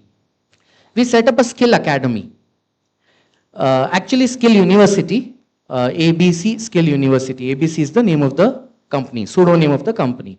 We set up 16 academies. Supply Chain Academy, HR Academy, Finance Academy, and likewise all functions that are there in that organization, and there were about 1 lakh employees. The academies required, all of them were set 101, 201, 301, 401 levels. Data is available, content of learning is available, but now how do we map it to different people? Was again for an L&D person to evaluate and map. Once the L&D person did it, then he or she used AI to configure the platforms, the academies, and then today when I speak to the same set of people who were my team members, AI is able to assess what is happening globally and shift the competencies every quarter. So let's say for a supply chain logistics person, evaluating the shortest route or evaluating the most profitable route to transfer item A to B. Earlier, this was a problem statement in one of the courses in the larger academy at 101 level. But because we all run at a very, very steep profitability, now it is a part of 101, 201, 301, 401 automatically. Because the importance of this subject matter has become critical today. It wasn't critical 3 years ago. So AI will be able to harness, of course, based on the priorities we say, and our touch point will make it even more active. Like we all spoke in the past, what we give is what we get. So we have to be intelligent enough, one, to give it the right content. Two, again, what it gives back, we should use the Supandi method and ensure the relevance of it. I like the Supandi method, doctor. So what we'll do now is we can take any order. Idea is one comment that you would want to make. Don't use AI here to stay and all that. Something else. One personal example, short, from an AI context that can weave some HR. If not HR, also is fine. Some simple, anyone can start. Basically, one personal story, 1 minute, and then short statement. Anyone can start. So it was interesting. Just a couple of days ago, I was discussing with my husband one of the A.R. Rahman songs. Was it original? Wow. So he was like, I think it is. And we were like in dilemma. And then the only thing that we both could agree was, let's ask AI. And when we asked, it said it's original. And now, as he rightly said, the Supandi method, we are like, how do we blindly trust it? What if the source of that song is not registered or is not given to the AI, right? We will not know whether it is original or copied unless every data in the world about the music is with AI, which absolutely is impossible. So this is, I think every day we just rely on AI. We just have to look at how we don't blindly trust it. We have to ensure that the technology helps in strengthening the human essence in HR and not just weakens it. So for me, I would wrap it up with AI is not replacing humans, as I said. We as humans have to build work flows which ensures that AI can be more efficient with empathy and decision making. Super, thank you. So I'll add some points. So in fact, we are feeding most of the data to system, especially data. If you wanted to write something in AI, it's going to be penetrated, it's going to be extracted data. Who's going to feed the data? We are going to feed the data. And in fact, and second point is, if you wanted to do something different, at least nowadays we are putting a lot of our efforts only for coding. If you talk about technology side, most of the developers, they have started using, respective tools in A, B, C, D, but they have started stopping thinking mathematics, physics, and as well as statistics. If you started working again and again, it is going to be give the big boon to the technology, because until if you are not standing, because always if you look something on the problem statement, where problem statement is going to start, it start with mathematics. So I wish always we need to start look back on our mathematics. If you are not in mathematics and stats, it's going to be a big message I'm going to do the community. Please start, read, and work around on the solution. Basically, mathematics is what is the mother of everything. Sweetie? So I'll give a personal example. My son is about 14 years, and in their school, they did a quick GPT check. So if you go to Kerala State Board and you open chapter number 2 or 3, you will see a picture where a man is sitting on the floor and making rotis. The woman is standing and cooking something in the frying pan. And there are 2 children who are helping in the family. It is basically written in Malayalam that it is a Sunday scene. Okay, so it is basically breaking the gender bias that the man and woman are cooking together. So this was a discussion in my son's school where AI generated stereotype roles of the woman cooking and the man taking the bag and going. So my son came back and said that, Mama, this is there in the Malayalam book. My friend Praneeth has this, but it is never fed into AI. So AI does not know how to break biases. That was my personal learning from my son. And thank you for supporting that.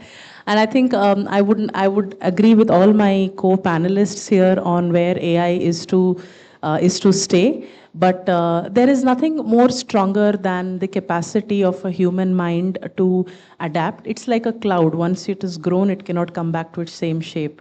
So let's try to break the stereotypes. What I did is I clicked that picture and I uploaded on GPT. Okay, so now next time, hopefully if you guys go and search on breaking stereotypes, I am really hoping that Perplexity should get that man and woman cooking. Thank you. Vishwa, I can quote some personal examples, right? Okay, with this permission. This incident happened yesterday. My husband working for a pharmaceuticals company. So for him, AI, computers are very far away. So he's basically into manufacturing of medicines. So he's completely into medicines, etc. So yes, we had posted a property. We were looking for a property in one of the no broker. We had posted.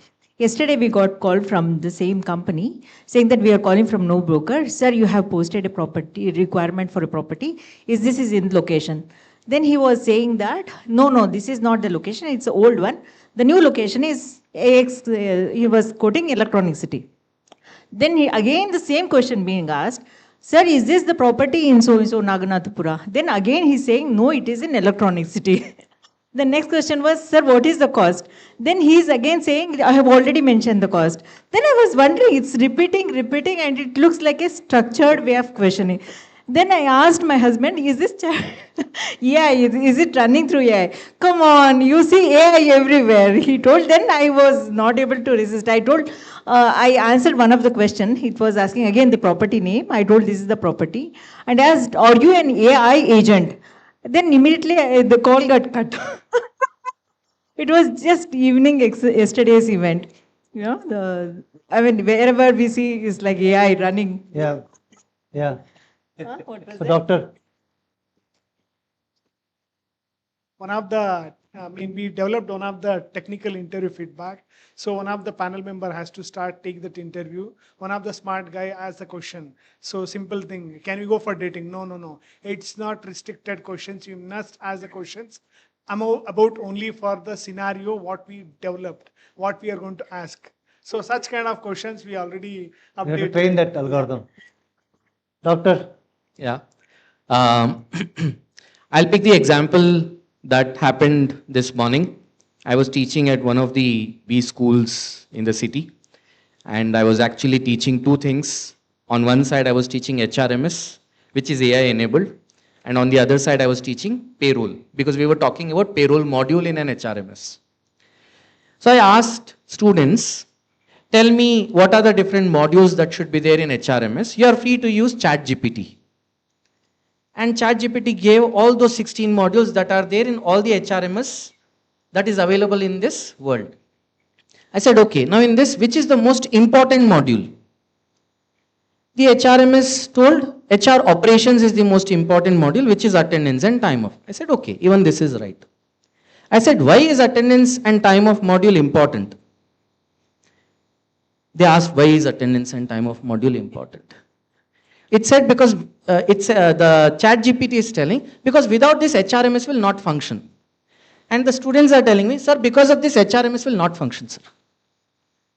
I said, okay, that is HRMS will not function, but why is attendance and time off important? No answer. I said, see, you've been talking to it, right? Why don't you scold it? Hey, tell me the right answer. They did that. And then it says, yeah, because without this, the HRMS cannot function, because attendance has to be keyed in, leave has to be applied, only then data gets captured, blah, blah, blah, blah, blah. All of you know that. Students again tell me this. I said, what do you learn from this? Sir, attendance and time off is important. I said, no. It is important on how you treat ChatGPT to give you the desired results.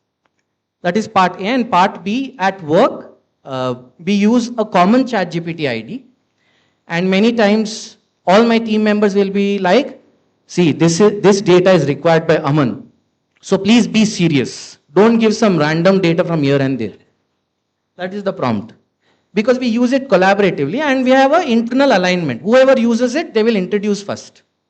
So then, there are some data points that I would have uploaded few days ago. It actually pulls data from there and starts giving the right data, Power BI dashboards and many other things. Point, AI is bound to be there, generative, agentic and many more like our friend shared. It is the way we interact with it that has to get intelligent and be able to sync in with us. Thank you. Thank you very much. I will share one example, not mine, but then I saw something in LinkedIn. It was a question asked by a gentleman saying that me and my wife are talking to each other, and the question is 5 plus 3 is equal to 9. My wife says it's 9. Do you think it's correct? Answer says no, it's not correct. 8 is the right answer. Then he said, no, my wife says it's 9. Then, you know what it said? I think it's 9 o'clock. It's your dinner time. Don't take risk with your wife. Go have your dinner. So, AI is also understanding. So, please, wife is always right. So, thank you very much. All the best. I think once again, Dr. Siraj, thank you very much for this opportunity. We wanted to make it slightly lightly so that, we drive the point more than anything else. And thanks for the panelists. Thank you very much. Thank you. I would like you all to remain seated for a moment, please. Thank you. And I think this is where it all sparked off. Whether it's a boon or a bane, we don't know whether it's a boon or a bane yet, is one of the things that came out. But they also spoke of how it can bring in humor and a little bit of lightheartedness into your life. AI can be something that can lighten up a lot of things. And thanks to all of you for bringing for your thoughts and ideas about what you feel about AI and its integration into the workplace. Thank you so much for that. And thanks, Vishwanath, for moderating this. And as a token of appreciation, I would now like to call upon each one of them, and if you could come a little forward and then receive our token of appreciation. So Vishwanath, as a moderator, I would like to ask you to first come. A round of applause for them, please. They take on meeting roles, and they have a great time learning. There is no designated teacher in a There we go. All right. Can we have Aman, please? Round of applause for Aman, please. The doctor there. And we will learn how to interact with AI well, hopefully. Soumya, if I can have you up here, please.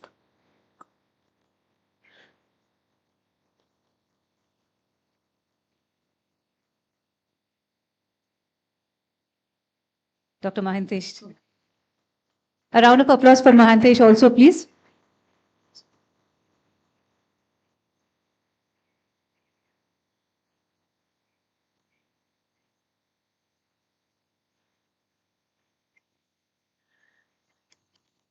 Sweetie, if you could come forward, you were luckier to get something earlier also.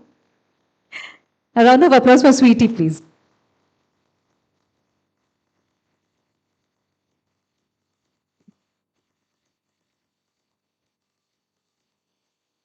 And can we have Rupa? Rupa, please up there.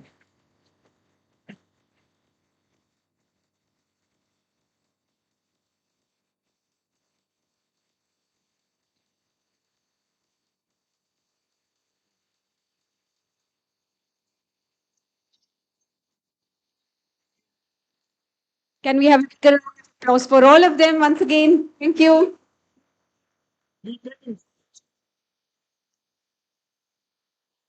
Time to acknowledge and thank one of our sponsors now, Relon Softtech Limited. Based in Bangalore, builds business simplifying software under the Saral brand in India for India. With 25 plus years of expertise, Saral offers HR and payroll, taxation, accounting solutions trusted by 60,000 companies across 30 industries, including SMEs and leading private and public sector banks. With branches in major cities and 300 plus partner network across 450 districts, Saral continues its mission to simplify and streamline business processes for organizations across India.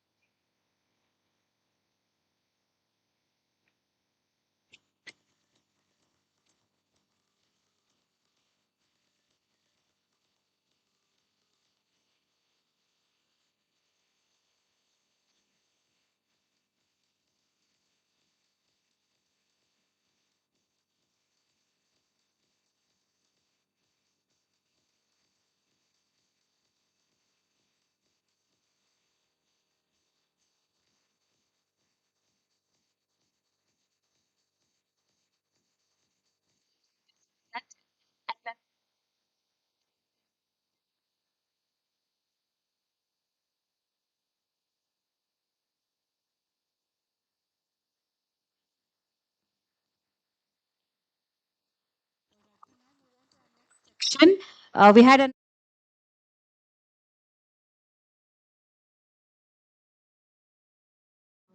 talk that we're going to have, and we have a number of panelists who are going to give us their ideas about what they feel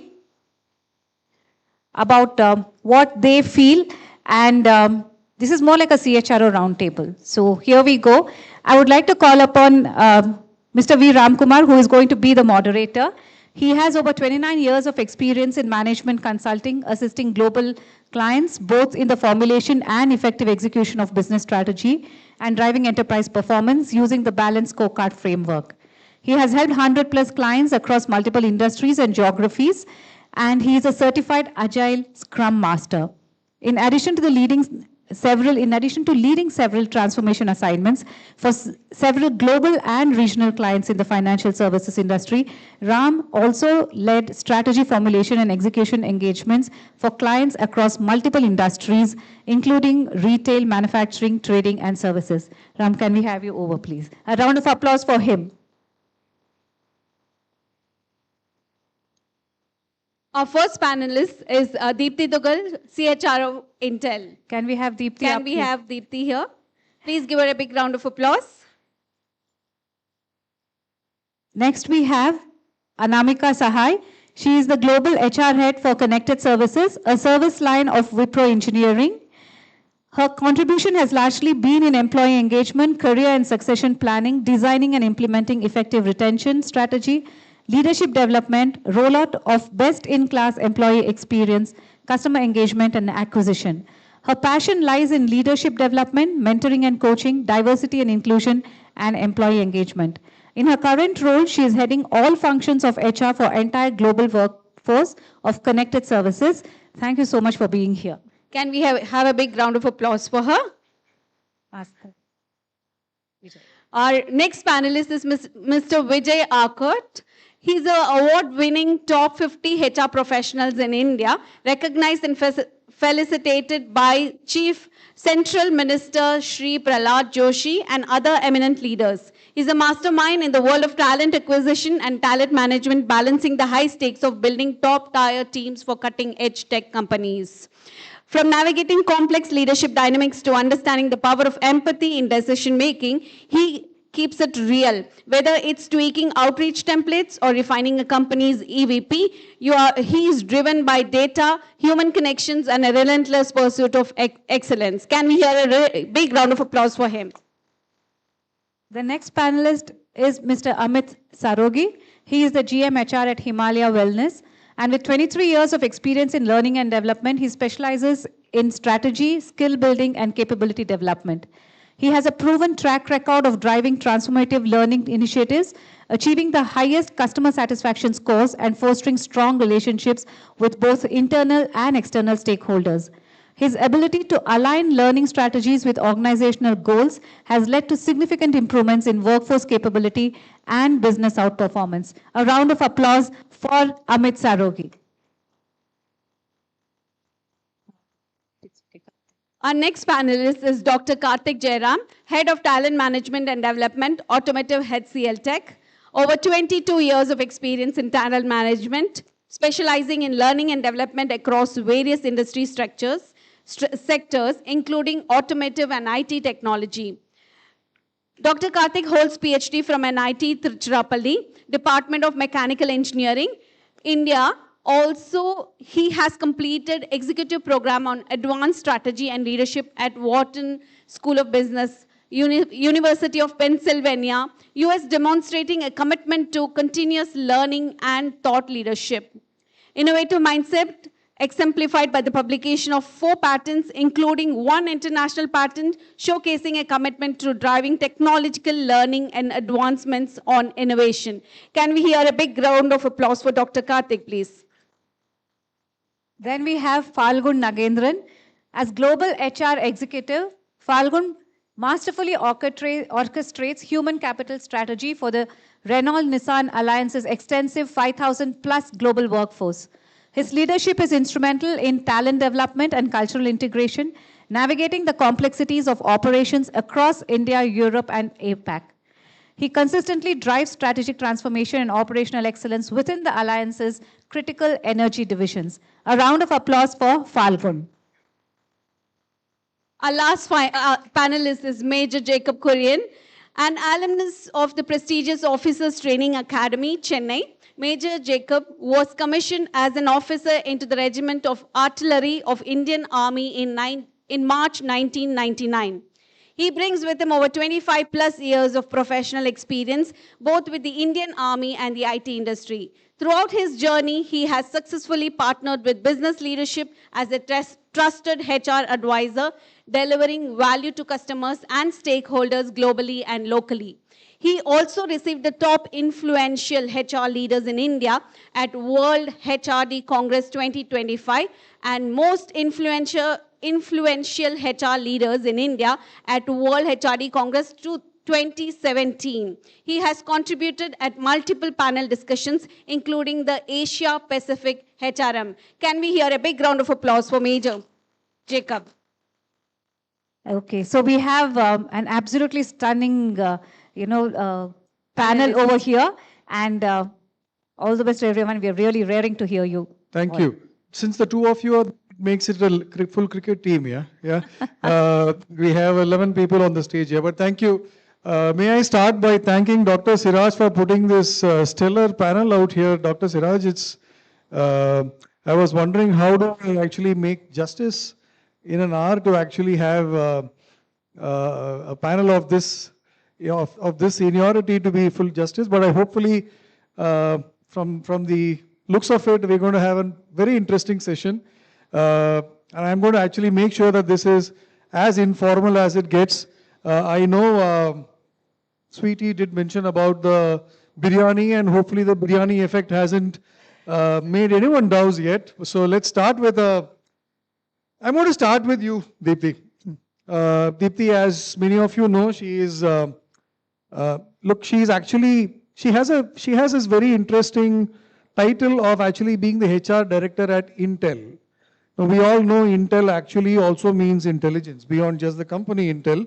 And she's the HR leader for data center and AI and sales and marketing. Now, since we have this hangover of the AI session that we had just before this, didn't we? How many of you actually felt that the last session on AI has made a big difference to your understanding on AI?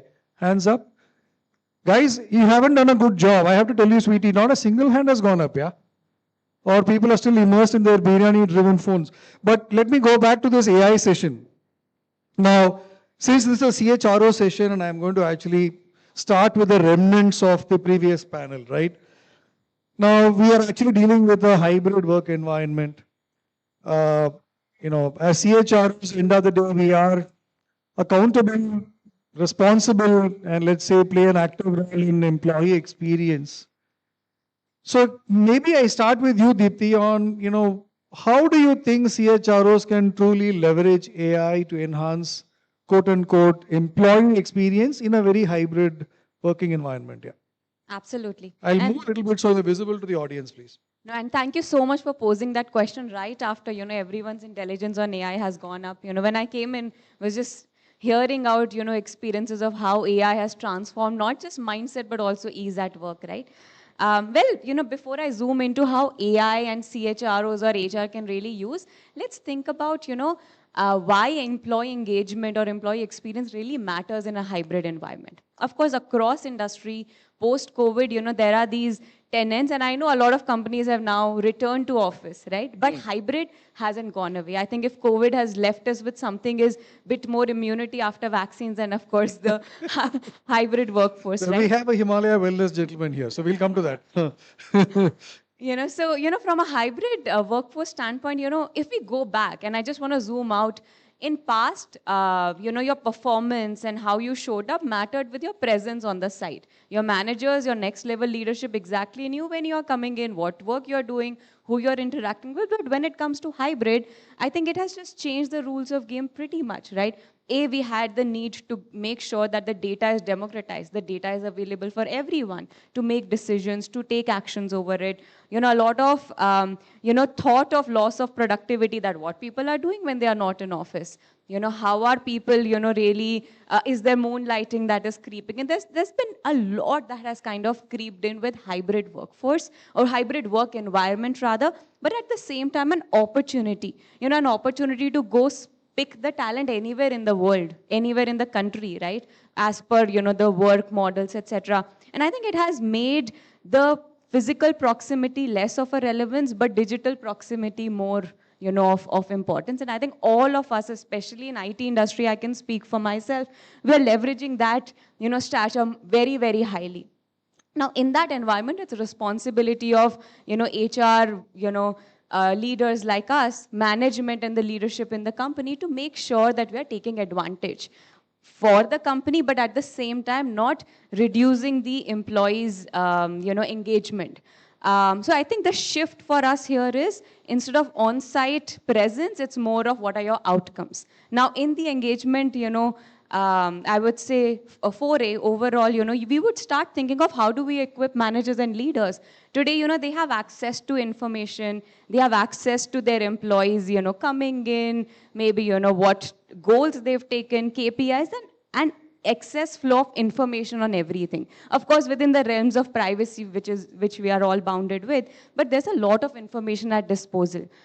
Few tenants, like in our company, we have something where managers actually get a monthly report of, your ergonomical status, for instance, right? And how is the employee using the keyboard, their screen time, is that a red flag? And hey, can you go do something about it? So it's no more that, hey, we'll wait for their, carpet tunnel or whatever to creep in, but can we be preventive? The actually screen, like on me, the screen has frozen twice in last 1 year that, hey, you need to relax. You need to just stop for a moment, right? Because it's not good.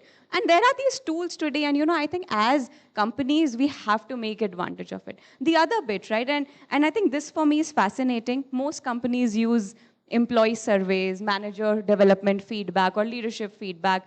Today, AI is at a point where, okay, it'll slice and dice the data for every nth manager, and even, give prompts that, hey, have you considered, changing your style in such and such manner? What are you doing? And today, AI is built in, with tools and prompts to managers that, hey, you need to go check in on your employee. The other bit, right, and I will now zoom out as HR. For me, what is fascinating is, really a predictive tool.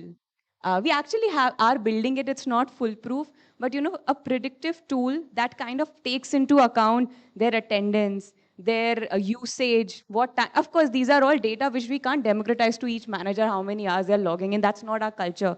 But as a whole, checking employees' patterns, how are they collaborating, what recognitions they've had, what attendance they are maintaining, are they taking leaves? It gives so many parameters of their engagement, their burnout levels probably, right? And even give us that indication, hey, this employee could be at a risk, right, of attrition. So I just feel that today, having that information at our disposal is really about how much we can be equipping ourselves with the human intelligence on top of it and take advantage. You're Because seeing AI move yeah. from just being information to actually getting it Insights, toolified that actually allows you to absolutely enhance the value. Absolutely. I think there were 2 points you made, Deepthi. One was obviously geography is history, as she says. But you made a point about talent acquisition being a different genre right now in the AI context. And I'm going to take that question to you, Vijay. Vijay, as many of you know, and for those of you who aren't looking at your phone and looking at the panel, Vijay is actually, he calls himself as a fractional CHRO. If any of you want to know what that is, you have to meet him after this panel. But I have to go back to you, Vijay, and that's a very fascinating title you call for yourself. Look, you obviously are very zoomed in unlocking AI, and that's your passion, right? Now, how do you really see Gen AI transforming talent acquisition, going back to where Deepthi pointed out, and not just about talent acquisition, but also in leadership development, right? So if you had to take that, so we will have the AI context set well before we go into other aspects of the CHRO's function. Yeah. Thank you. So the way I look at AI is not about just mathematical modeling or data, right? The way Unlock AI looks at the entire data is in terms of transforming AI into your buddy, right? Using AI as a buddy, right? Because we have this concept in HR of someone newly joins, they have a buddy, they slide through the system, culture, everything, and they make them facilitate in terms of adopting and getting along with the system. So similarly, Unlock is in terms of building that buddy, which will enable the HRs, the campuses, and a lot of locomotives in the supply chain of talent becoming the buddy of AI.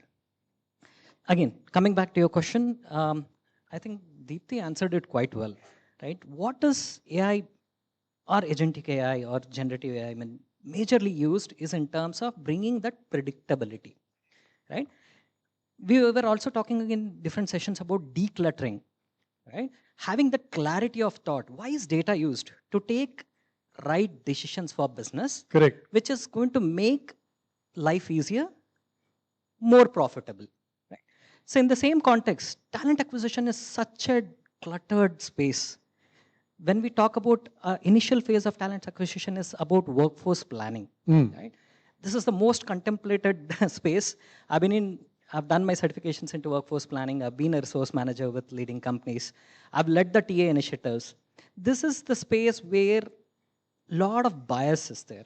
Lot of, I could say a lot of data which helps management not to take right decision.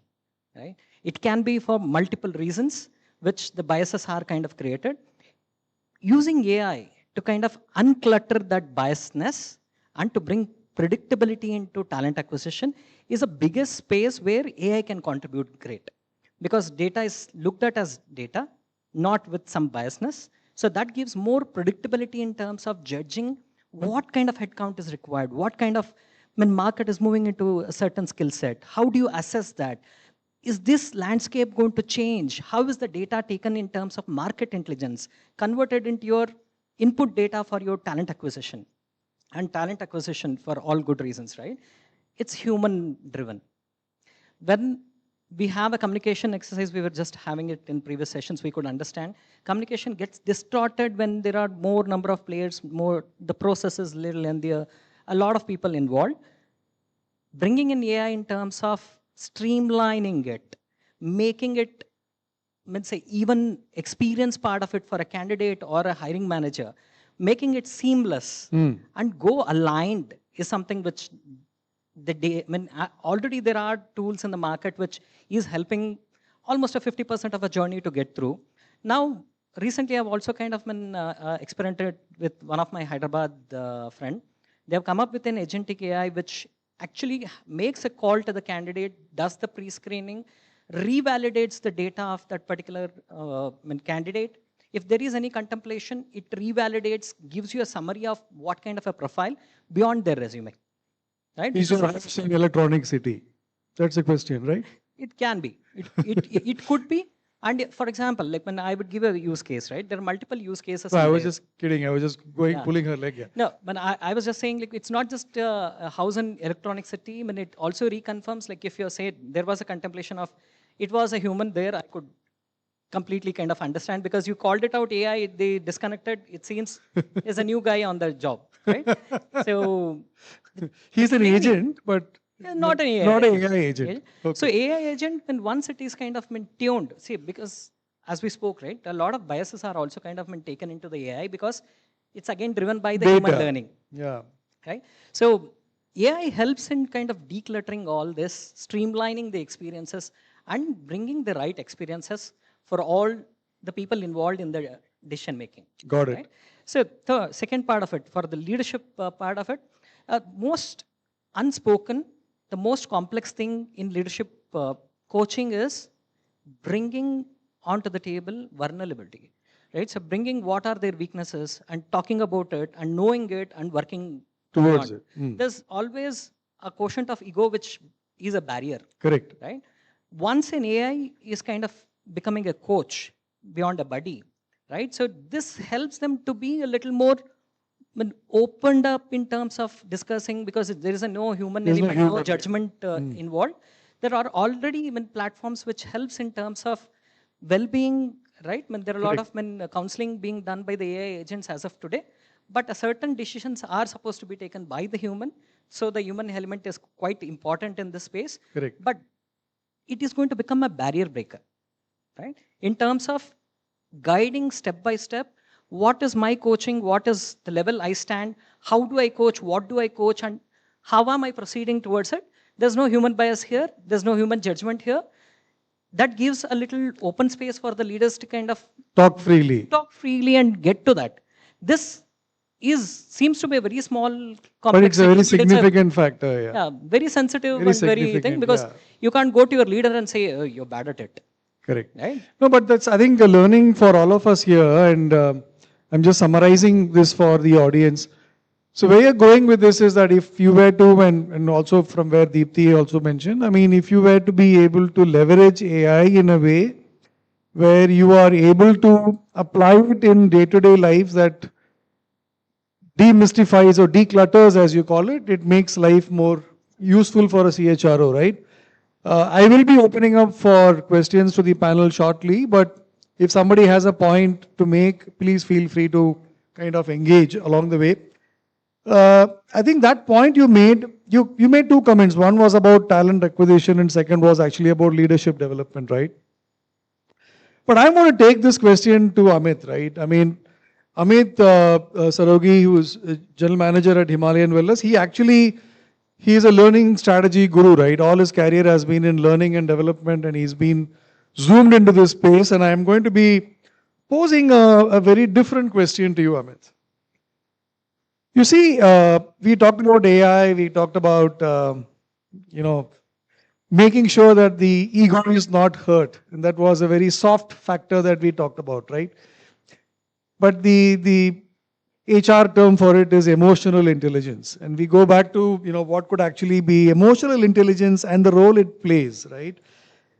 In designing what you would call as an effective learning ecosystem. So if you are in today's age having to design a futuristic learning ecosystem, making sure that emotional intelligence plays a role, how do you see that getting unfolded? Firstly, a brilliant question, Ram. And before I go on to answer that, my sincere thanks to Institute of HRD and Dr. Siraj for having me here as part of this August gathering and esteemed panelists. So, in this era of automation and AI, the only thing that is, not I would say constant or is ranked amongst the top skills for the future ready workforce or for the future. What is that? That is, emotional intelligence. How many of you all agree with that? Yes. Question, No, how maybe. many of you believe that emotional intelligence is going to be the factor for the future? I think that's a 30-40% audience for you. Right. So, and why is that? Why? Because it cannot be easily automated. And it is critical for collaboration, leadership, and for adaptability. Do you agree? Do you agree? Amongst the doldrum of everything that is getting automated and that is dependent on AI, I think emotions are still one area that can't be easily replicated. So having said that, for me, if I were to say emotional intelligence is the design backbone for any of my programs, any of the future readiness in terms of the learning and development programs that I design. If I were to go back to my own company at Himalaya Wellness, our ethos is wellness in every home, happiness in every heart. What is happiness? Happiness is an emotion, right? And somebody has very well said that if you can keep your employees happy, they in turn will keep your customers happy, isn't it? So I think that begins in-house for me as a as head of LNOD, as head of talent management, to ensure that I bring in that aspect of emotional intelligence right from the beginning, right from the design stage, right from the conceptual stage where the programs are getting designed, they're getting developed, and then they are getting implemented in turn. Why? Because we have the big picture in mind. It's not just restricted to our own set of people, but it will definitely translate into every house and every home and every heart that we touch.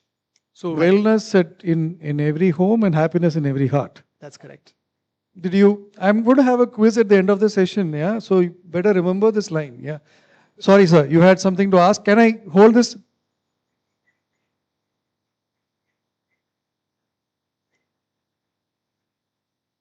Can someone pass a mic there? Yeah.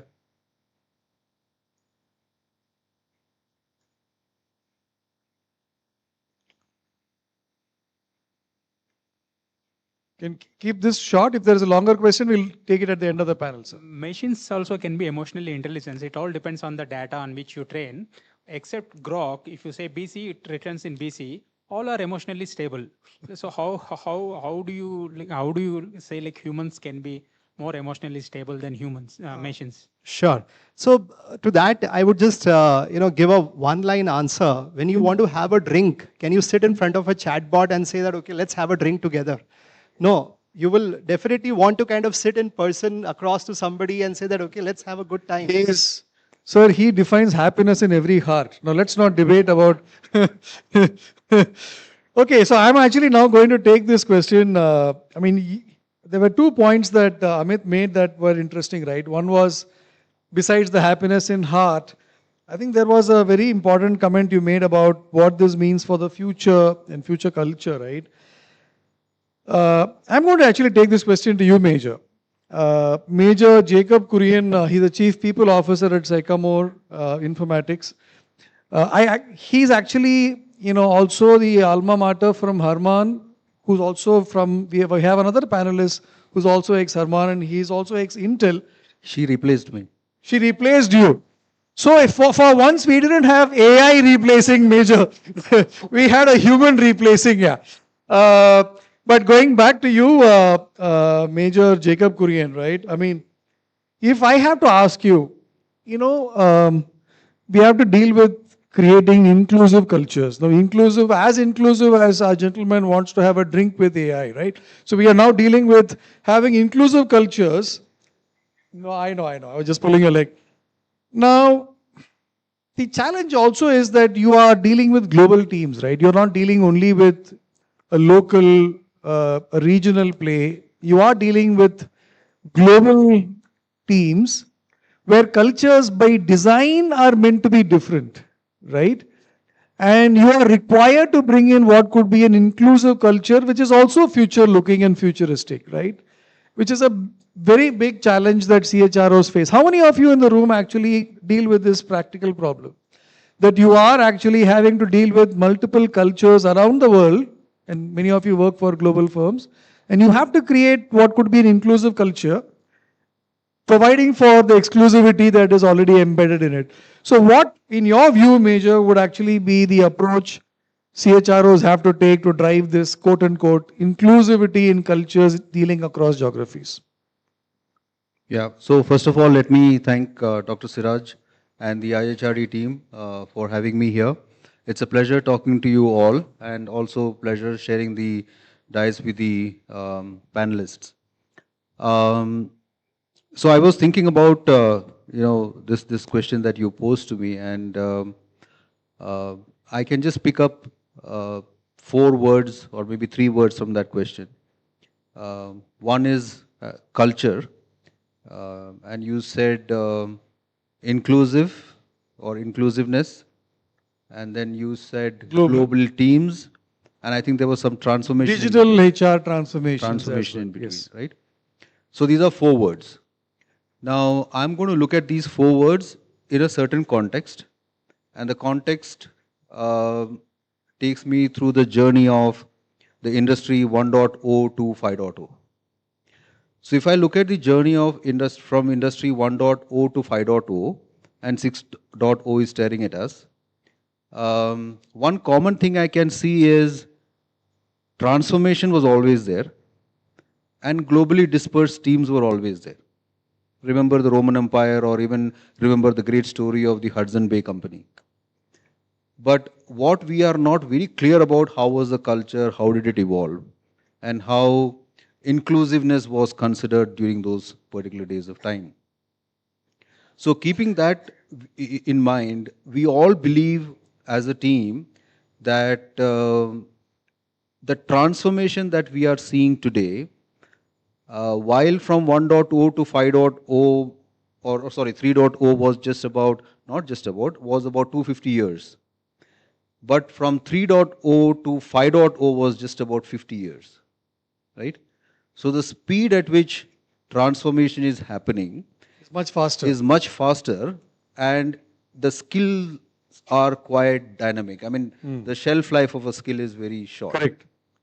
And the change that is happening in the industry, to the fact that we are going to have drinks with an AI, which I'll try it out today. I mean, it's crazy. You created now a new culture here, yeah, an inclusive culture. Yeah. Okay, fair. So what we look at is Transformation and global teams are still there. But when I look at culture and inclusiveness, I always make a statement. Culture either makes an organization or breaks an organization. Because we say that culture eats strategy for lunch, breakfast, dinner, whatever it is. Now, whatever extent to which the transformation is happening in a company, I believe that the CHRO's focus should be on culture and inclusiveness. Sure. Right? Not about, because transformation has been happening. It is going to be a constant.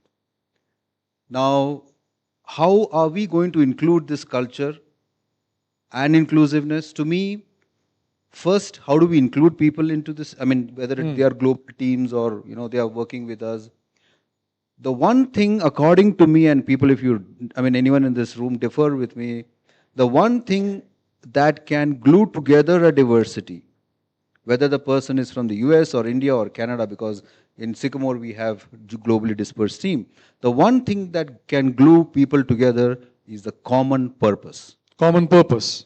Common purpose for what we are working, right? So for example, in our company, from the day it was founded, we all say, we took over, it was a rebadging from a different organization. From day one, we all know, from the CEO to the last employee, we help cure diseases. From the CEO to the last employee. So that is that one common purpose that holds everyone together. That's inclusion. So for me, common purpose is the what of inclusion. Got it. And when I come to culture, for me, culture is the how. Fantastic. Very well said, Major. Right? And therefore, if your culture is, so when I look at culture, you have the textbook word, meaning of culture. It is the common belief or, practices and blah, blah, blah, and how we do business and, how we. But to me, I say, to add to certain key functions of HR or functions, the word culture. Do we have a rewarding culture in our organization? Do we have a culture of respect in our organization? Do we have a culture of high performance in our organization? So just keep adding the word culture. And would you actually also have in these definitions a sense of, because everything could be important. Customer centricity is as important as a high performance, as important as a respect. So would you pick one or two of them so you converge on what everybody aligns with? So what I will do is, as a CHRO, we are responsible for the larger processes, all the processes in the company. Got it. I think you were talking about employee experience. I think you were talking about employee experience, which is the key. As important as employee experience, customer experience is also important. Correct. Right? So therefore, any tool that I'm going to develop in the organization, is it giving me the experience at every step? Got it. Are people recognized regularly? Is there a sense of respect among people in the organization?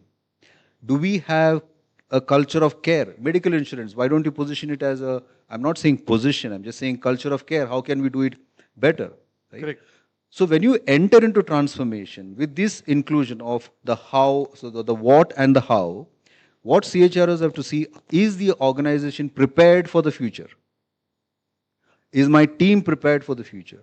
Do I know technology? Maybe not to the extent of what business knows, but at least do I know them? The 3 L's and the 3 C's is something which I always love. 3 L's and 3 C's. Yeah, communicate, communicate, communicate. Listen, listen, listen. If you look at this... I think he has done the 3 C's already. Did you do the 3 L's? Hello? Yes. And again, if I look at Subrato Bakchi's book, The High Performance Entrepreneur, he talks about transparency and a culture of transparency. 95% of the people should know 95% of the things 95% of the times. Amazing. Which is the level of transparency an organization should kind of cultivate. Amazing. There's another thing that a CHRO has to keep in mind and keep his or her eyes open. And also, put this to the team which he or she is leading. Culture in play. Is our culture in play? We all are sportsmen, right? There's something called ball in play. So when the ball is in play, the game is on. So we have to look at those areas where the ball is dead. The game is not on, the culture is not in play. It may be a manager who is not a capable manager. It may be a leader who is not able to understand, how to manage people, right? It may be an employee who is not dealt with right. It may be the issue of learning and development in the organization because of which we are losing customers, or it may be because of engagement not happening because of which we are losing people. So culture and play becomes important, and therefore the what and how put together is something that we can look at. Ex-Herman person has to talk about music and play. So I think this is, they were all very major points. Don't you agree? All cultures. That's what I said. Add culture to any word you want, which is not the word that you don't want. Any word that you would like to have in the organization. Inclusivity. In India, in the coalition dharma, we call it as common minimum program major. But we did have some from very major points that were actually got defined here. For those who didn't get the pun, he is Major Jacob Kurian for you. I am actually going to take that question and we talked about inclusion. But I'm actually going to take... Inclusion culture, you mean? Include by... Yeah. I mean, Falgun has to come to you only. Yeah? So allow me to... Look, we actually have, from actually someone we dealing with wellness and medicines, we are now getting into a little more dynamism here with someone who's heading HR for engineering at Renault Nissan. So if I actually was going through his profile, Falgun Narendran, I thought he was actually a guy who was specializing on the road. Then I figured that he actually was earlier head of, he was the HR manager for aerospace and defense at Wipro. So he's literally seen it in the air, on the road. And then he also was with Foratia Clean Mobility. So interesting, Falgun. So now that we all figured that you are, as he defines the man in action or the play in action, I'm going to go to you with this question about balancing diversity and inclusion, right? Now, you really have, you may call it as two sides of the coin, but reality is that you have to deal with both of these even as your organization is going through an agility phase and tech-driven environment. So how, if CHROs or HR leaders have to actually have a conscious, well thought out plan strategy in driving this balance between diversity and inclusion, what would that mantra be?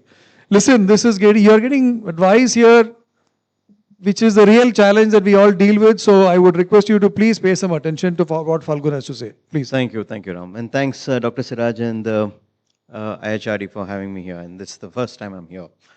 Okay, let me try my best. The diversity and inclusion in cars, when I mean to say, the new Duster that's going to get launched on 26th of January, that we are all really looking forward for this redesigning. How is this real car going to look like? Yeah, with the price as well, it's going to be inclusive. So we really have this car designed, 25% of the entire car is designed by the entire diversity. Yeah, the diversity including to the geographies, including one of the coder is a neurodiverse person who has done one of the infotainment part of it to this. So technically, whatever we are making, the swivel seats or to some of the touch pads on your infotainments and everything is completely inclusive. That was the whole motive of this entire car, driven, tested, everybody on whatever the diversities that we are talking about. The car was taken to Rajasthan. The car is, as we speak, in Ladakh being tested by some of those guys. And while the car was also taken to the Black Forest, Germany, to test the different types of it. So basically, whatever the cars that we are going to make and we are making, 25% of the designing is made by a diverse group. And we all have it, everything created so that it fits everyone. So cars designed for everyone, so everyone can drive our car. R5, which is another great program, a great platform, which is a coupe which is running in the Europe, which is one of the highest selling cars. You are in HR, you're in marketing also, is it? That's what I was supposed to do today, because the cars is to launch. I need to sell my cars here. So we are open. Please, sorry, go ahead. All right. So that was the diversity and inclusive part. I mean, nothing else is more important for me today. To make everything available for everybody so that everybody can start using it. As a CHRO, my question is, how do you embed the element of diversity and inclusivity in the culture that you build within the organization? Now, is it something which is inherent? Do you inject it into the culture? Do you grow the culture? Do you really create an environment that people have adapt into? I mean, and now we are talking about an environment that is very tech driven, right? Absolutely. Yeah. So how do you deal with Ram, that? I mean, this doesn't happen without having a focus group which is having diverse population into it. It doesn't have a team which should be psychologically and physiologically, they should feel safe to be a part of this particular community. Correct. And then voice out whatever they say and whatever they Be feel. able to listen. So 3 C's and 3 L's. 3 C's and 3 L's and 3 V's from my side. 3 V's. Visibility, value, and... V. Ramkumar? No. Okay, there's another V. So these are the 3 things that we really took into consideration before we started to voice, visibility, and value. Hey guys, there is a quiz at the end of this session based on this panel discussion, and those of you who get the answer right, Dr. Siraj is going to gift you something. So watch for it. Yeah, yes sir. So that was it. So I would like to say that every car that we're making or everything that we are working within, and for example, even while we are hiring, we certainly have a blind auditions, right?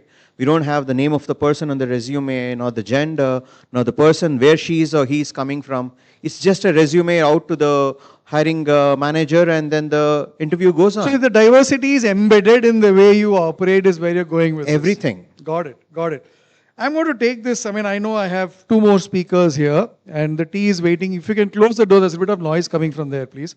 And reminding people about the tea. You can't go and have the tea till you've listened through the whole session, and then, you know, we do have some interesting questions here. So I'm going to take this question next to someone who's taken over from Major, but, you know, while her title here says she's actually HR director with Harman, after you invited her to this panel, she decided that she should move to another firm, and she's right now the HR director at Wipro. Did I get that right, Anamika? Anamika Sahai, I mean, she comes with a career that is very stellar. Harman DTS, Capgemini, ITC Infotech, and I'm sorry if I missed any. But I'm going to take this question now, you know, going back to where, you know, we had Falgun take us to Rajasthan, to Ladakh, to Black Forest in Germany. So I'm going to take that to you, Anamika.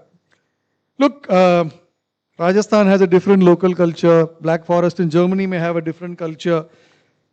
And the guys who are dealing with all of this, in the previous panel, somebody said, I mean, those days we had HR, BP, and then we moved on and so on and so forth. But I still believe HR business partners have a very important role, and therefore I'm going to you.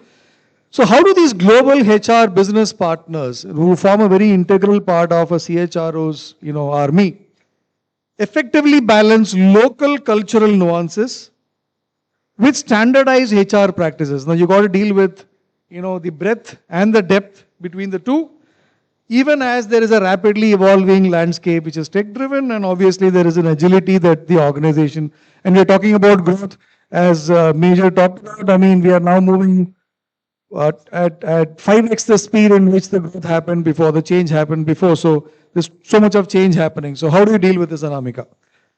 Thank you, Ram.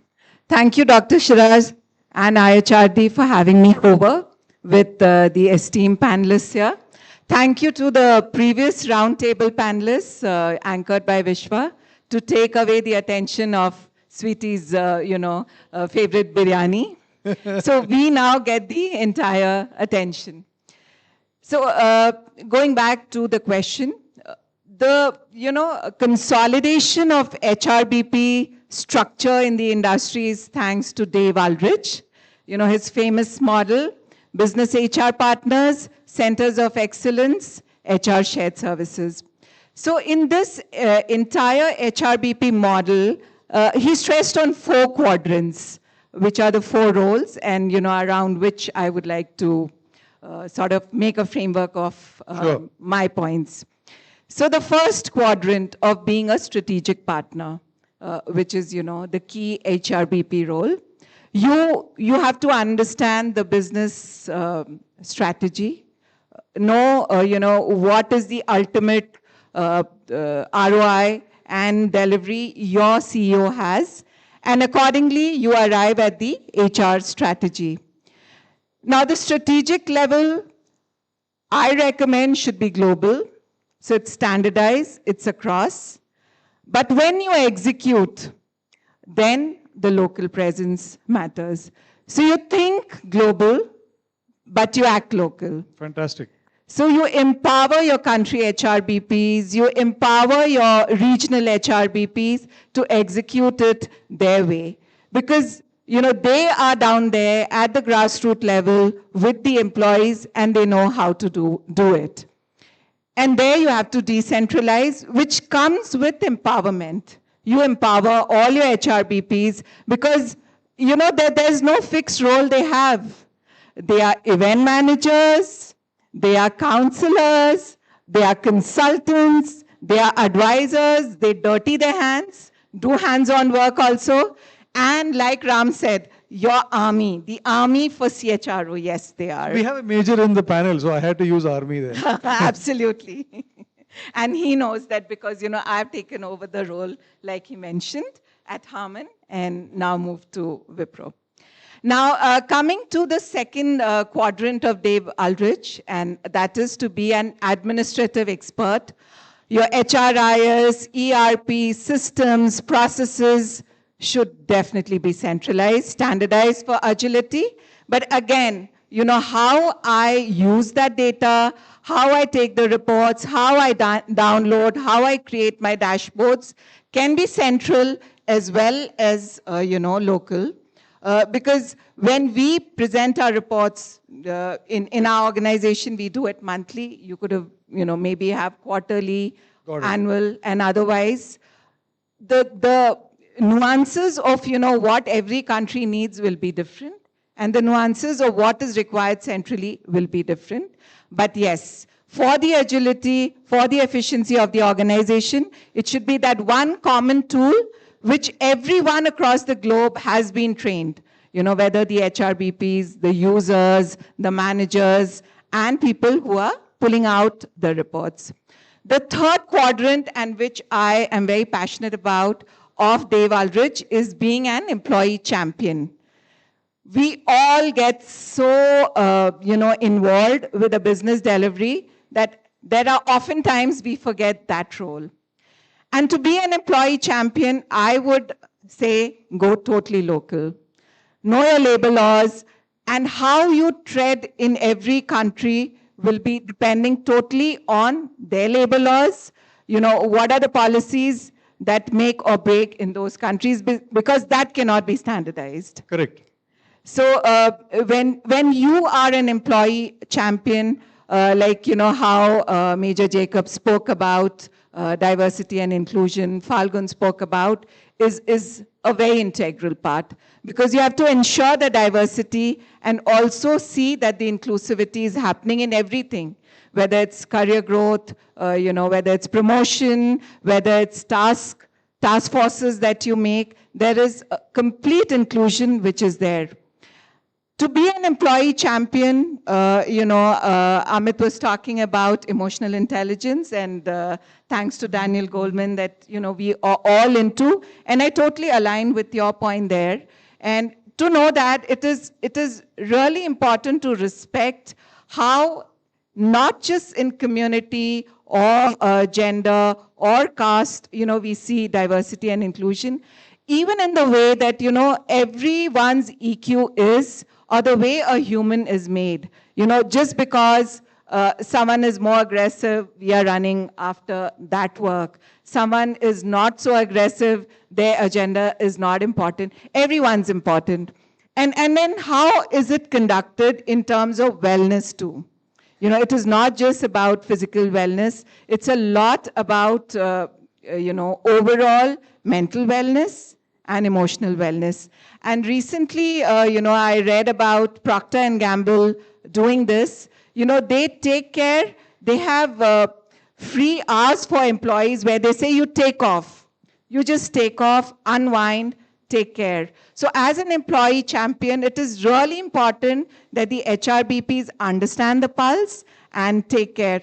And just to very proudly share, and Major Jacob also will know at Harman, we have a full-time counselor. So, and then of course we have other agencies, and a lot of organizations post-COVID felt the need, whether it's Optum, or one-to-one, or there's so many consulting firms where people can reach out. And interestingly, our data shows that a lot of them who really reached out for mental wellness, for counseling, were the Gen Zs. Nice. So, they are aware, they know that, it is... So the three, you talked about employee championing as a third quadrant. Yeah. And what's the fourth? Fourth quadrant, you made me forget. Sorry. I'll get back to I have this. been reminded It's a that change agent. left. Change agent, yeah. So the fourth quadrant talks about change agent. And, that is entirely the role all of us are doing right now, because Harman Tech got acquired by Wipro. And we are a new service line with Wipro Engineering now called Connected Services. Oh. So happy to be part of that. And the entire, focus right now is to ease away the fear of the unknown that our employees are facing. Interesting. We are working on the... And that actually is on the employee axis, because you are engaging more and more with them to drive the change as a... Right, and the entire post-merger integration is still happening, so is left, and we are working on that.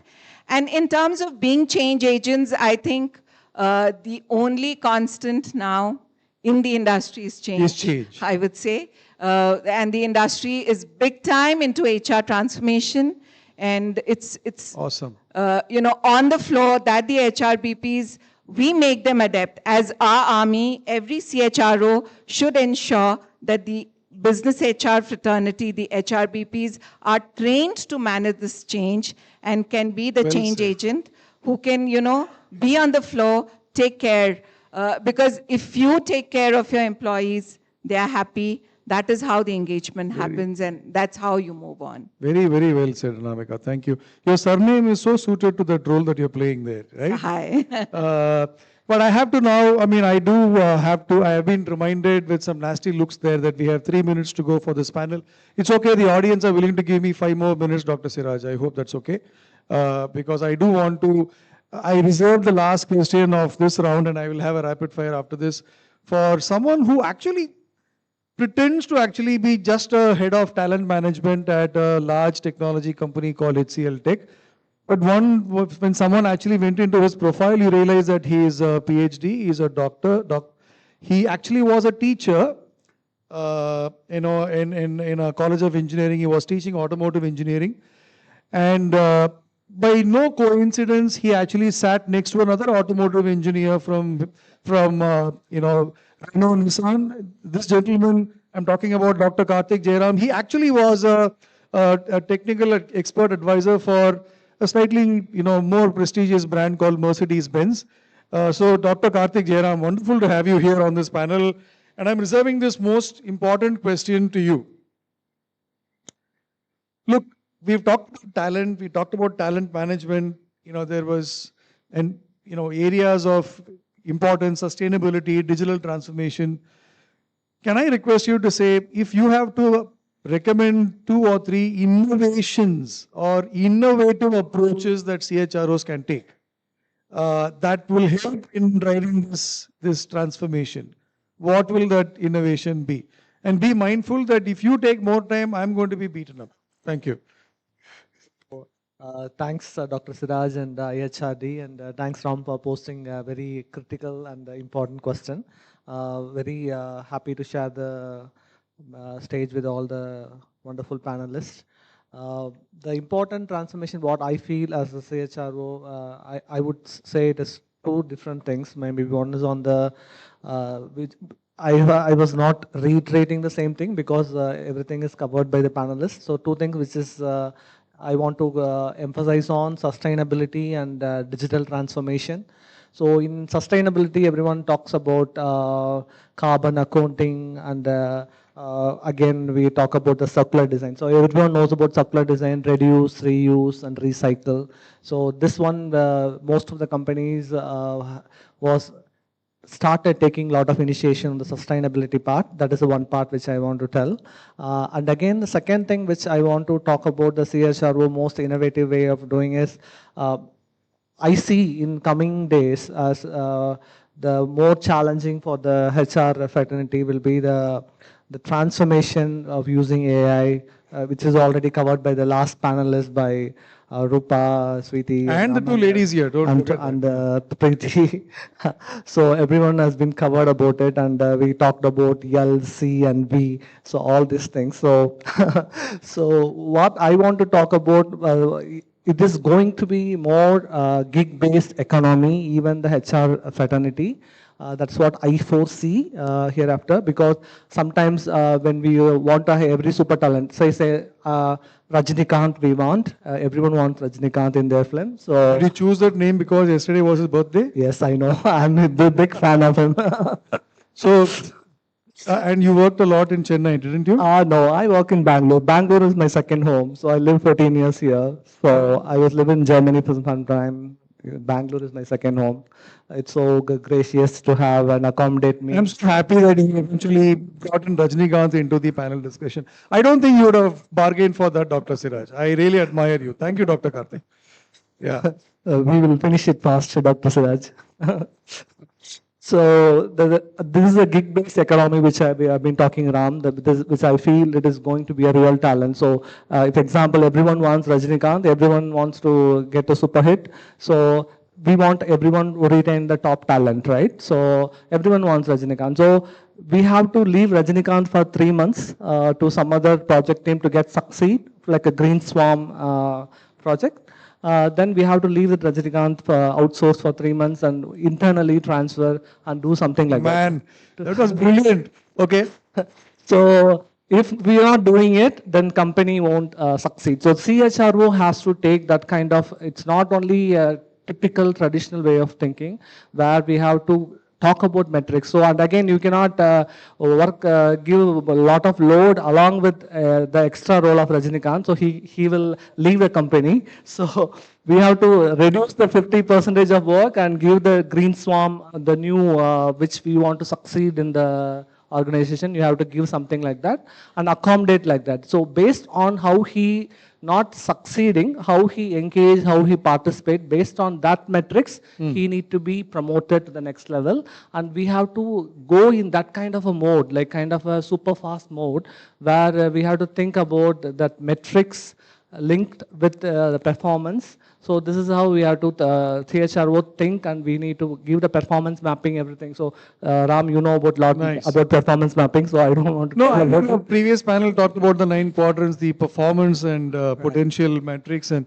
yeah, I think I agree. Pay for performance and promote for potential, right? Yes, definitely. That is. Dr. Karthik, I have to actually, Sure. those looks, you don't get to see them, I do see them, and Thank you. they are not very pleasant, I have to tell you. I'm actually going to open up this panel to questions from the audience, but before I did that, there's going to be one rapid fire question, and this question is same question to every of you. You can pass the mic first to Major. Now, and this is like, you have only 5 seconds to answer this question, right? 5 seconds each. Are you all paying attention? Thank you. What will be most critical capability for a CHRO in the next decade of work? One. You got to call out one. Okay, so to me, invert the Maslow's theory of hierarchy. I see. That's the The inverse of Maslow hierarchy. That actually is called as LOSAM. You know that? The inverse of Maslow. Yeah. Thank you. And get growth mindset for people. Growth mindset. Falgun. Chief architect of the workforce agility. Importantly, you should know when the car is going to shut down, when the car needs to be loaded, when the electrification has to be done, updation. Similarly, the skills, absolutely, the CHRO needs to know when the skills needs to be So upskilled. the architect of the skill matrix within the organization. Dr. Karthik. I already mentioned metric-based competition and the promotion. Second is the ethical AI. We need to consider that as one of the thing. And third one, I would say skill as a currency. So that is the three things which I want to tell. Ethical AI was something that we all spoke about. Okay, Amit. From a faceless HR to bringing the human back in HR. I like that, yeah. Faceless HR to back having a human in the loop. By the way, human in the loop is the most common phrase used in AI circles, right? So you brought in the human resources function. I like that. Yes. Building the adaptability quotient in the entire system. Sorry, can you explain that? What is adaptability quotient? In the age of transformation, right? When say quick learning and adoption to the new Being stuff. adaptable, making sure that... Again, putting a culture next to it. Putting a Adaptable culture next to it. I like that, Vijay. Anamika. So think like business, but be human. Are you saying business is not human? So sometimes. Think like business, but be human, okay? Deepti? I think for me, I'm just trying to coin a term, Manushya by AI ability. You know, so Sorry, can you come again? human is Manush. Manush plus AI, Manushya AI ability. How are we able to kind of adapt ourselves with the changing needs? So I think there's disruption, Human. tech, and human. glue to Manushai. it. I like that, yeah. So it sounds almost Bengali. Bengali is in the call, yeah. Sounds Manushai, right? Baba Mushai. I like that, yeah. But brilliant. Look, now, Dr. Siraj, anything from this point onwards that comes from the audience is not to my account. I've completed your schedule on time. So yes, I see some hands go up. Yes, sir. You already had your share. I'm going to give it to that gentleman first. Can someone pass the mic to that gentleman, please?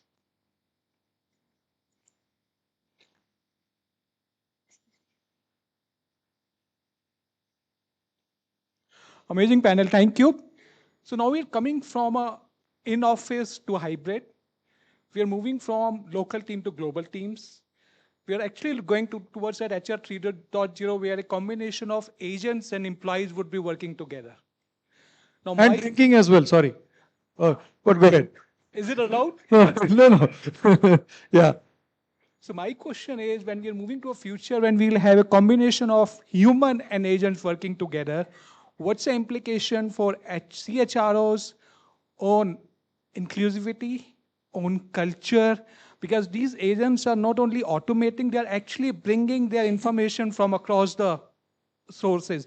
And I've had conversation with CHRO who are in dilemma that, okay, if you've got an agent working on a solution, if the solution goes wrong, who is to be blamed? Accountable, yeah. So what's the implication for CHRO? So who wants to take this question? I mean, we're talking about AI. Vijay, you want to take this? We're talking about when agents, gents and ladies work together, what happens to the culture, what happens to the accountability? And what's the role of CHRO there? Again, as I mentioned, like when say, AI is going to be buddy. It's an agent, right? It's going to assist the CHROs or a certain businessman leaders to take right decisions. So the accountability still remains with the human factor, right? So, right, like all the AIs are not super clean, right? Like they're also built with our bias because it's our data, our own perceptions, our own, the way we have kind of taken decisions in the past is kind of driven to the machines, right? So, whenever there is a change, the change management part of it, right? Here the change management is more concerned in terms of bringing a machine and a human together. So there cannot be one element that both can be evaluated at the same point, right? At the same criteria. So the missions have their own criterias, they have their own improvement plans, they have their own ways of learning. They're learning faster, right? The humans have the adoption. That's where I was saying the adaptability quotient, building that into the entire equation of the system becomes more critical because we are adopting something new. We are not sure of the outcomes. Interesting. Goes right? back to the architecture comment that was made earlier. Any other questions? I see a lot of questions. Dr. Siraj, how much time do I? One last question the lady has announced. So which are the two of you? Okay. Please.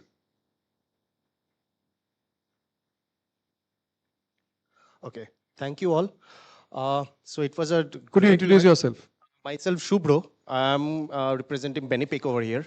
So it was a nice hearing everything. So today we are in a world wherein I need to prove myself that I am not a robot. So every time I actually try to log into. Correct. So this is where we have actually brought our world in a place wherein I myself needs to prove that I am not a robot, I am a human.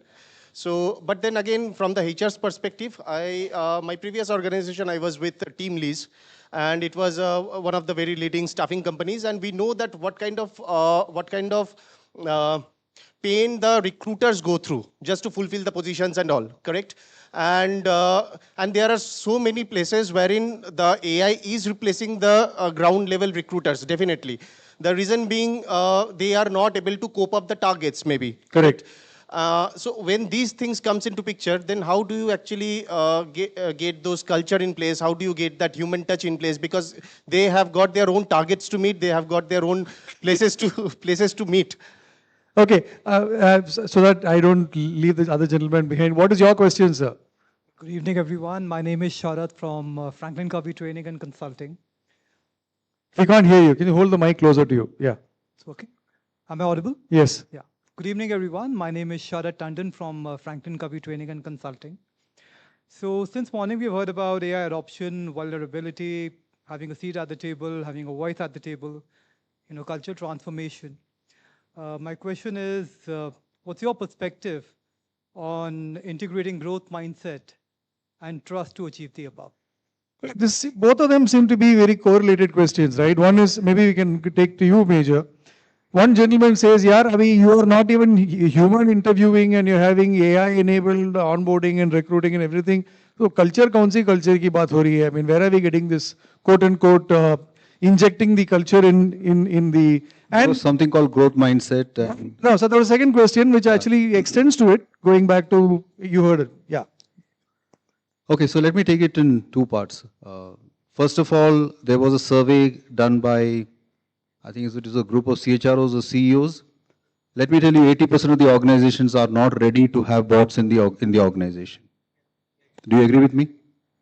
Please, maybe a show of hands. How many believe that you are ready to have bots in 80% of the organizations, my memory doesn't serve me right. There was a survey done.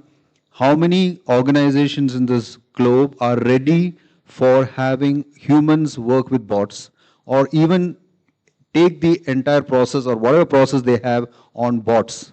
The answer was 80%. So it's a long way to go, because AI has 3 stages. We are not even there in the second stage. I think we are in the second stage. Point number 1.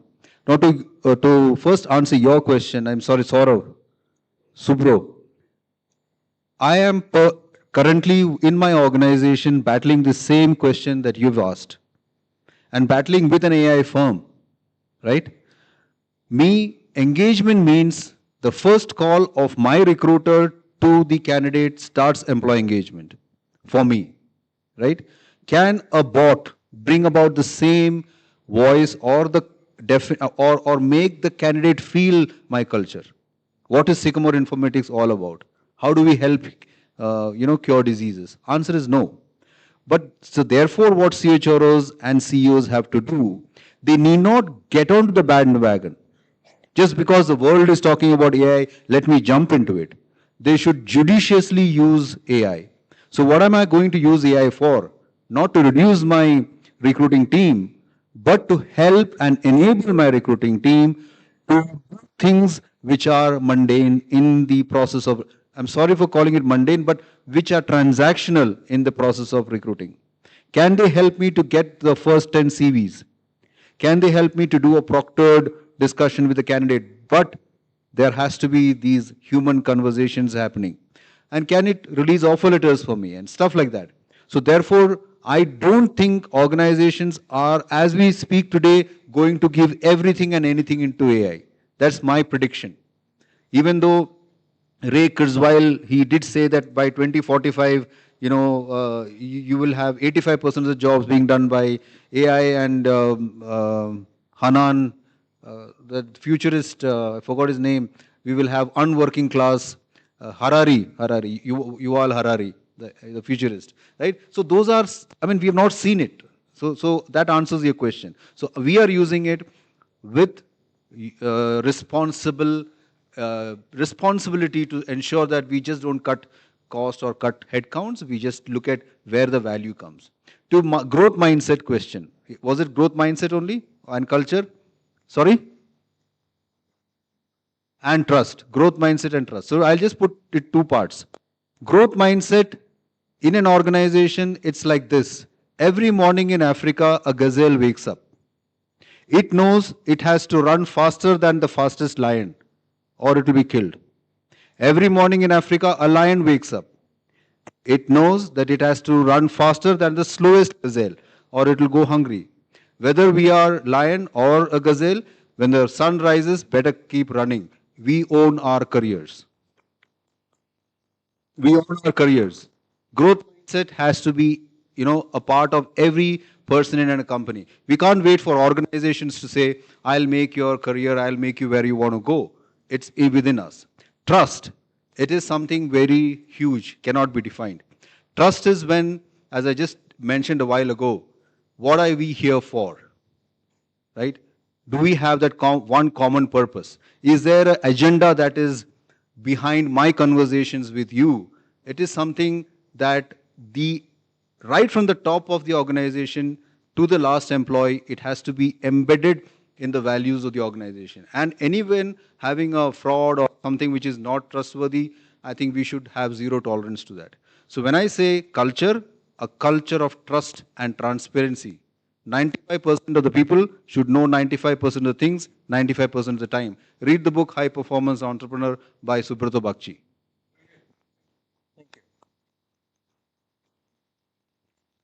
Thank you. I think a big round of applause for this, cohort of, really the lot of wisdom that came out over there and a lot of ideas that I'm sure you all have sort of, took in and a lot of thought also that they have given us. So thank you so much. It's really a privilege to have you all here. And as a part of the appreciation that we would want to show you, I would ask you all to please come forward and receive this little token of appreciation that we want. So Ram, can you please come forward first, please? A round of applause. I think this was one of the, like he said, I'll keep it light. He did keep it light-hearted over there.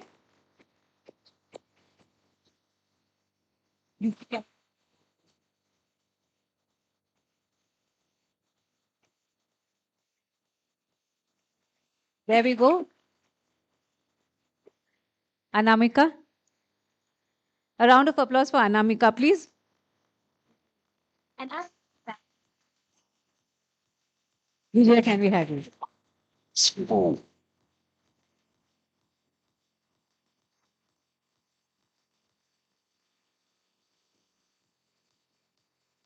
Amit, if you can come forward.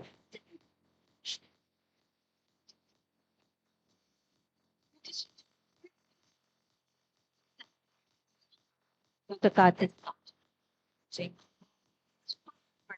A round of applause for Dr. Karthik.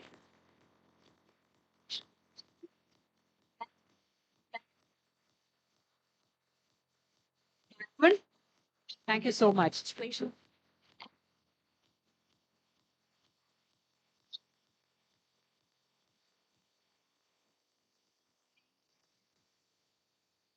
And Major Ji.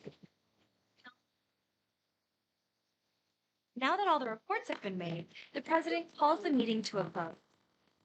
Everyone joins Toastmasters with a personal goal. Maybe it's a goal to become a more competent presenter. Thank you all so much. And like Major said, 95% of the time, 95% of you are already thinking the tea time has been cut. Yes, it has been cut. And yeah, so we're going to have a very short tea break of 15 minutes. I would request all of you to please come back here in those 15 minutes because we're going to have a real good talk show that's going to happen right after the tea break. And of course, we'll have the awards and finally a group picture. So if you could all... They can. Please bring your tea in here so that we could, start off with the session on time and that would help. And we would like to, yeah, I think when the photograph is being taken, we would like to thank one of our sponsors, please.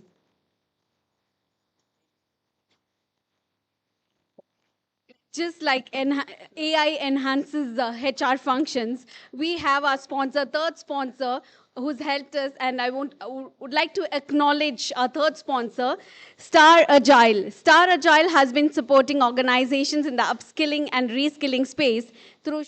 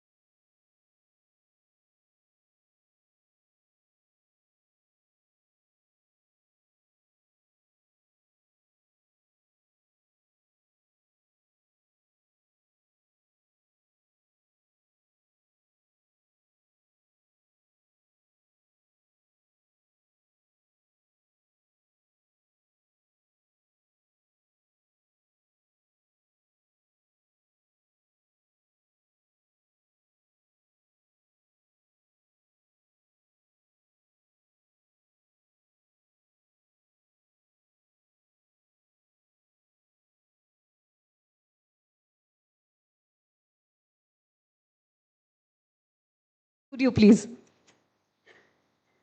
A round of applause for Manoj, please.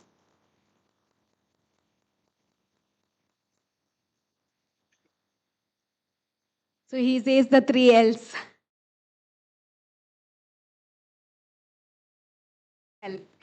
Okay, with that we jump into the next section, and that would be our talk show that we are going to have. And let me introduce you the speakers, or the ones who is actually going to be starting off with this talk show. I would like to introduce Nadeem Pasha. He is the talent acquisition head at Robosort, and he is a career-oriented management professional with 20 years of experience in the areas of human resources, which spans across talent acquisition, merger and acquisition, organizational policies, and HR operations. He is a career coach, mentor, motivational speaker, and tutor across different universities and HR conclaves. He has cross-regional experience working with APAC, European, and US clients and services, and contributes to the in-depth knowledge of the business. Can we have a round of big applause for Nadeem Pasha, please? Thank you. And the next speaker with us is Mr. Karthik SM. He's a seasoned talent acquisition leader with 20 plus years of global experience across leadership hiring, large-scale recruiting, M&A integration, and new market expansion. A strong advocate for AI-enabled recruitment, he has been recognized as a top talent at both Accenture and Biocon Biologics. Karthik holds an engineering degree and a PGDBA from LIBA. He holds a bachelor's degree in engineering and postgraduate diploma in business administration. An adventure enthusiast, he enjoys wildlife photography and mountain trails. Can we give him a big round of applause? The third speaker here is Zarna Trivedi. She's a strategic HR leader with over 18 years of experience and specializes in turning people vision into business reality. She has led high-impact transformation that scale teams, optimize culture, and align talent strategy with business growth. Her experience spans startups to global enterprises, working closely with CXOs, finance, and business leaders to enable inclusive, performance-driven organizations. She was recognized as HR Leader of the Year in 2023 and thrives on shaping cultures, simplifying complexity, and mentoring the next generation of HR professionals. She believes people experience is the key to long-term business success. A round of applause for Zarna Trivedi. And now it's all over to you, Nadeem.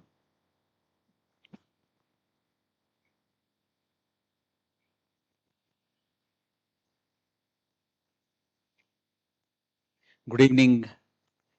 Good evening to all my friends. Thank you, Dr. Siraj, for inviting me. This is my third or fourth event with IHRD. I feel extremely honored and humbled to be here. So, my name is Nadeem. I head a global talent acquisition function at Robosoft. I carry 20 plus years of work experience working for various companies like Oracle, Huawei, Mindtree. Now I am with Robosoft. So, this theme, we are going to have a fireside chat with my friends Karthik and Zarna. So I'm going to ask the same question to both of them. I just want to see how they are going to talk or what is their views on it. So we are completely aligned. So looking forward to have a great chat. Thank you.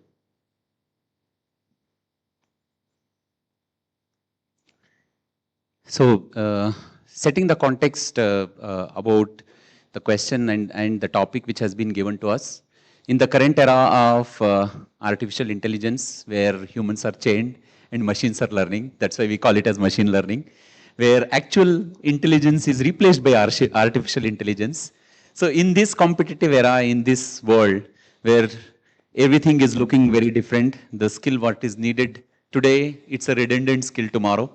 Right? So we need to continuously upskill, we need to have a growth mindset. So maybe some of the words and jargons what we are going to use might feel little repetitive to all of you. Please bear with us, bear with all three of us. But we will continue this discussion. Thank you. So, first question to you, Zarna. When did you hear this phrase, future of work, right? And what does it personally mean to you? Thank you. Audible? Good evening, everyone. Thank you so much for staying back with us. I know it has been a long day for all of you. We will try to make it as short and as crisp as possible. Thank you so much, Nadeem, for your question. Future of work, when that word comes to me, I think to me it's about designing an environment where the human and the skills, human and the technologies, elevates each other. It's inclusive, where it's flexible, and it should be such where the purpose meets each other. There is a purpose to it, and where it empowers people to be able to achieve and put forward what they are thinking, without having any second thought in the back of their mind. And while that happens, it should allow an organization to be agile. So yeah. Awesome. Thank you. So over to you, Karthik. Yeah, thank you. Your views. Thanks. Hi, good evening, everyone. So great catching up, Nadeem, once again.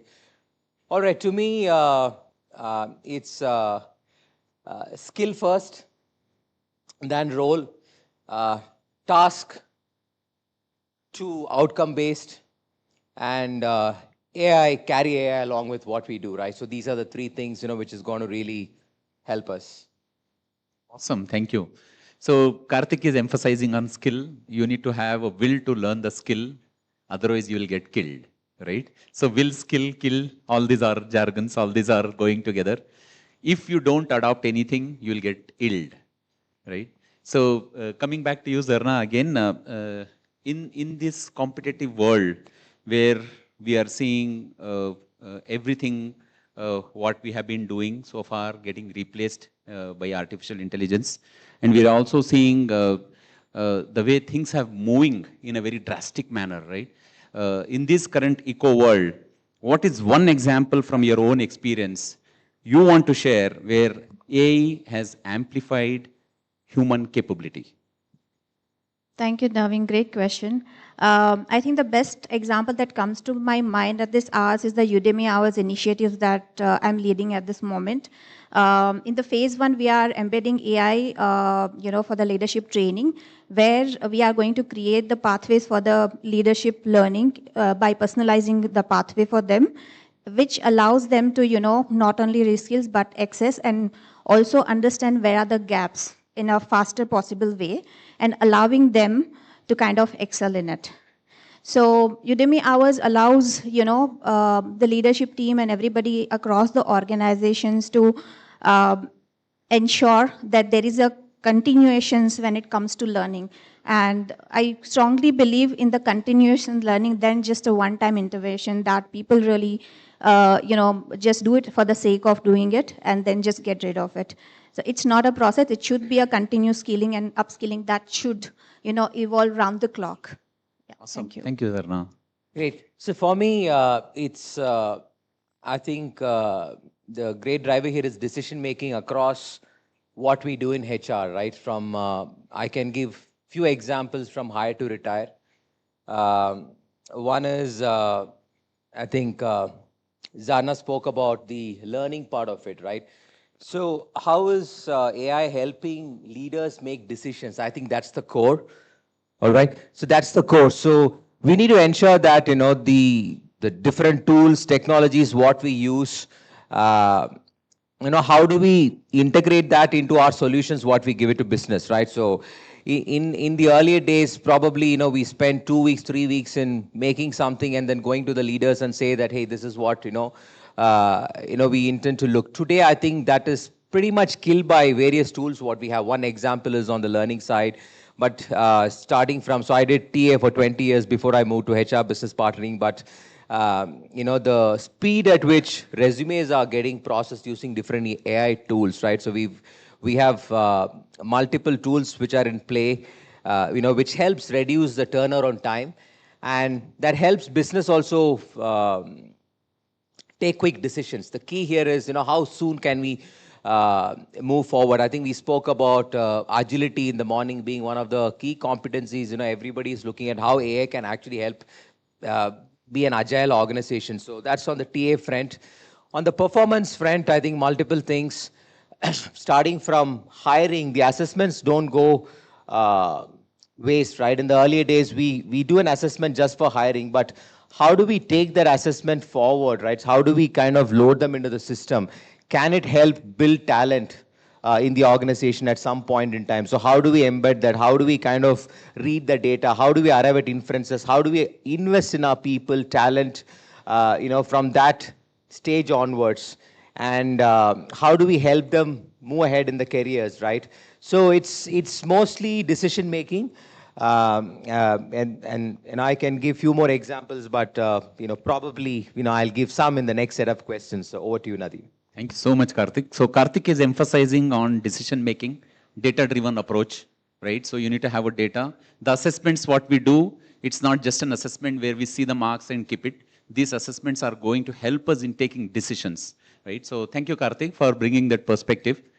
Just quickly moving on and adding a bit of humor to it. There is a famous proverb where everybody says in Hindi, "Sabse bada hai rog, kya kahenge log," right? So we are in that era. Whatever you do, still people have something to talk about it. So in this current era, what do you think a biggest change, mindset leaders have to take to stay relevant in the industry? What is your opinion, Zarna, to start with? Yeah. Well, there's just one word comes to my mind: stop controlling and start trusting. Thank you. So the moment we start taking control, the moment leaders start empowering people, coaching them, and also able to live in the ambiguity. That is when I think the workflow automatically flows. It's about empowering people, right? It's about trusting people. Unfortunately, we have the most of the organizations, even in today's world, has that mindset that somebody who is present is working. Somebody who is not present in front of my eyes is not working. Which definitely, as we go forward, clearly the gig working and the technology is moving around in a very positive way, is making it not so to be true.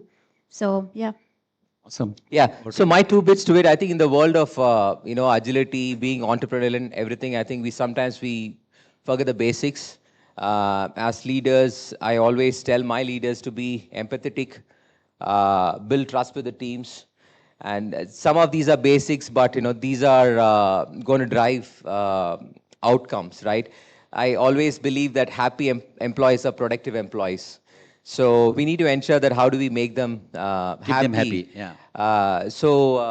It's along what we do, we are all running the rat race in terms of meeting the revenues target, EBITDA and stuff, right? So in the whole thing, we forget to be empathetic. So I think the future, the next 3-4 years, that is going to kind of take seat one in HR and otherwise the C-suite organization. So, my one piece of advice is be empathetic. Awesome. Thank you, Karthik. So we spoke about being remote, right? We spoke about trust. We spoke about being empathetic. So the question to you, Zarna, is what cultural barriers, okay, is stopping leaders and companies to make sure that they are not going fully remote?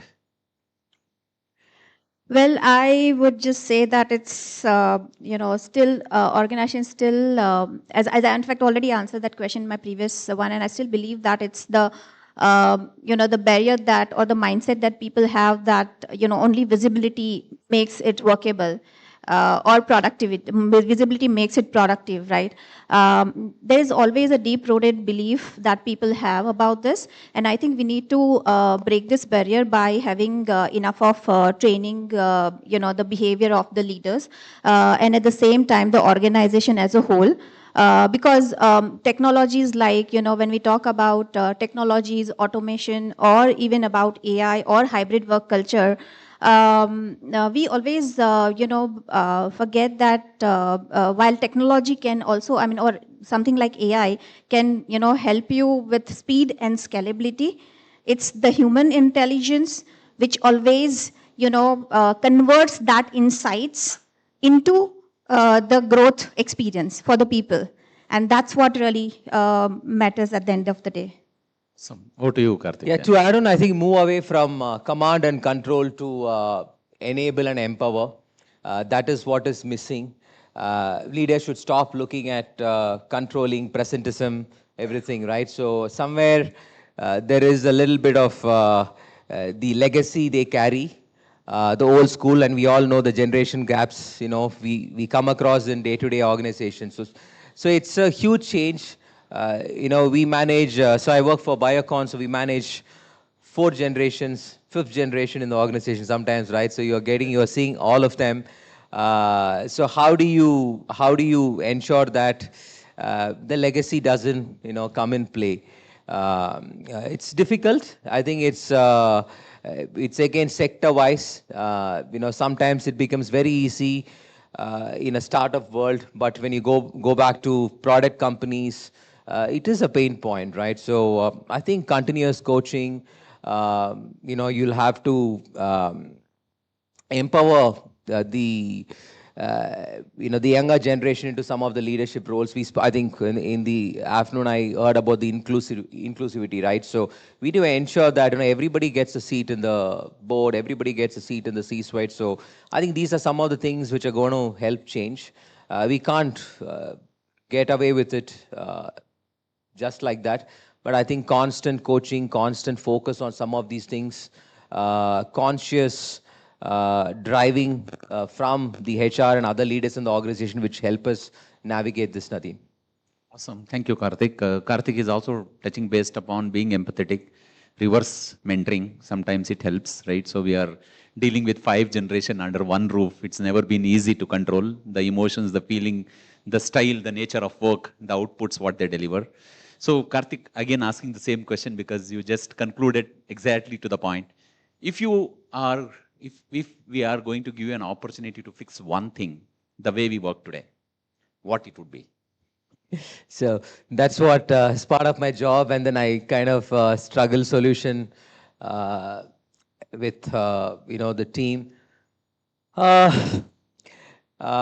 I think I touched upon when I started, right? So if the entire organization's focus is on outcomes and, try and along with it, if we can empower people, right? So I think most of the times it becomes, people struggle, right? I'm talking about N-1 or N-2 because they feel that they are not decisive, there is no empowerment given to them in terms of making decisions. They're always reactive, right? There's no time for proactiveness because we'll have to enable some of these things.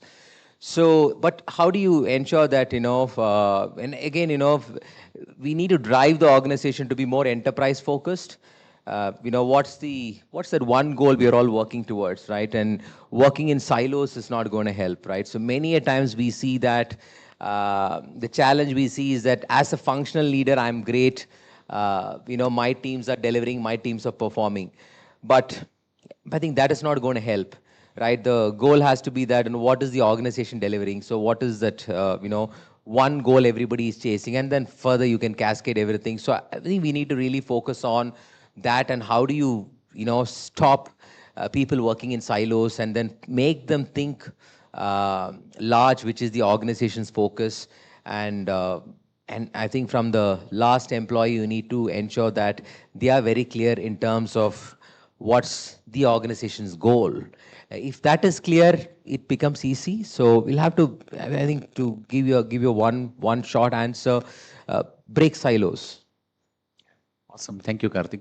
So Karthik is telling, don't work in silos, don't be in your own zone, okay? Have a big picture in mind. The vision and the mission of the organization need to be clear. That's what Karthik is talking. So Zarna, you have been new to the role. You have joined a company newly. I'm sure a lot of challenges, something new for you. If you have been given a sword to fix one thing, right? What you want to do? Okay, the reason there is a smile on my face, because I'm sure once you hear the answer, it will bring smile on your face as well. And a lot of you might agree, I don't know. I think if there is one thing that I have to fix, it has to be overloading of meetings, isn't it? How many of you agree with me? I strongly believe in, that people often, misunderstands collaboration with, constant connections, isn't it? Um, Collaboration and meeting has to be strategized in such a way that it should be given, it should give it should give enough space for people to deep dive into the work that they are given, right? And it has to be strategically aligned. Just by having overflow of meeting doesn't solve the problem. We need some space, we need some time to think about it, to breathe, and then reflect on what we are doing.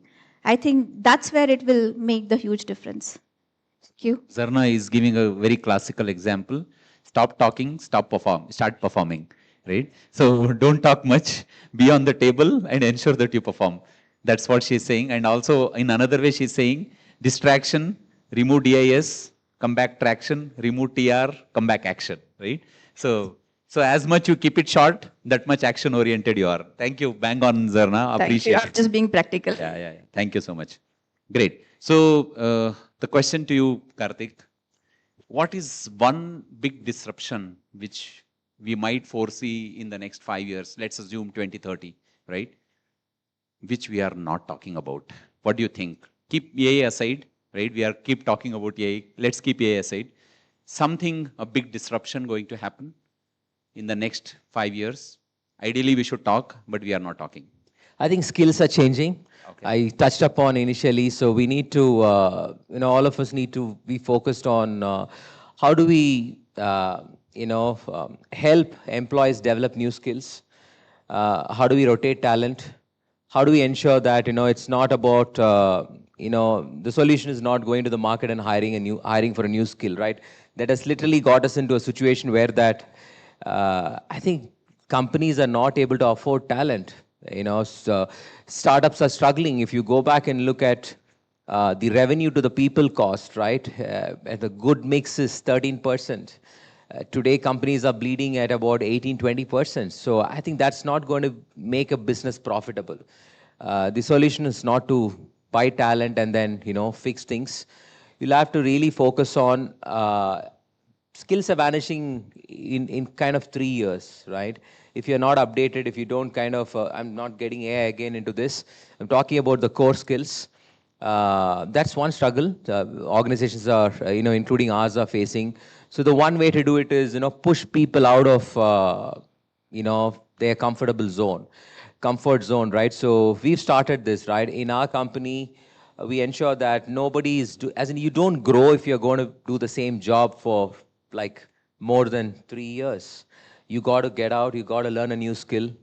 You have to move out, move geographies, develop. And I think that's how I landed up in a HR role, right? I did 2 decades of recruiting, but I said that I'm done with it, right? So I'll get out of my comfort zone. I'll move into a HR. I'll learn and then kind of, see how things are. So that's one. So skills are going to get outdated. We have to be really, agile in terms of picking some of these things. And other thing is, we've spoken enough on attrition and how do we retain people and stuff. But I think the best way to retain talent is focus on their skills, focus on their career, and see how they can grow within the organization by developing. So invest in them, invest in terms of learning solutions. But we do see resistance. I see a lot of resistance, people trying to, I'm good at it, right? Those days of I am an SME and I want to be an SME are gone. I think that's going to be probably a big challenge in 2030. If we don't equip ourselves, it's going to be tough. Jobs are going to go out. And I'm sure that all of you, if you look around each other, that every week, every month, you also hear somebody calling and telling that, hey, my job is not there. Right? You have friends reaching out for help, asking, how can, they move to a different organization. If you actually look at it, probably they're stagnant in terms of some of the skills. So you'll have to really think through that.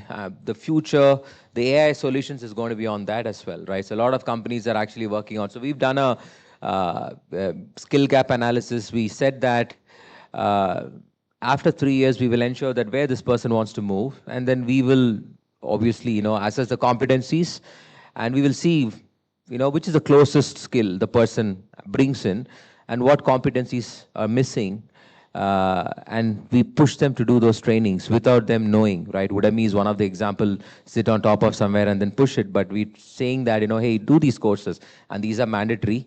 Knowingly, unknowingly, they are learning those skills. And again, there's an assessment.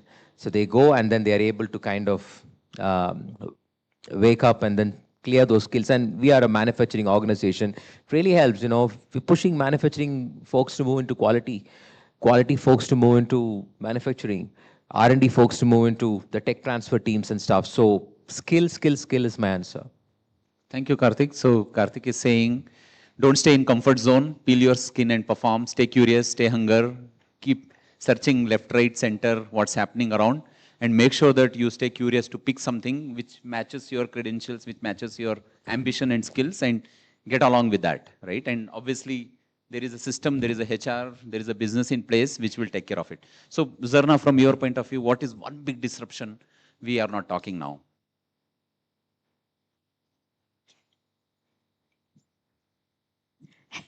I would just try to tweak, of what Karthik has mentioned. I think that we are the biggest disruptions in today's, AI and automation world is how fast we are losing the, skills, the relevance of the skills.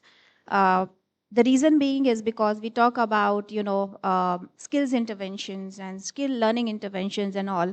But I would like to again emphasize on embedding the skills on our day-to-day, work.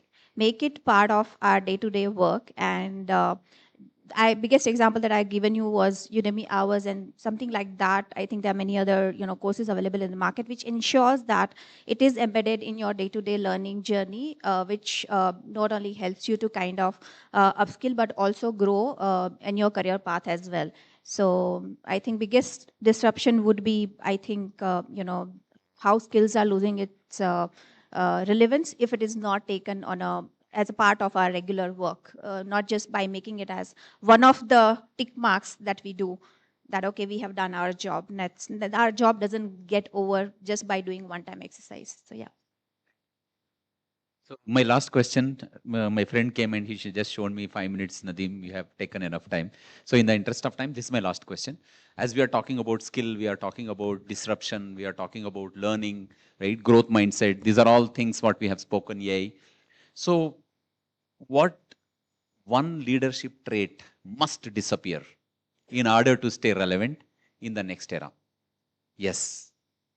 Stop myself. So I think the biggest disruption is micromanagement, according to me. We need to and we must stop micromanaging our team. I'm not saying that don't, monitor their work, don't just, ignore them, but stop micromanaging it. I think it's the era of coaching, training, enabling people, empowering people, trusting people, to let them, experiment, to let them make mistake and learn out of that mistake, right? We are there to coach, we are there to support, but stop micromanaging. I think that is what, that must disappear, absolutely. Because then we are not leader. We need to lead. We do not have to kind of hold their hand and we don't have to, spoon feed them. I think that is one thing which we need to stop immediately. Yeah, just to add on, I think leaders should allow people to fail. I think the fear of failure is literally stopping great innovations, great results in many organizations, right? So I go back to legacy organizations, old school. I think they should allow, great discoveries happen when you try, fail, and then succeed. So leaders should not control, and of course, micromanagement, but bring in a culture where it's okay to fail, and it's okay to make mistakes. And also, and that encourages people to learn and create big things in organizations, right? So that's probably, from my end, Nadeem. Awesome. So fail fast, get up fast, come back on track, and deliver. right? And leaders should encourage people to take those fearless decisions, right? Fear, forget everything and run. No, face everything and rise, right? That is the second form of fear. So let's adopt the second form of fear. Face, keep facing, keep rising, and keep failing, keep getting up, pick up the speed and move on. Thank you so much, Karthik. So awesome. I am done. Any over to audience, maybe one or two questions. So quickly, yeah.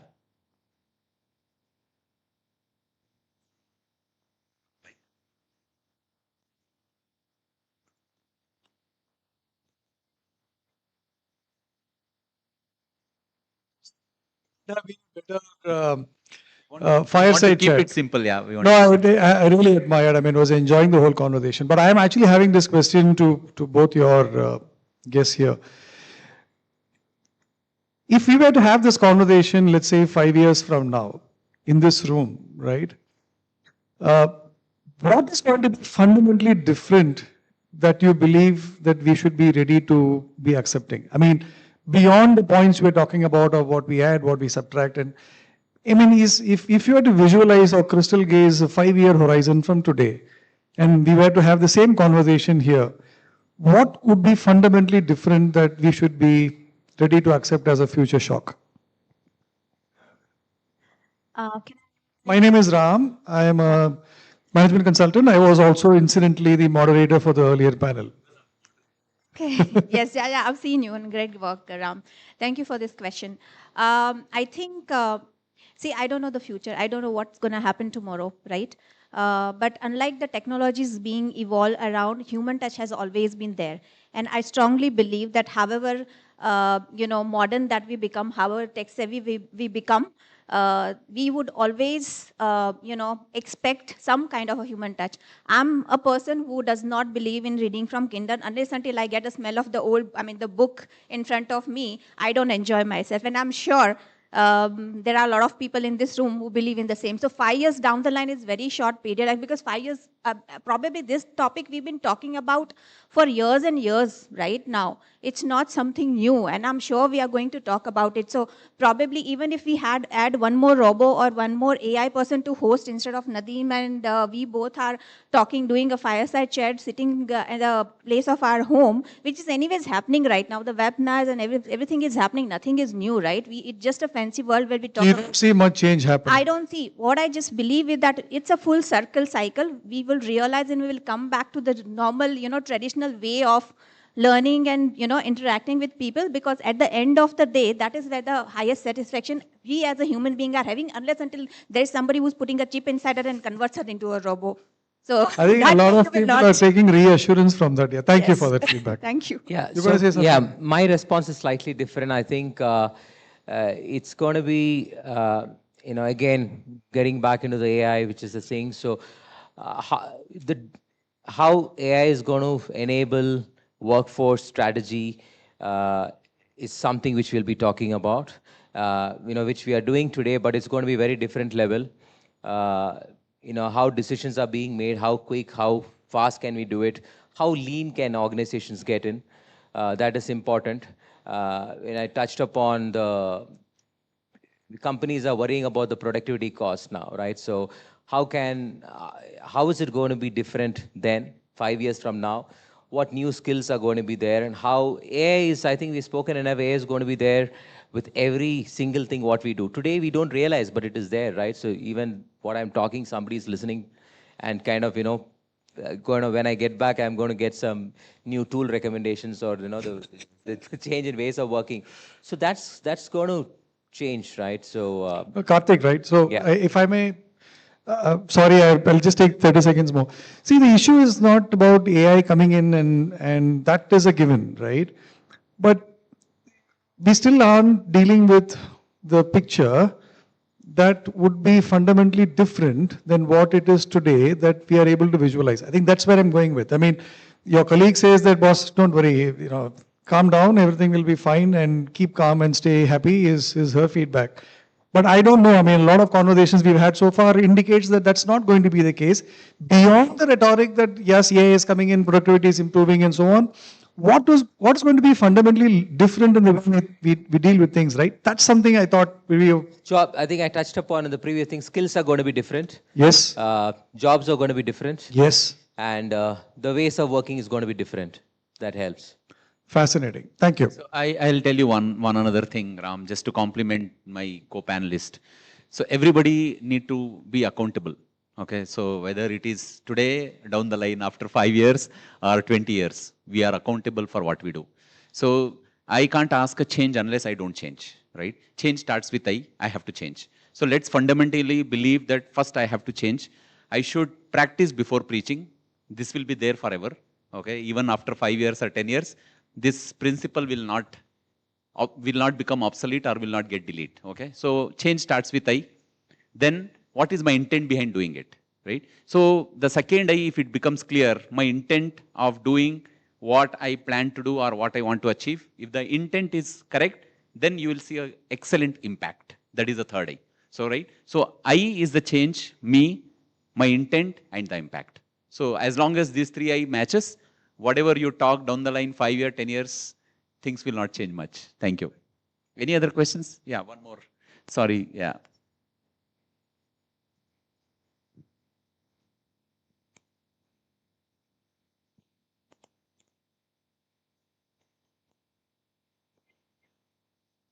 Hi, am I audible? So, Karthik, my name is Bhumika, and I'm also into skilling and training. And I was listening to you, and you mentioned how you are probably like skilling individuals, aligning or integrating their personal journeys with Biocon journey. And I happen to have worked with Biocon team, and I understand what you're talking about, right? But you also mentioned like the resource cost is probably also the reason why startups are not profitable. Now, my question to you is, how do you scale this? What's your imperative when you scale the skilling and it is not personalized? That's my question to you. And how do you manage the cost there? Okay, so the simple answer would be do more with less, but I don't want to take that route. When I said skilling, I think today, so let me just touch upon, many of you will be familiar with a role-based organization, right? So today, I'll also give a live example. So we are 5,000 people. So we went back and we said that, how many skills, how many roles do we actually have, right? So the teams came back and said that there are 2,000, 2,200 odd, which is unbelievable. So you will never be profitable, right, if you're in that route. So what we did was that we kind of went back and said that we've left the people, and then we said, let's just look at the, unique job role that is required to kind of run this company. Okay, so let's say in a factory setup, you have a mission. So you need a certain skill to run the mission so that you produce medicines. So when we did this, the unique job role identification, we came back and we said that 700 roles are enough to run this organization, right? So when we did, and then we went back to people and said that how many people have these skills, right? But they are doing separate jobs. Then we clubbed them. So we put them, I think that's my answer. You need to really spend time in seeing that, and that's again goes back to do more with less, right? So today we are making every job a unique job, but you need to ensure that what all can that particular job or role can do and club it, and what is required for the organization, and eliminate roles that are not required, right? You have many organizations are carrying legacy and keeping roles that are not required. And hence we are paying them, and hence we are creating a separate job description for them, hiring them, running business as usual. So the main thing is to, move into a skill or role-based organization and eliminate the role skills which is not required, so that the same person can do more. Can I just add to what Karthik said? I'll give you a live example of what we have changed in terms of strategies. Now, our main goal that we get from our CHRO and CFO is all about AI, as everybody has that as main focus. So when the AI comes, a lot of roles had to be eliminated, and one of the roles that we thought will get eliminated would be surprisingly learning, right? Now you would ask me, I was just talking about skilling, upskilling, how would, without a learning specialist, how would we do that, right? So what we did was we have the learning while has taken a backseat. It was being replaced by AI. We have also enhanced the role of the learning team. We did not eliminate their role. We have upskilled them. We have promoted them. We have changed them into a talent business partner. So now they are part of the talent business partner, and all of us are ensuring that we build the strategies around with the help of Udemy hours, and creating the pathway, personalizing for the leaders, and enabling managers to run the show. That means managers are enabled to, they are going to be they are going to be responsible to ensure that the teams are empowered, and they are going to kind of, be getting skills all the time. And that is part of their, main goals, right? So we are enabling manager for the upskilling. We are enabling them to be, responsible for that. And they will be accountable. We are just creating pathways for them. So we have not eliminated role, yet we have enhanced the role. So that's what the major difference that it has made. Thank you. Thank you. So being accountable is very important. So as long as you take accountability, as long as you are staying on top of things, staying adaptable, staying flexible, a lot of things will fall in place. I'll give you a small story. It happened with me. That's the answer for you. So I worked at Oracle for 9 years. I left Oracle, I joined Huawei. When I joined Huawei, I joined in September 2011. Okay, so just 3 months was there. In 2012 was a big recession. So within 3 months, they said there is no hiring. So sorry, unfortunately, we hired you. And I was just opposite to this, opposite to Sterling Mac, which is Leela Palace. I was working here. Right? Leela Palace, Huawei office was in Leela Palace for almost a decade there. Right? So they said there is no role for you, because unfortunately for 1 year, we can't keep you without hiring. So in 3 months, my role became obsolete. Then they said, okay, there is an opportunity where Huawei acquired a company called ITS in Middle East. You need to play a M&A role, merger and acquisition role. And then I realized I have put one word called M&A in my resume during my interview with Huawei when Oracle acquired iFlex and became OFSS. I did some transactional work, not a strategic work, let me tell you. I did just some transactional work, but Huawei asked me to do a strategic work. They sent me to Kingdom of Saudi Arabia. I was in Riyadh. When I was in Riyadh, when I landed in Riyadh office, C-Center office, towards my left-hand side, a set of Chinese, towards my right-hand side, a set of Saudis, Arabs. I am an Indian. I don't know Chinese, I don't know Arabic language, and both of them are not fluent in English. What better challenge one can have? Okay, I fainted, right? So again, you need to get up, perform. I had a task of completing the assignment in 30 days. I took 45 days, but I accomplished and I came back. It's a big story. In short, you need to stay, you need to keep yourself available, face the storm, bring some excellent views and thoughts that you are the person who can do, right? You are the change agent. You need to stay flexible and adaptable. You need to break the barriers. You need to stay fearless so that you will create a path for yourself, right? Thank you.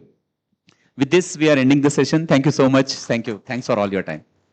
We are available offline in case you have any questions. You can connect with any one of us. Thank you. Thank you. I think finally at the end of the day, what we started with a lot of AI in the morning and a lot of fear that people spoke of in the first session, I guess Zarna somewhere said, don't worry.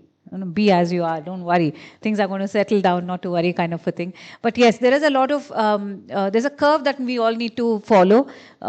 Probably a learning curve that's going to be an endless one, and continuous learning is something that we all are going to be part of forever, and I guess adaptability and flexibility kind of comes in over there, like Nadeem just mentioned. So thank you all, Karthik, thank you, Zarna, and thank you, Nadeem, for keeping us engaged. And even at the end of the day, people were asking questions, and they are, listening to you, which means that you've really done a great job over there. Thank you so much for that. A round of applause for them, please. And as a token of our appreciation, I would like you all to please accept a small memento from us. So could we have Karthik, please come up forward, please. Thank you so much. A round of applause for Karthik.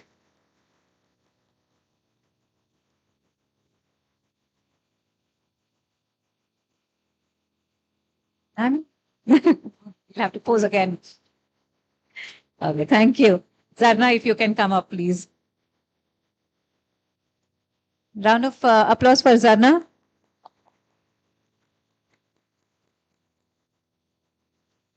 And of course, Nadeem, for keeping it so engaging, asking questions and giving in your thoughts and ideas over there. Thank you so much.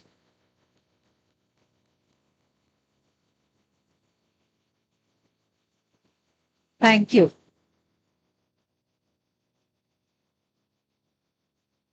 While AI empowers the HR, we have our sponsor, Piano Experiences, who's also empowered us. Piano Experiences is a Bangalore-based event agency that partners with brands to design and execute impactful corporate events, launches, and brand stories that audiences remember. Now, what Piano Experiences is? Piano Experiences is a young but fast-growing LLP headquartered in Bangalore, Karnataka, focused on corporate and brand event space. The company positions itself as a creative, detail-driven partner for organizations that want more than just event logistics, aiming instead for emotionally engaging experiences. What Piano Experiences does? The team manages end-to-end event planning and execution for formats like conferences, launches, off-sites, and experiential campaigns. By combining creative storytelling with meticulous productions, Piano Experiences helps brands strengthen visibility, connect with employees and customers, and leave a lasting impressions at every touch point.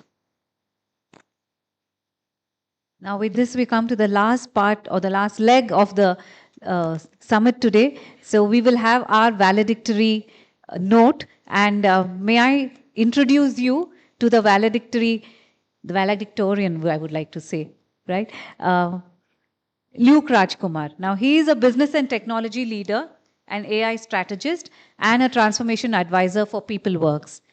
As PeopleWorks strengthens its position as a leading provider of intelligent HRMS solutions, Luke Rajkumar plays a pivotal role in shaping how advanced technology, AI, and enterprise strategy converge to deliver exponential value to PeopleWorks clients. With over 2 decades of leadership experience across global markets, Luke brings a unique combination of business insight, technology depth, and transformation expertise that directly advances PeopleWorks' mission of empowering organizations with modern, data-driven workforce platforms. Could we all put a big round of applause for Luke, please?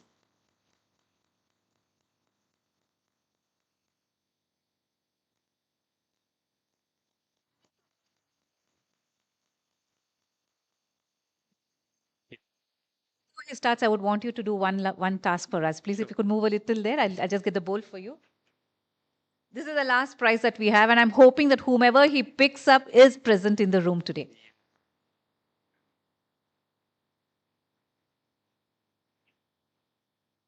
Sumaya Sen here. Sumaya Sen, where? There we go. We have Sumaya. Please come forward. She's there. Thank you so much for being here.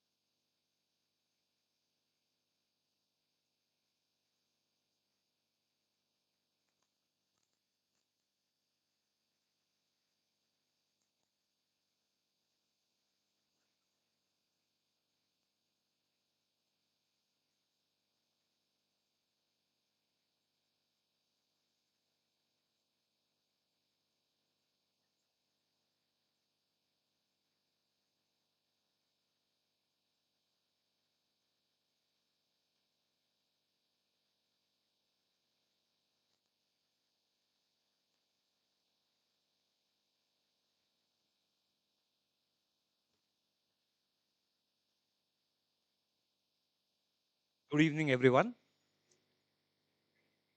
I have some problems. But first, let me thank Dr. Siraj for inviting me. It's a privilege being here.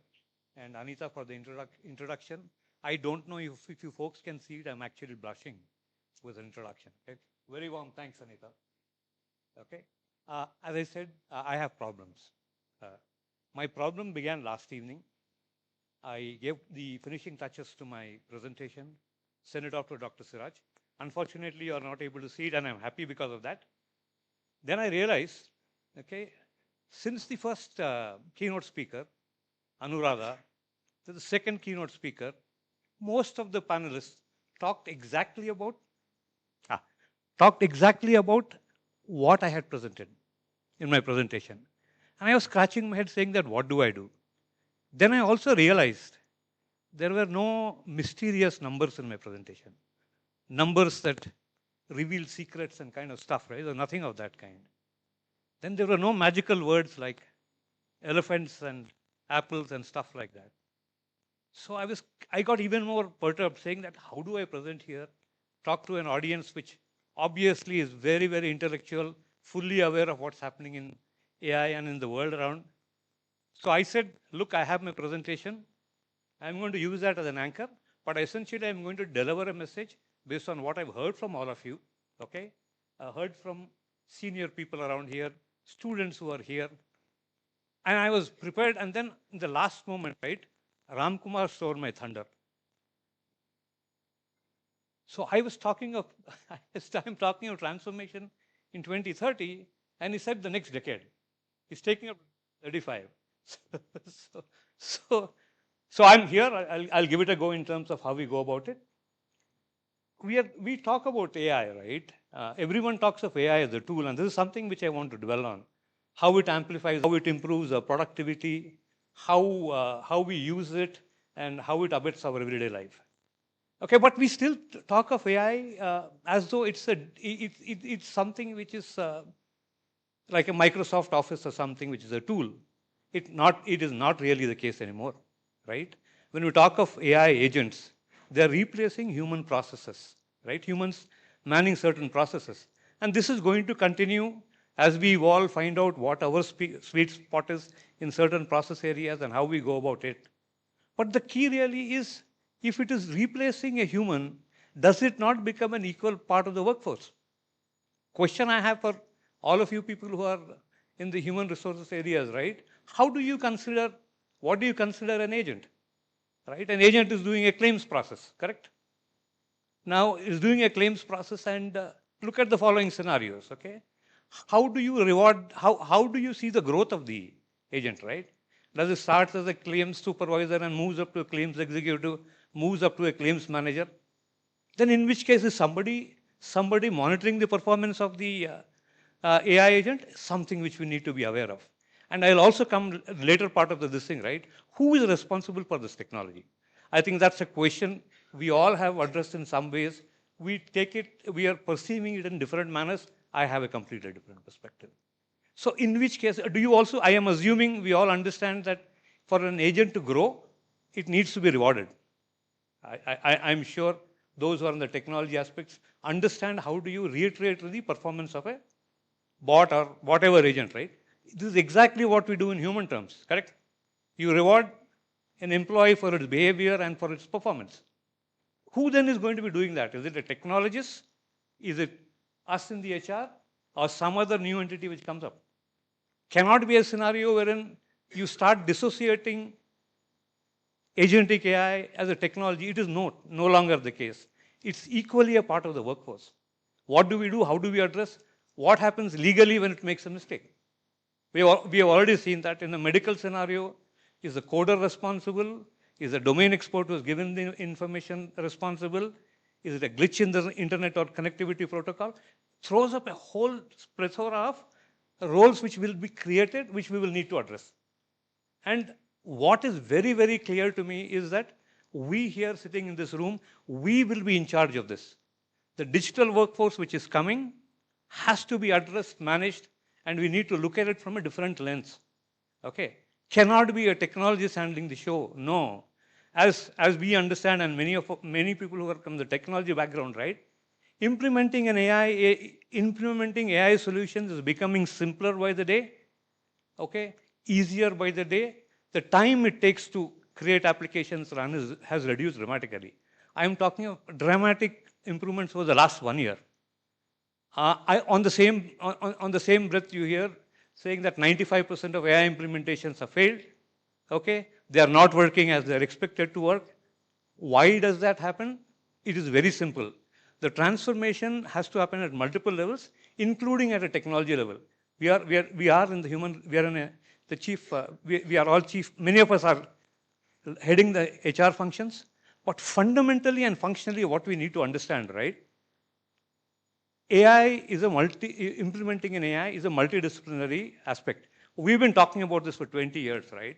How do we get linguists on board? How do you have behavioral scientists? How do you have domain scientists or domain experts and all that? It is now that we're beginning to understand that if you don't have the right team to implement an HR or any other AI solution, right, bound to fail. The technology part is probably, if you're talking of Gen AI, 20% of the work. The rest all is us folks. We will be creating the AIs. We should be creating agents which will work for us. It is not a technology play. There was one HR leader earlier in the afternoon saying that her CTO is talking about getting you all to use AI. No, it's the other way around. The AIs have to be created by you grounds up. As I said, tech play has reduced. Then in which case, who's doing it? Okay, we talk about building a chatbot, for example, right? In a customer service or any HR, say in a recruiting domain. Okay? Will you allow the technologist to create the knowledge repository of how recruiting processes go? It's bound to fail. So what is very clear is your roles, our roles here in terms of building AI has to be much more cohesive. We do not look at AI as another IT initiative. It has to be an HR initiative. It has to be a recruitment initiative. That's the only way where you'll add value, you'll create value. Else, you will be somebody else is trying to solve a problem they don't understand.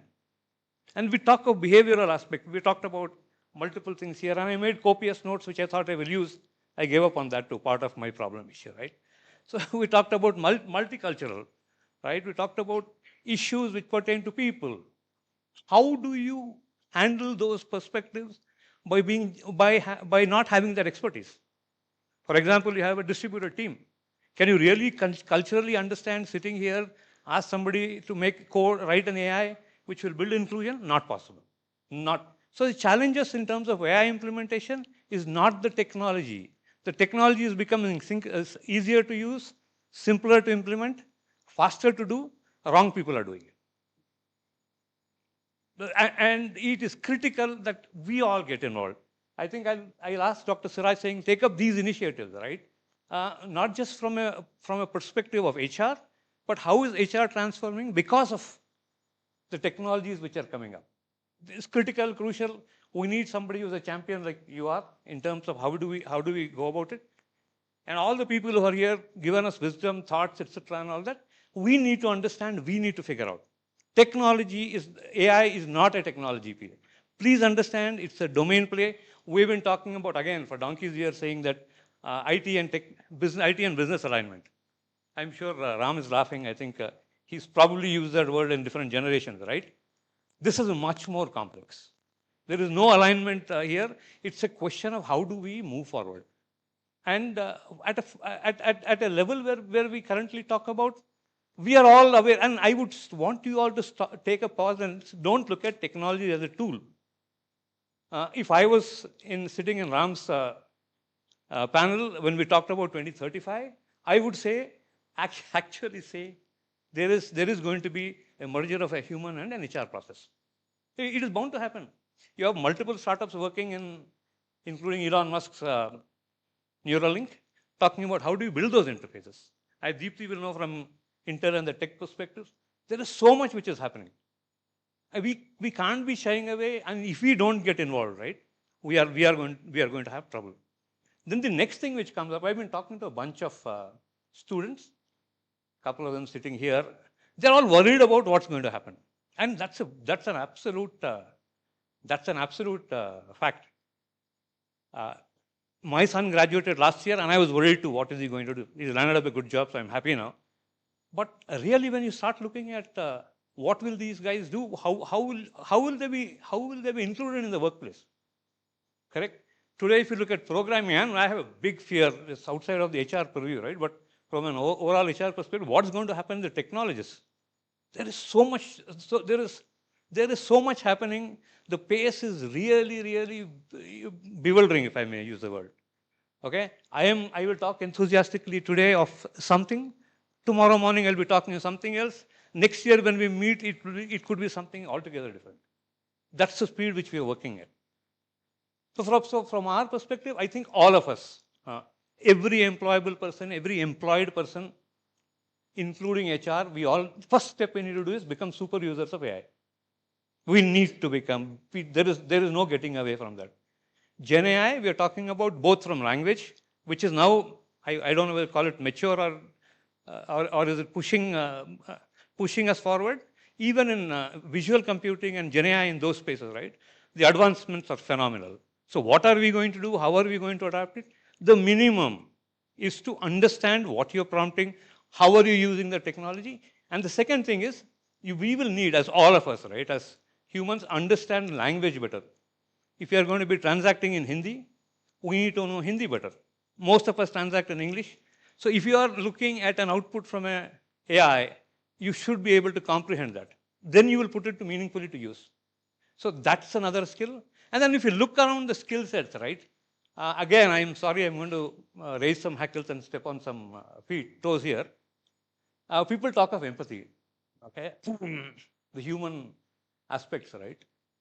If you work with Gen AI, it mimics, now whether it has empathy or not, I don't know. It mimics it so well, okay, that you can actually say it's real. So from a workplace perspective, it is real to me. Do you really need, what is really human empathy, right?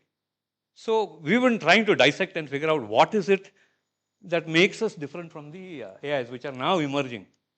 The only thing which I can figure out, and if somebody else has some more insights, I'd be delighted to hear. The only thing which is different from us and the AI is intention. The AI responds to your intent. It has not yet come to the AGI stage where it starts creating its own intentions, okay?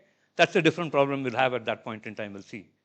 But if it is intention, then how do you intend to use the AI in your journey, in your HR roles, in your leadership role, is something which you must consider. Then comes in culture, then comes in productivity, all of what we have been talking about. Without this, we are not going to say we humans are better than AI. AI is good. Now it is no longer a stage where we say that we have got better judgment than AI. I really don't know. If anybody has worked extensively, understand that AI has been built literally on all the intelligence of the ages. It has been built on every single written English word, mostly in all the language across this thing. So why is AI good at giving medical diagnosis and medical this thing? Because it has all the knowledge. It is a knowledge repository which returns you patterns, and that knowledge is all the knowledge which we have. So we need to figure out how to use, how to leverage. There are opportunities which are what do you say, breathtaking in its scope. I personally believe that AI is the new, especially Gen AI, is the new electricity. What do we do with that? We are just scratching the surface. And I think we need to collaborate, understand, work together, figure out how do we solve problems. Okay, in the current context, if we ask, there is going to be huge boosts in terms of productivity. That means there could be redundancy. Now, how do we reinvent? What is it that we find? How do we use this better? How do we make more people employable, right? That's one of our objectives. But that's a scary factor. And nobody seems to be having clarity here. But to me, if everyone becomes an AI expert user, you will find ways and means of creating some opportunities, some value to the organization and move forward. If we are talking about rote work, that is going to be very difficult to address, manage, and then even convince people, right? What are you going to do? If you look at the CEO of NVIDIA, okay, made it very clear: don't send your kids to learn coding. That means they're talking about a function which essentially is going to be gone. I was telling somebody here, I last wrote code in COBOL, which is a donkey's years away. But today I can do vibe coding like anybody else. I can churn out sophisticated, relatively sophisticated apps, 15 minutes, 20 minutes. If I am able to do it, what does the role, right? And hierarchically, those who are from the IT sector, right? I think you need to all be cautious of the fact that there is a tsunami coming, and let us not be ostriches and put our head in the sand. Not going to fly, not going to work. We need to ensure that our our workforce is equipped. Now, what does equipped mean? I don't know, and I am asking this question of all of you. Want you to think through, understand what would you want your workforce to do, who will do, what will they do. There is a relentlessness about AI, and the second part about AI, which I want to bring to your table again from an HR perspective, it's an equalizer. Okay, what does that mean? It means that there was a question asked in the morning. I think somebody from the audience who's saying that they have an employee who's probably average, but uses ChatGPT and creates great emails, right? I think ChatGPT or any language model will give you a great response. So what does that entail? It says that it can make, as an example, a poor programmer a great programmer, and a great programmer will remain a great programmer. So that's the blurring aspect of AI which we need to be concerned. It is equalizing humans in many, many aspects. So how do we differentiate? These are things which you leaders should be talking about. How do you look at talent? How do you reward talent when everybody is doing the same thing? Right? It is, when you look at it from an output perspective, that productivity is going to remain similar. You may have a reduced workforce, but everybody is doing a great job, or everybody is doing an equal job. So how do you frame policies for assessing people? That's going to change, no question about it. How do we look at rewarding people? And again, as I said, you have a new digital workforce. Okay, it complements the human workforce. It is not different. It needs to be rewarded, not in a way as humans do, but it needs to be rewarded. For good job, you need to reward it. You need to pat it on the back saying good job, or other ways of doing that. That's the only way where it is motivated to work. And truly, this is how it works. If you don't have a reward structure in place, an AI will not grow. So you must start thinking of the digital workforce too, right? Somebody has to. How are you going to do an assessment between two different processes? These are things which are going to happen in the next few years, which all of us need to be aware of, all of us need to be addressing, and all of us need to work together here at this point. Today, we are in a very nebulous state. What I mean by nebulous is, right, there is a lot of thought going on, but nothing cohesive. It's like I sit and think in a silo. Everybody is thinking in a silo. This is probably a time, Dr. Siraj, again to you, get people together. Okay, get them to collaborate. We have great ideas. And what is an AI? In AI, if you talk of an agent, right, is something which mimics a human process. Nothing more than that. I read a claim, okay, understand what is a part of a claim, process the claim, easy for an AI to do. So there are processes which are repetitive, will be at risk. How will it evolve? Trying hard to peer into the crystal gaze, not much clarity. As a differentiation aspect, intention is one thing which an AI currently doesn't have. It has no intention. It will respond to your question. It will respond in all ways. It is very close to mimicking real human empathy, real human emotions, all of that it does. So that's the scary part. Now, it is, even if it is an imitation, right? If it is a good enough imitation, it's good enough for all of us. I'll put it that way. So understand that we need to, right, understand how do you, one effective function which I am seeing is how do you manage a digital workforce? Who is responsible? Now, I'll come back to the point which I addressed earlier. Building AI is not a technologist's job. I am a technologist, okay? I have seen failures. I have seen successes. I know why they work and why they will not work. Very core, non-inferential processes where there's nothing which I need to use my head for. Probably using common sense and a reasonable database, you can create, and technologists can create a knowledge repository, use various methodologies and build an AI, probably will work. Anything which is slightly inferential goes for a toss. Non-inferential is something which you're looking at reading and saying, is this right? You're doing that. You're doing a mathematical process, nothing to infer there. Okay? But if you say that I am rating this person better than the other, it's an inferential process. Whatever yardstick we use, whatever things we talk about, it is inferential, and thereby the complexity involves. And in all of those AIs, you cannot have a technologist lead the team. I am sorry if there are any technology leaders here, but I am a technologist myself, so I will take it that I can't create AI applications without specialists. Very, very clear, very clear. There are very simple examples I'll give you, right? For example, the word round has 42 meanings. Okay? Now, if I'm a programmer and I associate round with a cricket ball, okay, my thinking goes in that direction. Okay?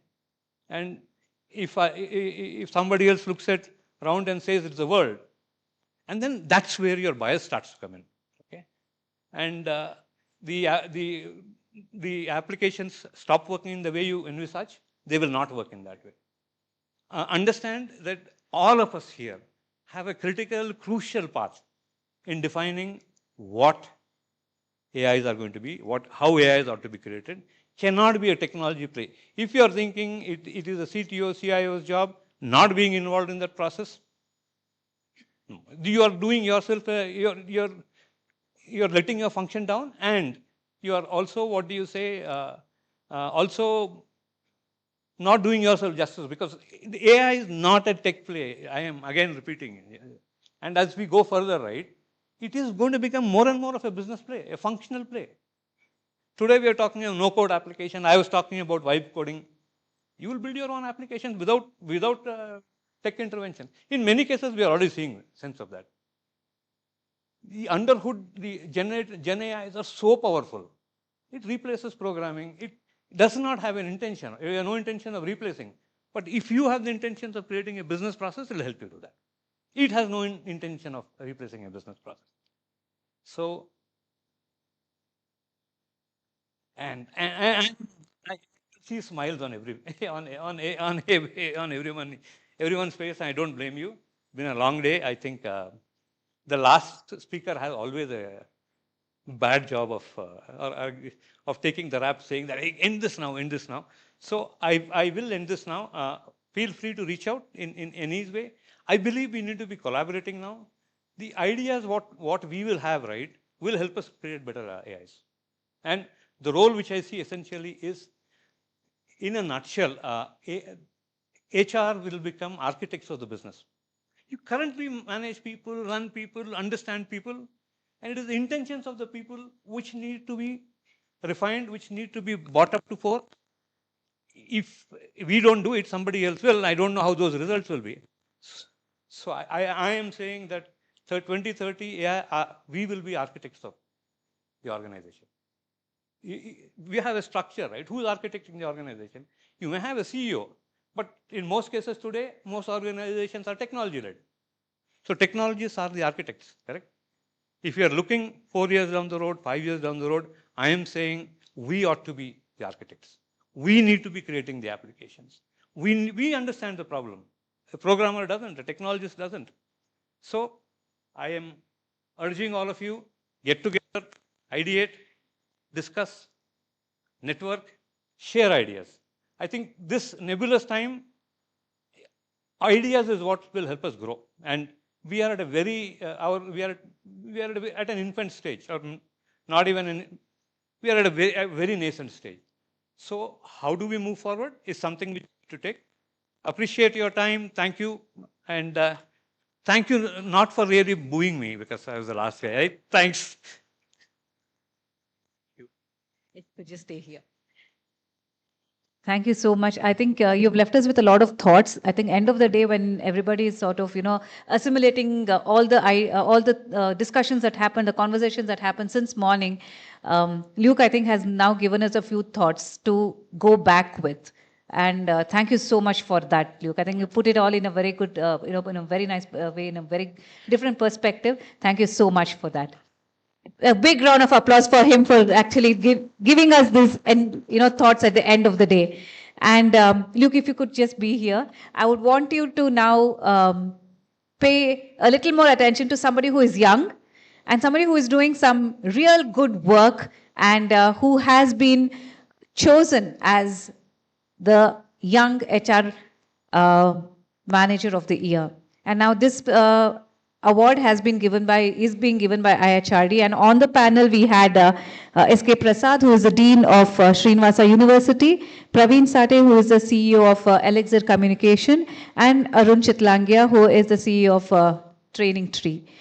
They have chosen, and it gives me a great pleasure to call upon Meenakshi De as the chosen young HR manager of the year. Can we have a great round of applause for her, please? And keep the applause going, please.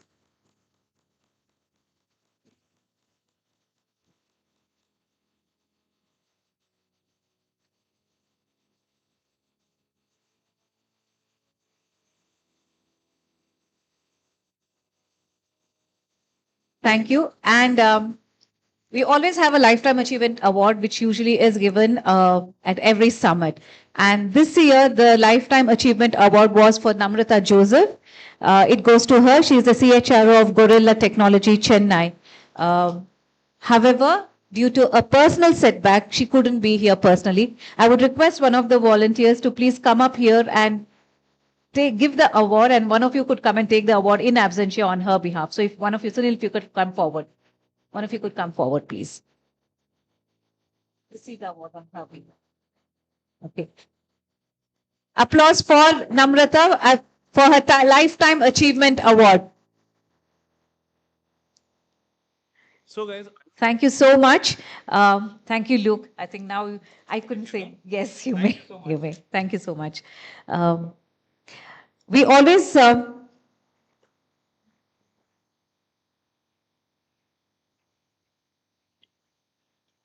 Okay, we always do something that we forget, and sometimes it is the most important person that we forget.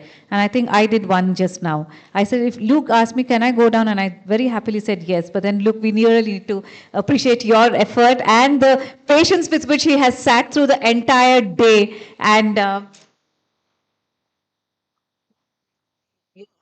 right, everybody is reminding me, memento for Luke, memento for Luke.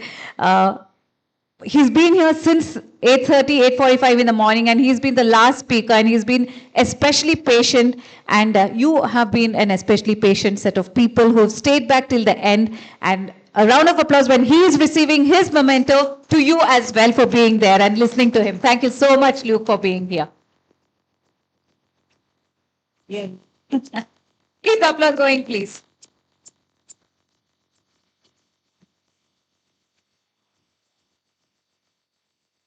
And now I think you can.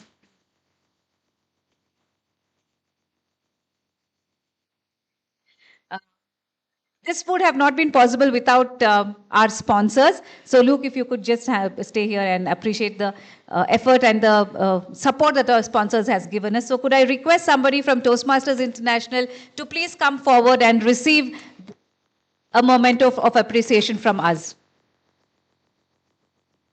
Can we have the entire team come up? And I would request every sponsor, if there are more people from your team here, please, we would require all of you to be up here on the stage.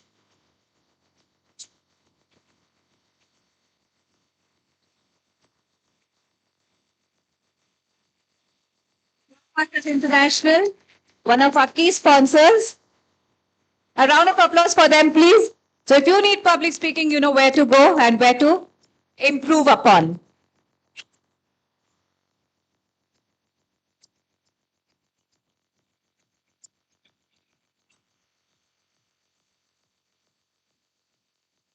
I joined the Toastmasters when I was 17. One of the reasons I'm speaking for the confidence I got early on. Thank you, Toastmasters. Our next sponsor, Rely On. Can we have the team from Rely On up here, please?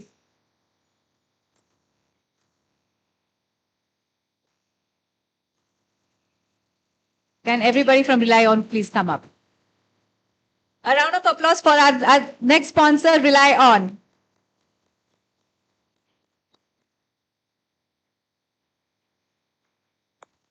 You can rely on them, definitely.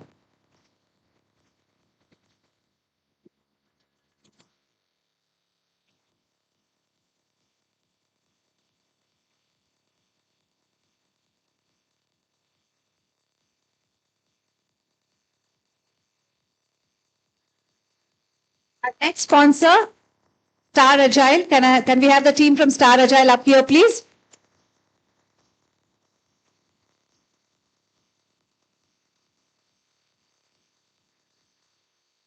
There we go. Can we have an applause for them too?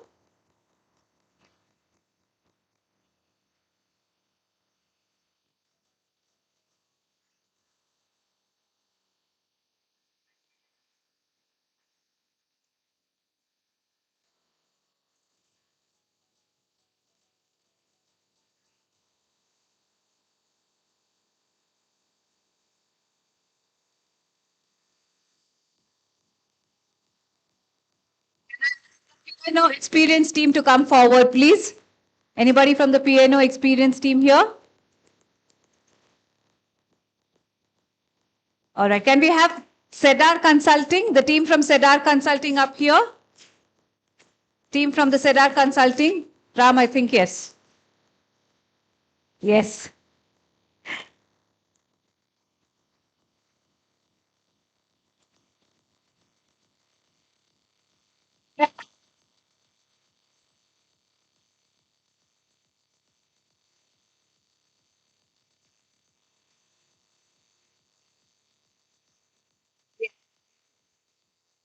Okay. I'm just going to take one last minute. Luke, thank you so much for your patience and for giving out the awards. I'm going to take about 30 to 40 seconds and then I would want everybody to come up near the stage so that we can take a group photograph. Any event, anything would not be possible without the support of very many people. So I would like to thank, first of all, Sterling Mac for the venue that they have provided, the food that they have sort of served us, and of course the arrangements that they have done. IHRD would also like to thank every panelist, every speaker who has come up here and given their precious time, spent the amount of knowledge that they have shared with us. I think without them this would not have been possible at all. Thirdly, we had student volunteers. Can I have all the student volunteers rise up, please? And if we all can give them a round of applause for being a lovely bunch of people who are helping us out. There they are, who've been helping us out. Thank you so much from the Ramaiah College of Management. They are from Ramaiah College. Thank you so much for that. And of course, I would like to thank Siraj for everything that he has done. 24 years without a break, conducting a conference, ensuring that the fraternity comes back year on year, meets and shares the knowledge that they have, goes back with a lot more of things to tickle their brains and implement things in their organizations. I think this would not have been possible without his tiresome effort. So a round of applause for Siraj also there, please. And finally, without you all, this would not have been possible. So a round of applause and a heartfelt thank to every delegate who has made it to this place on a Saturday and been here, stayed back, asked questions, participated, networked, built connections. Thank you for being here so much. A round of applause for you all now. And on that note, I think I can call you all to the stage over here. We'll wind up with a group photograph, please. If everybody could please move forward.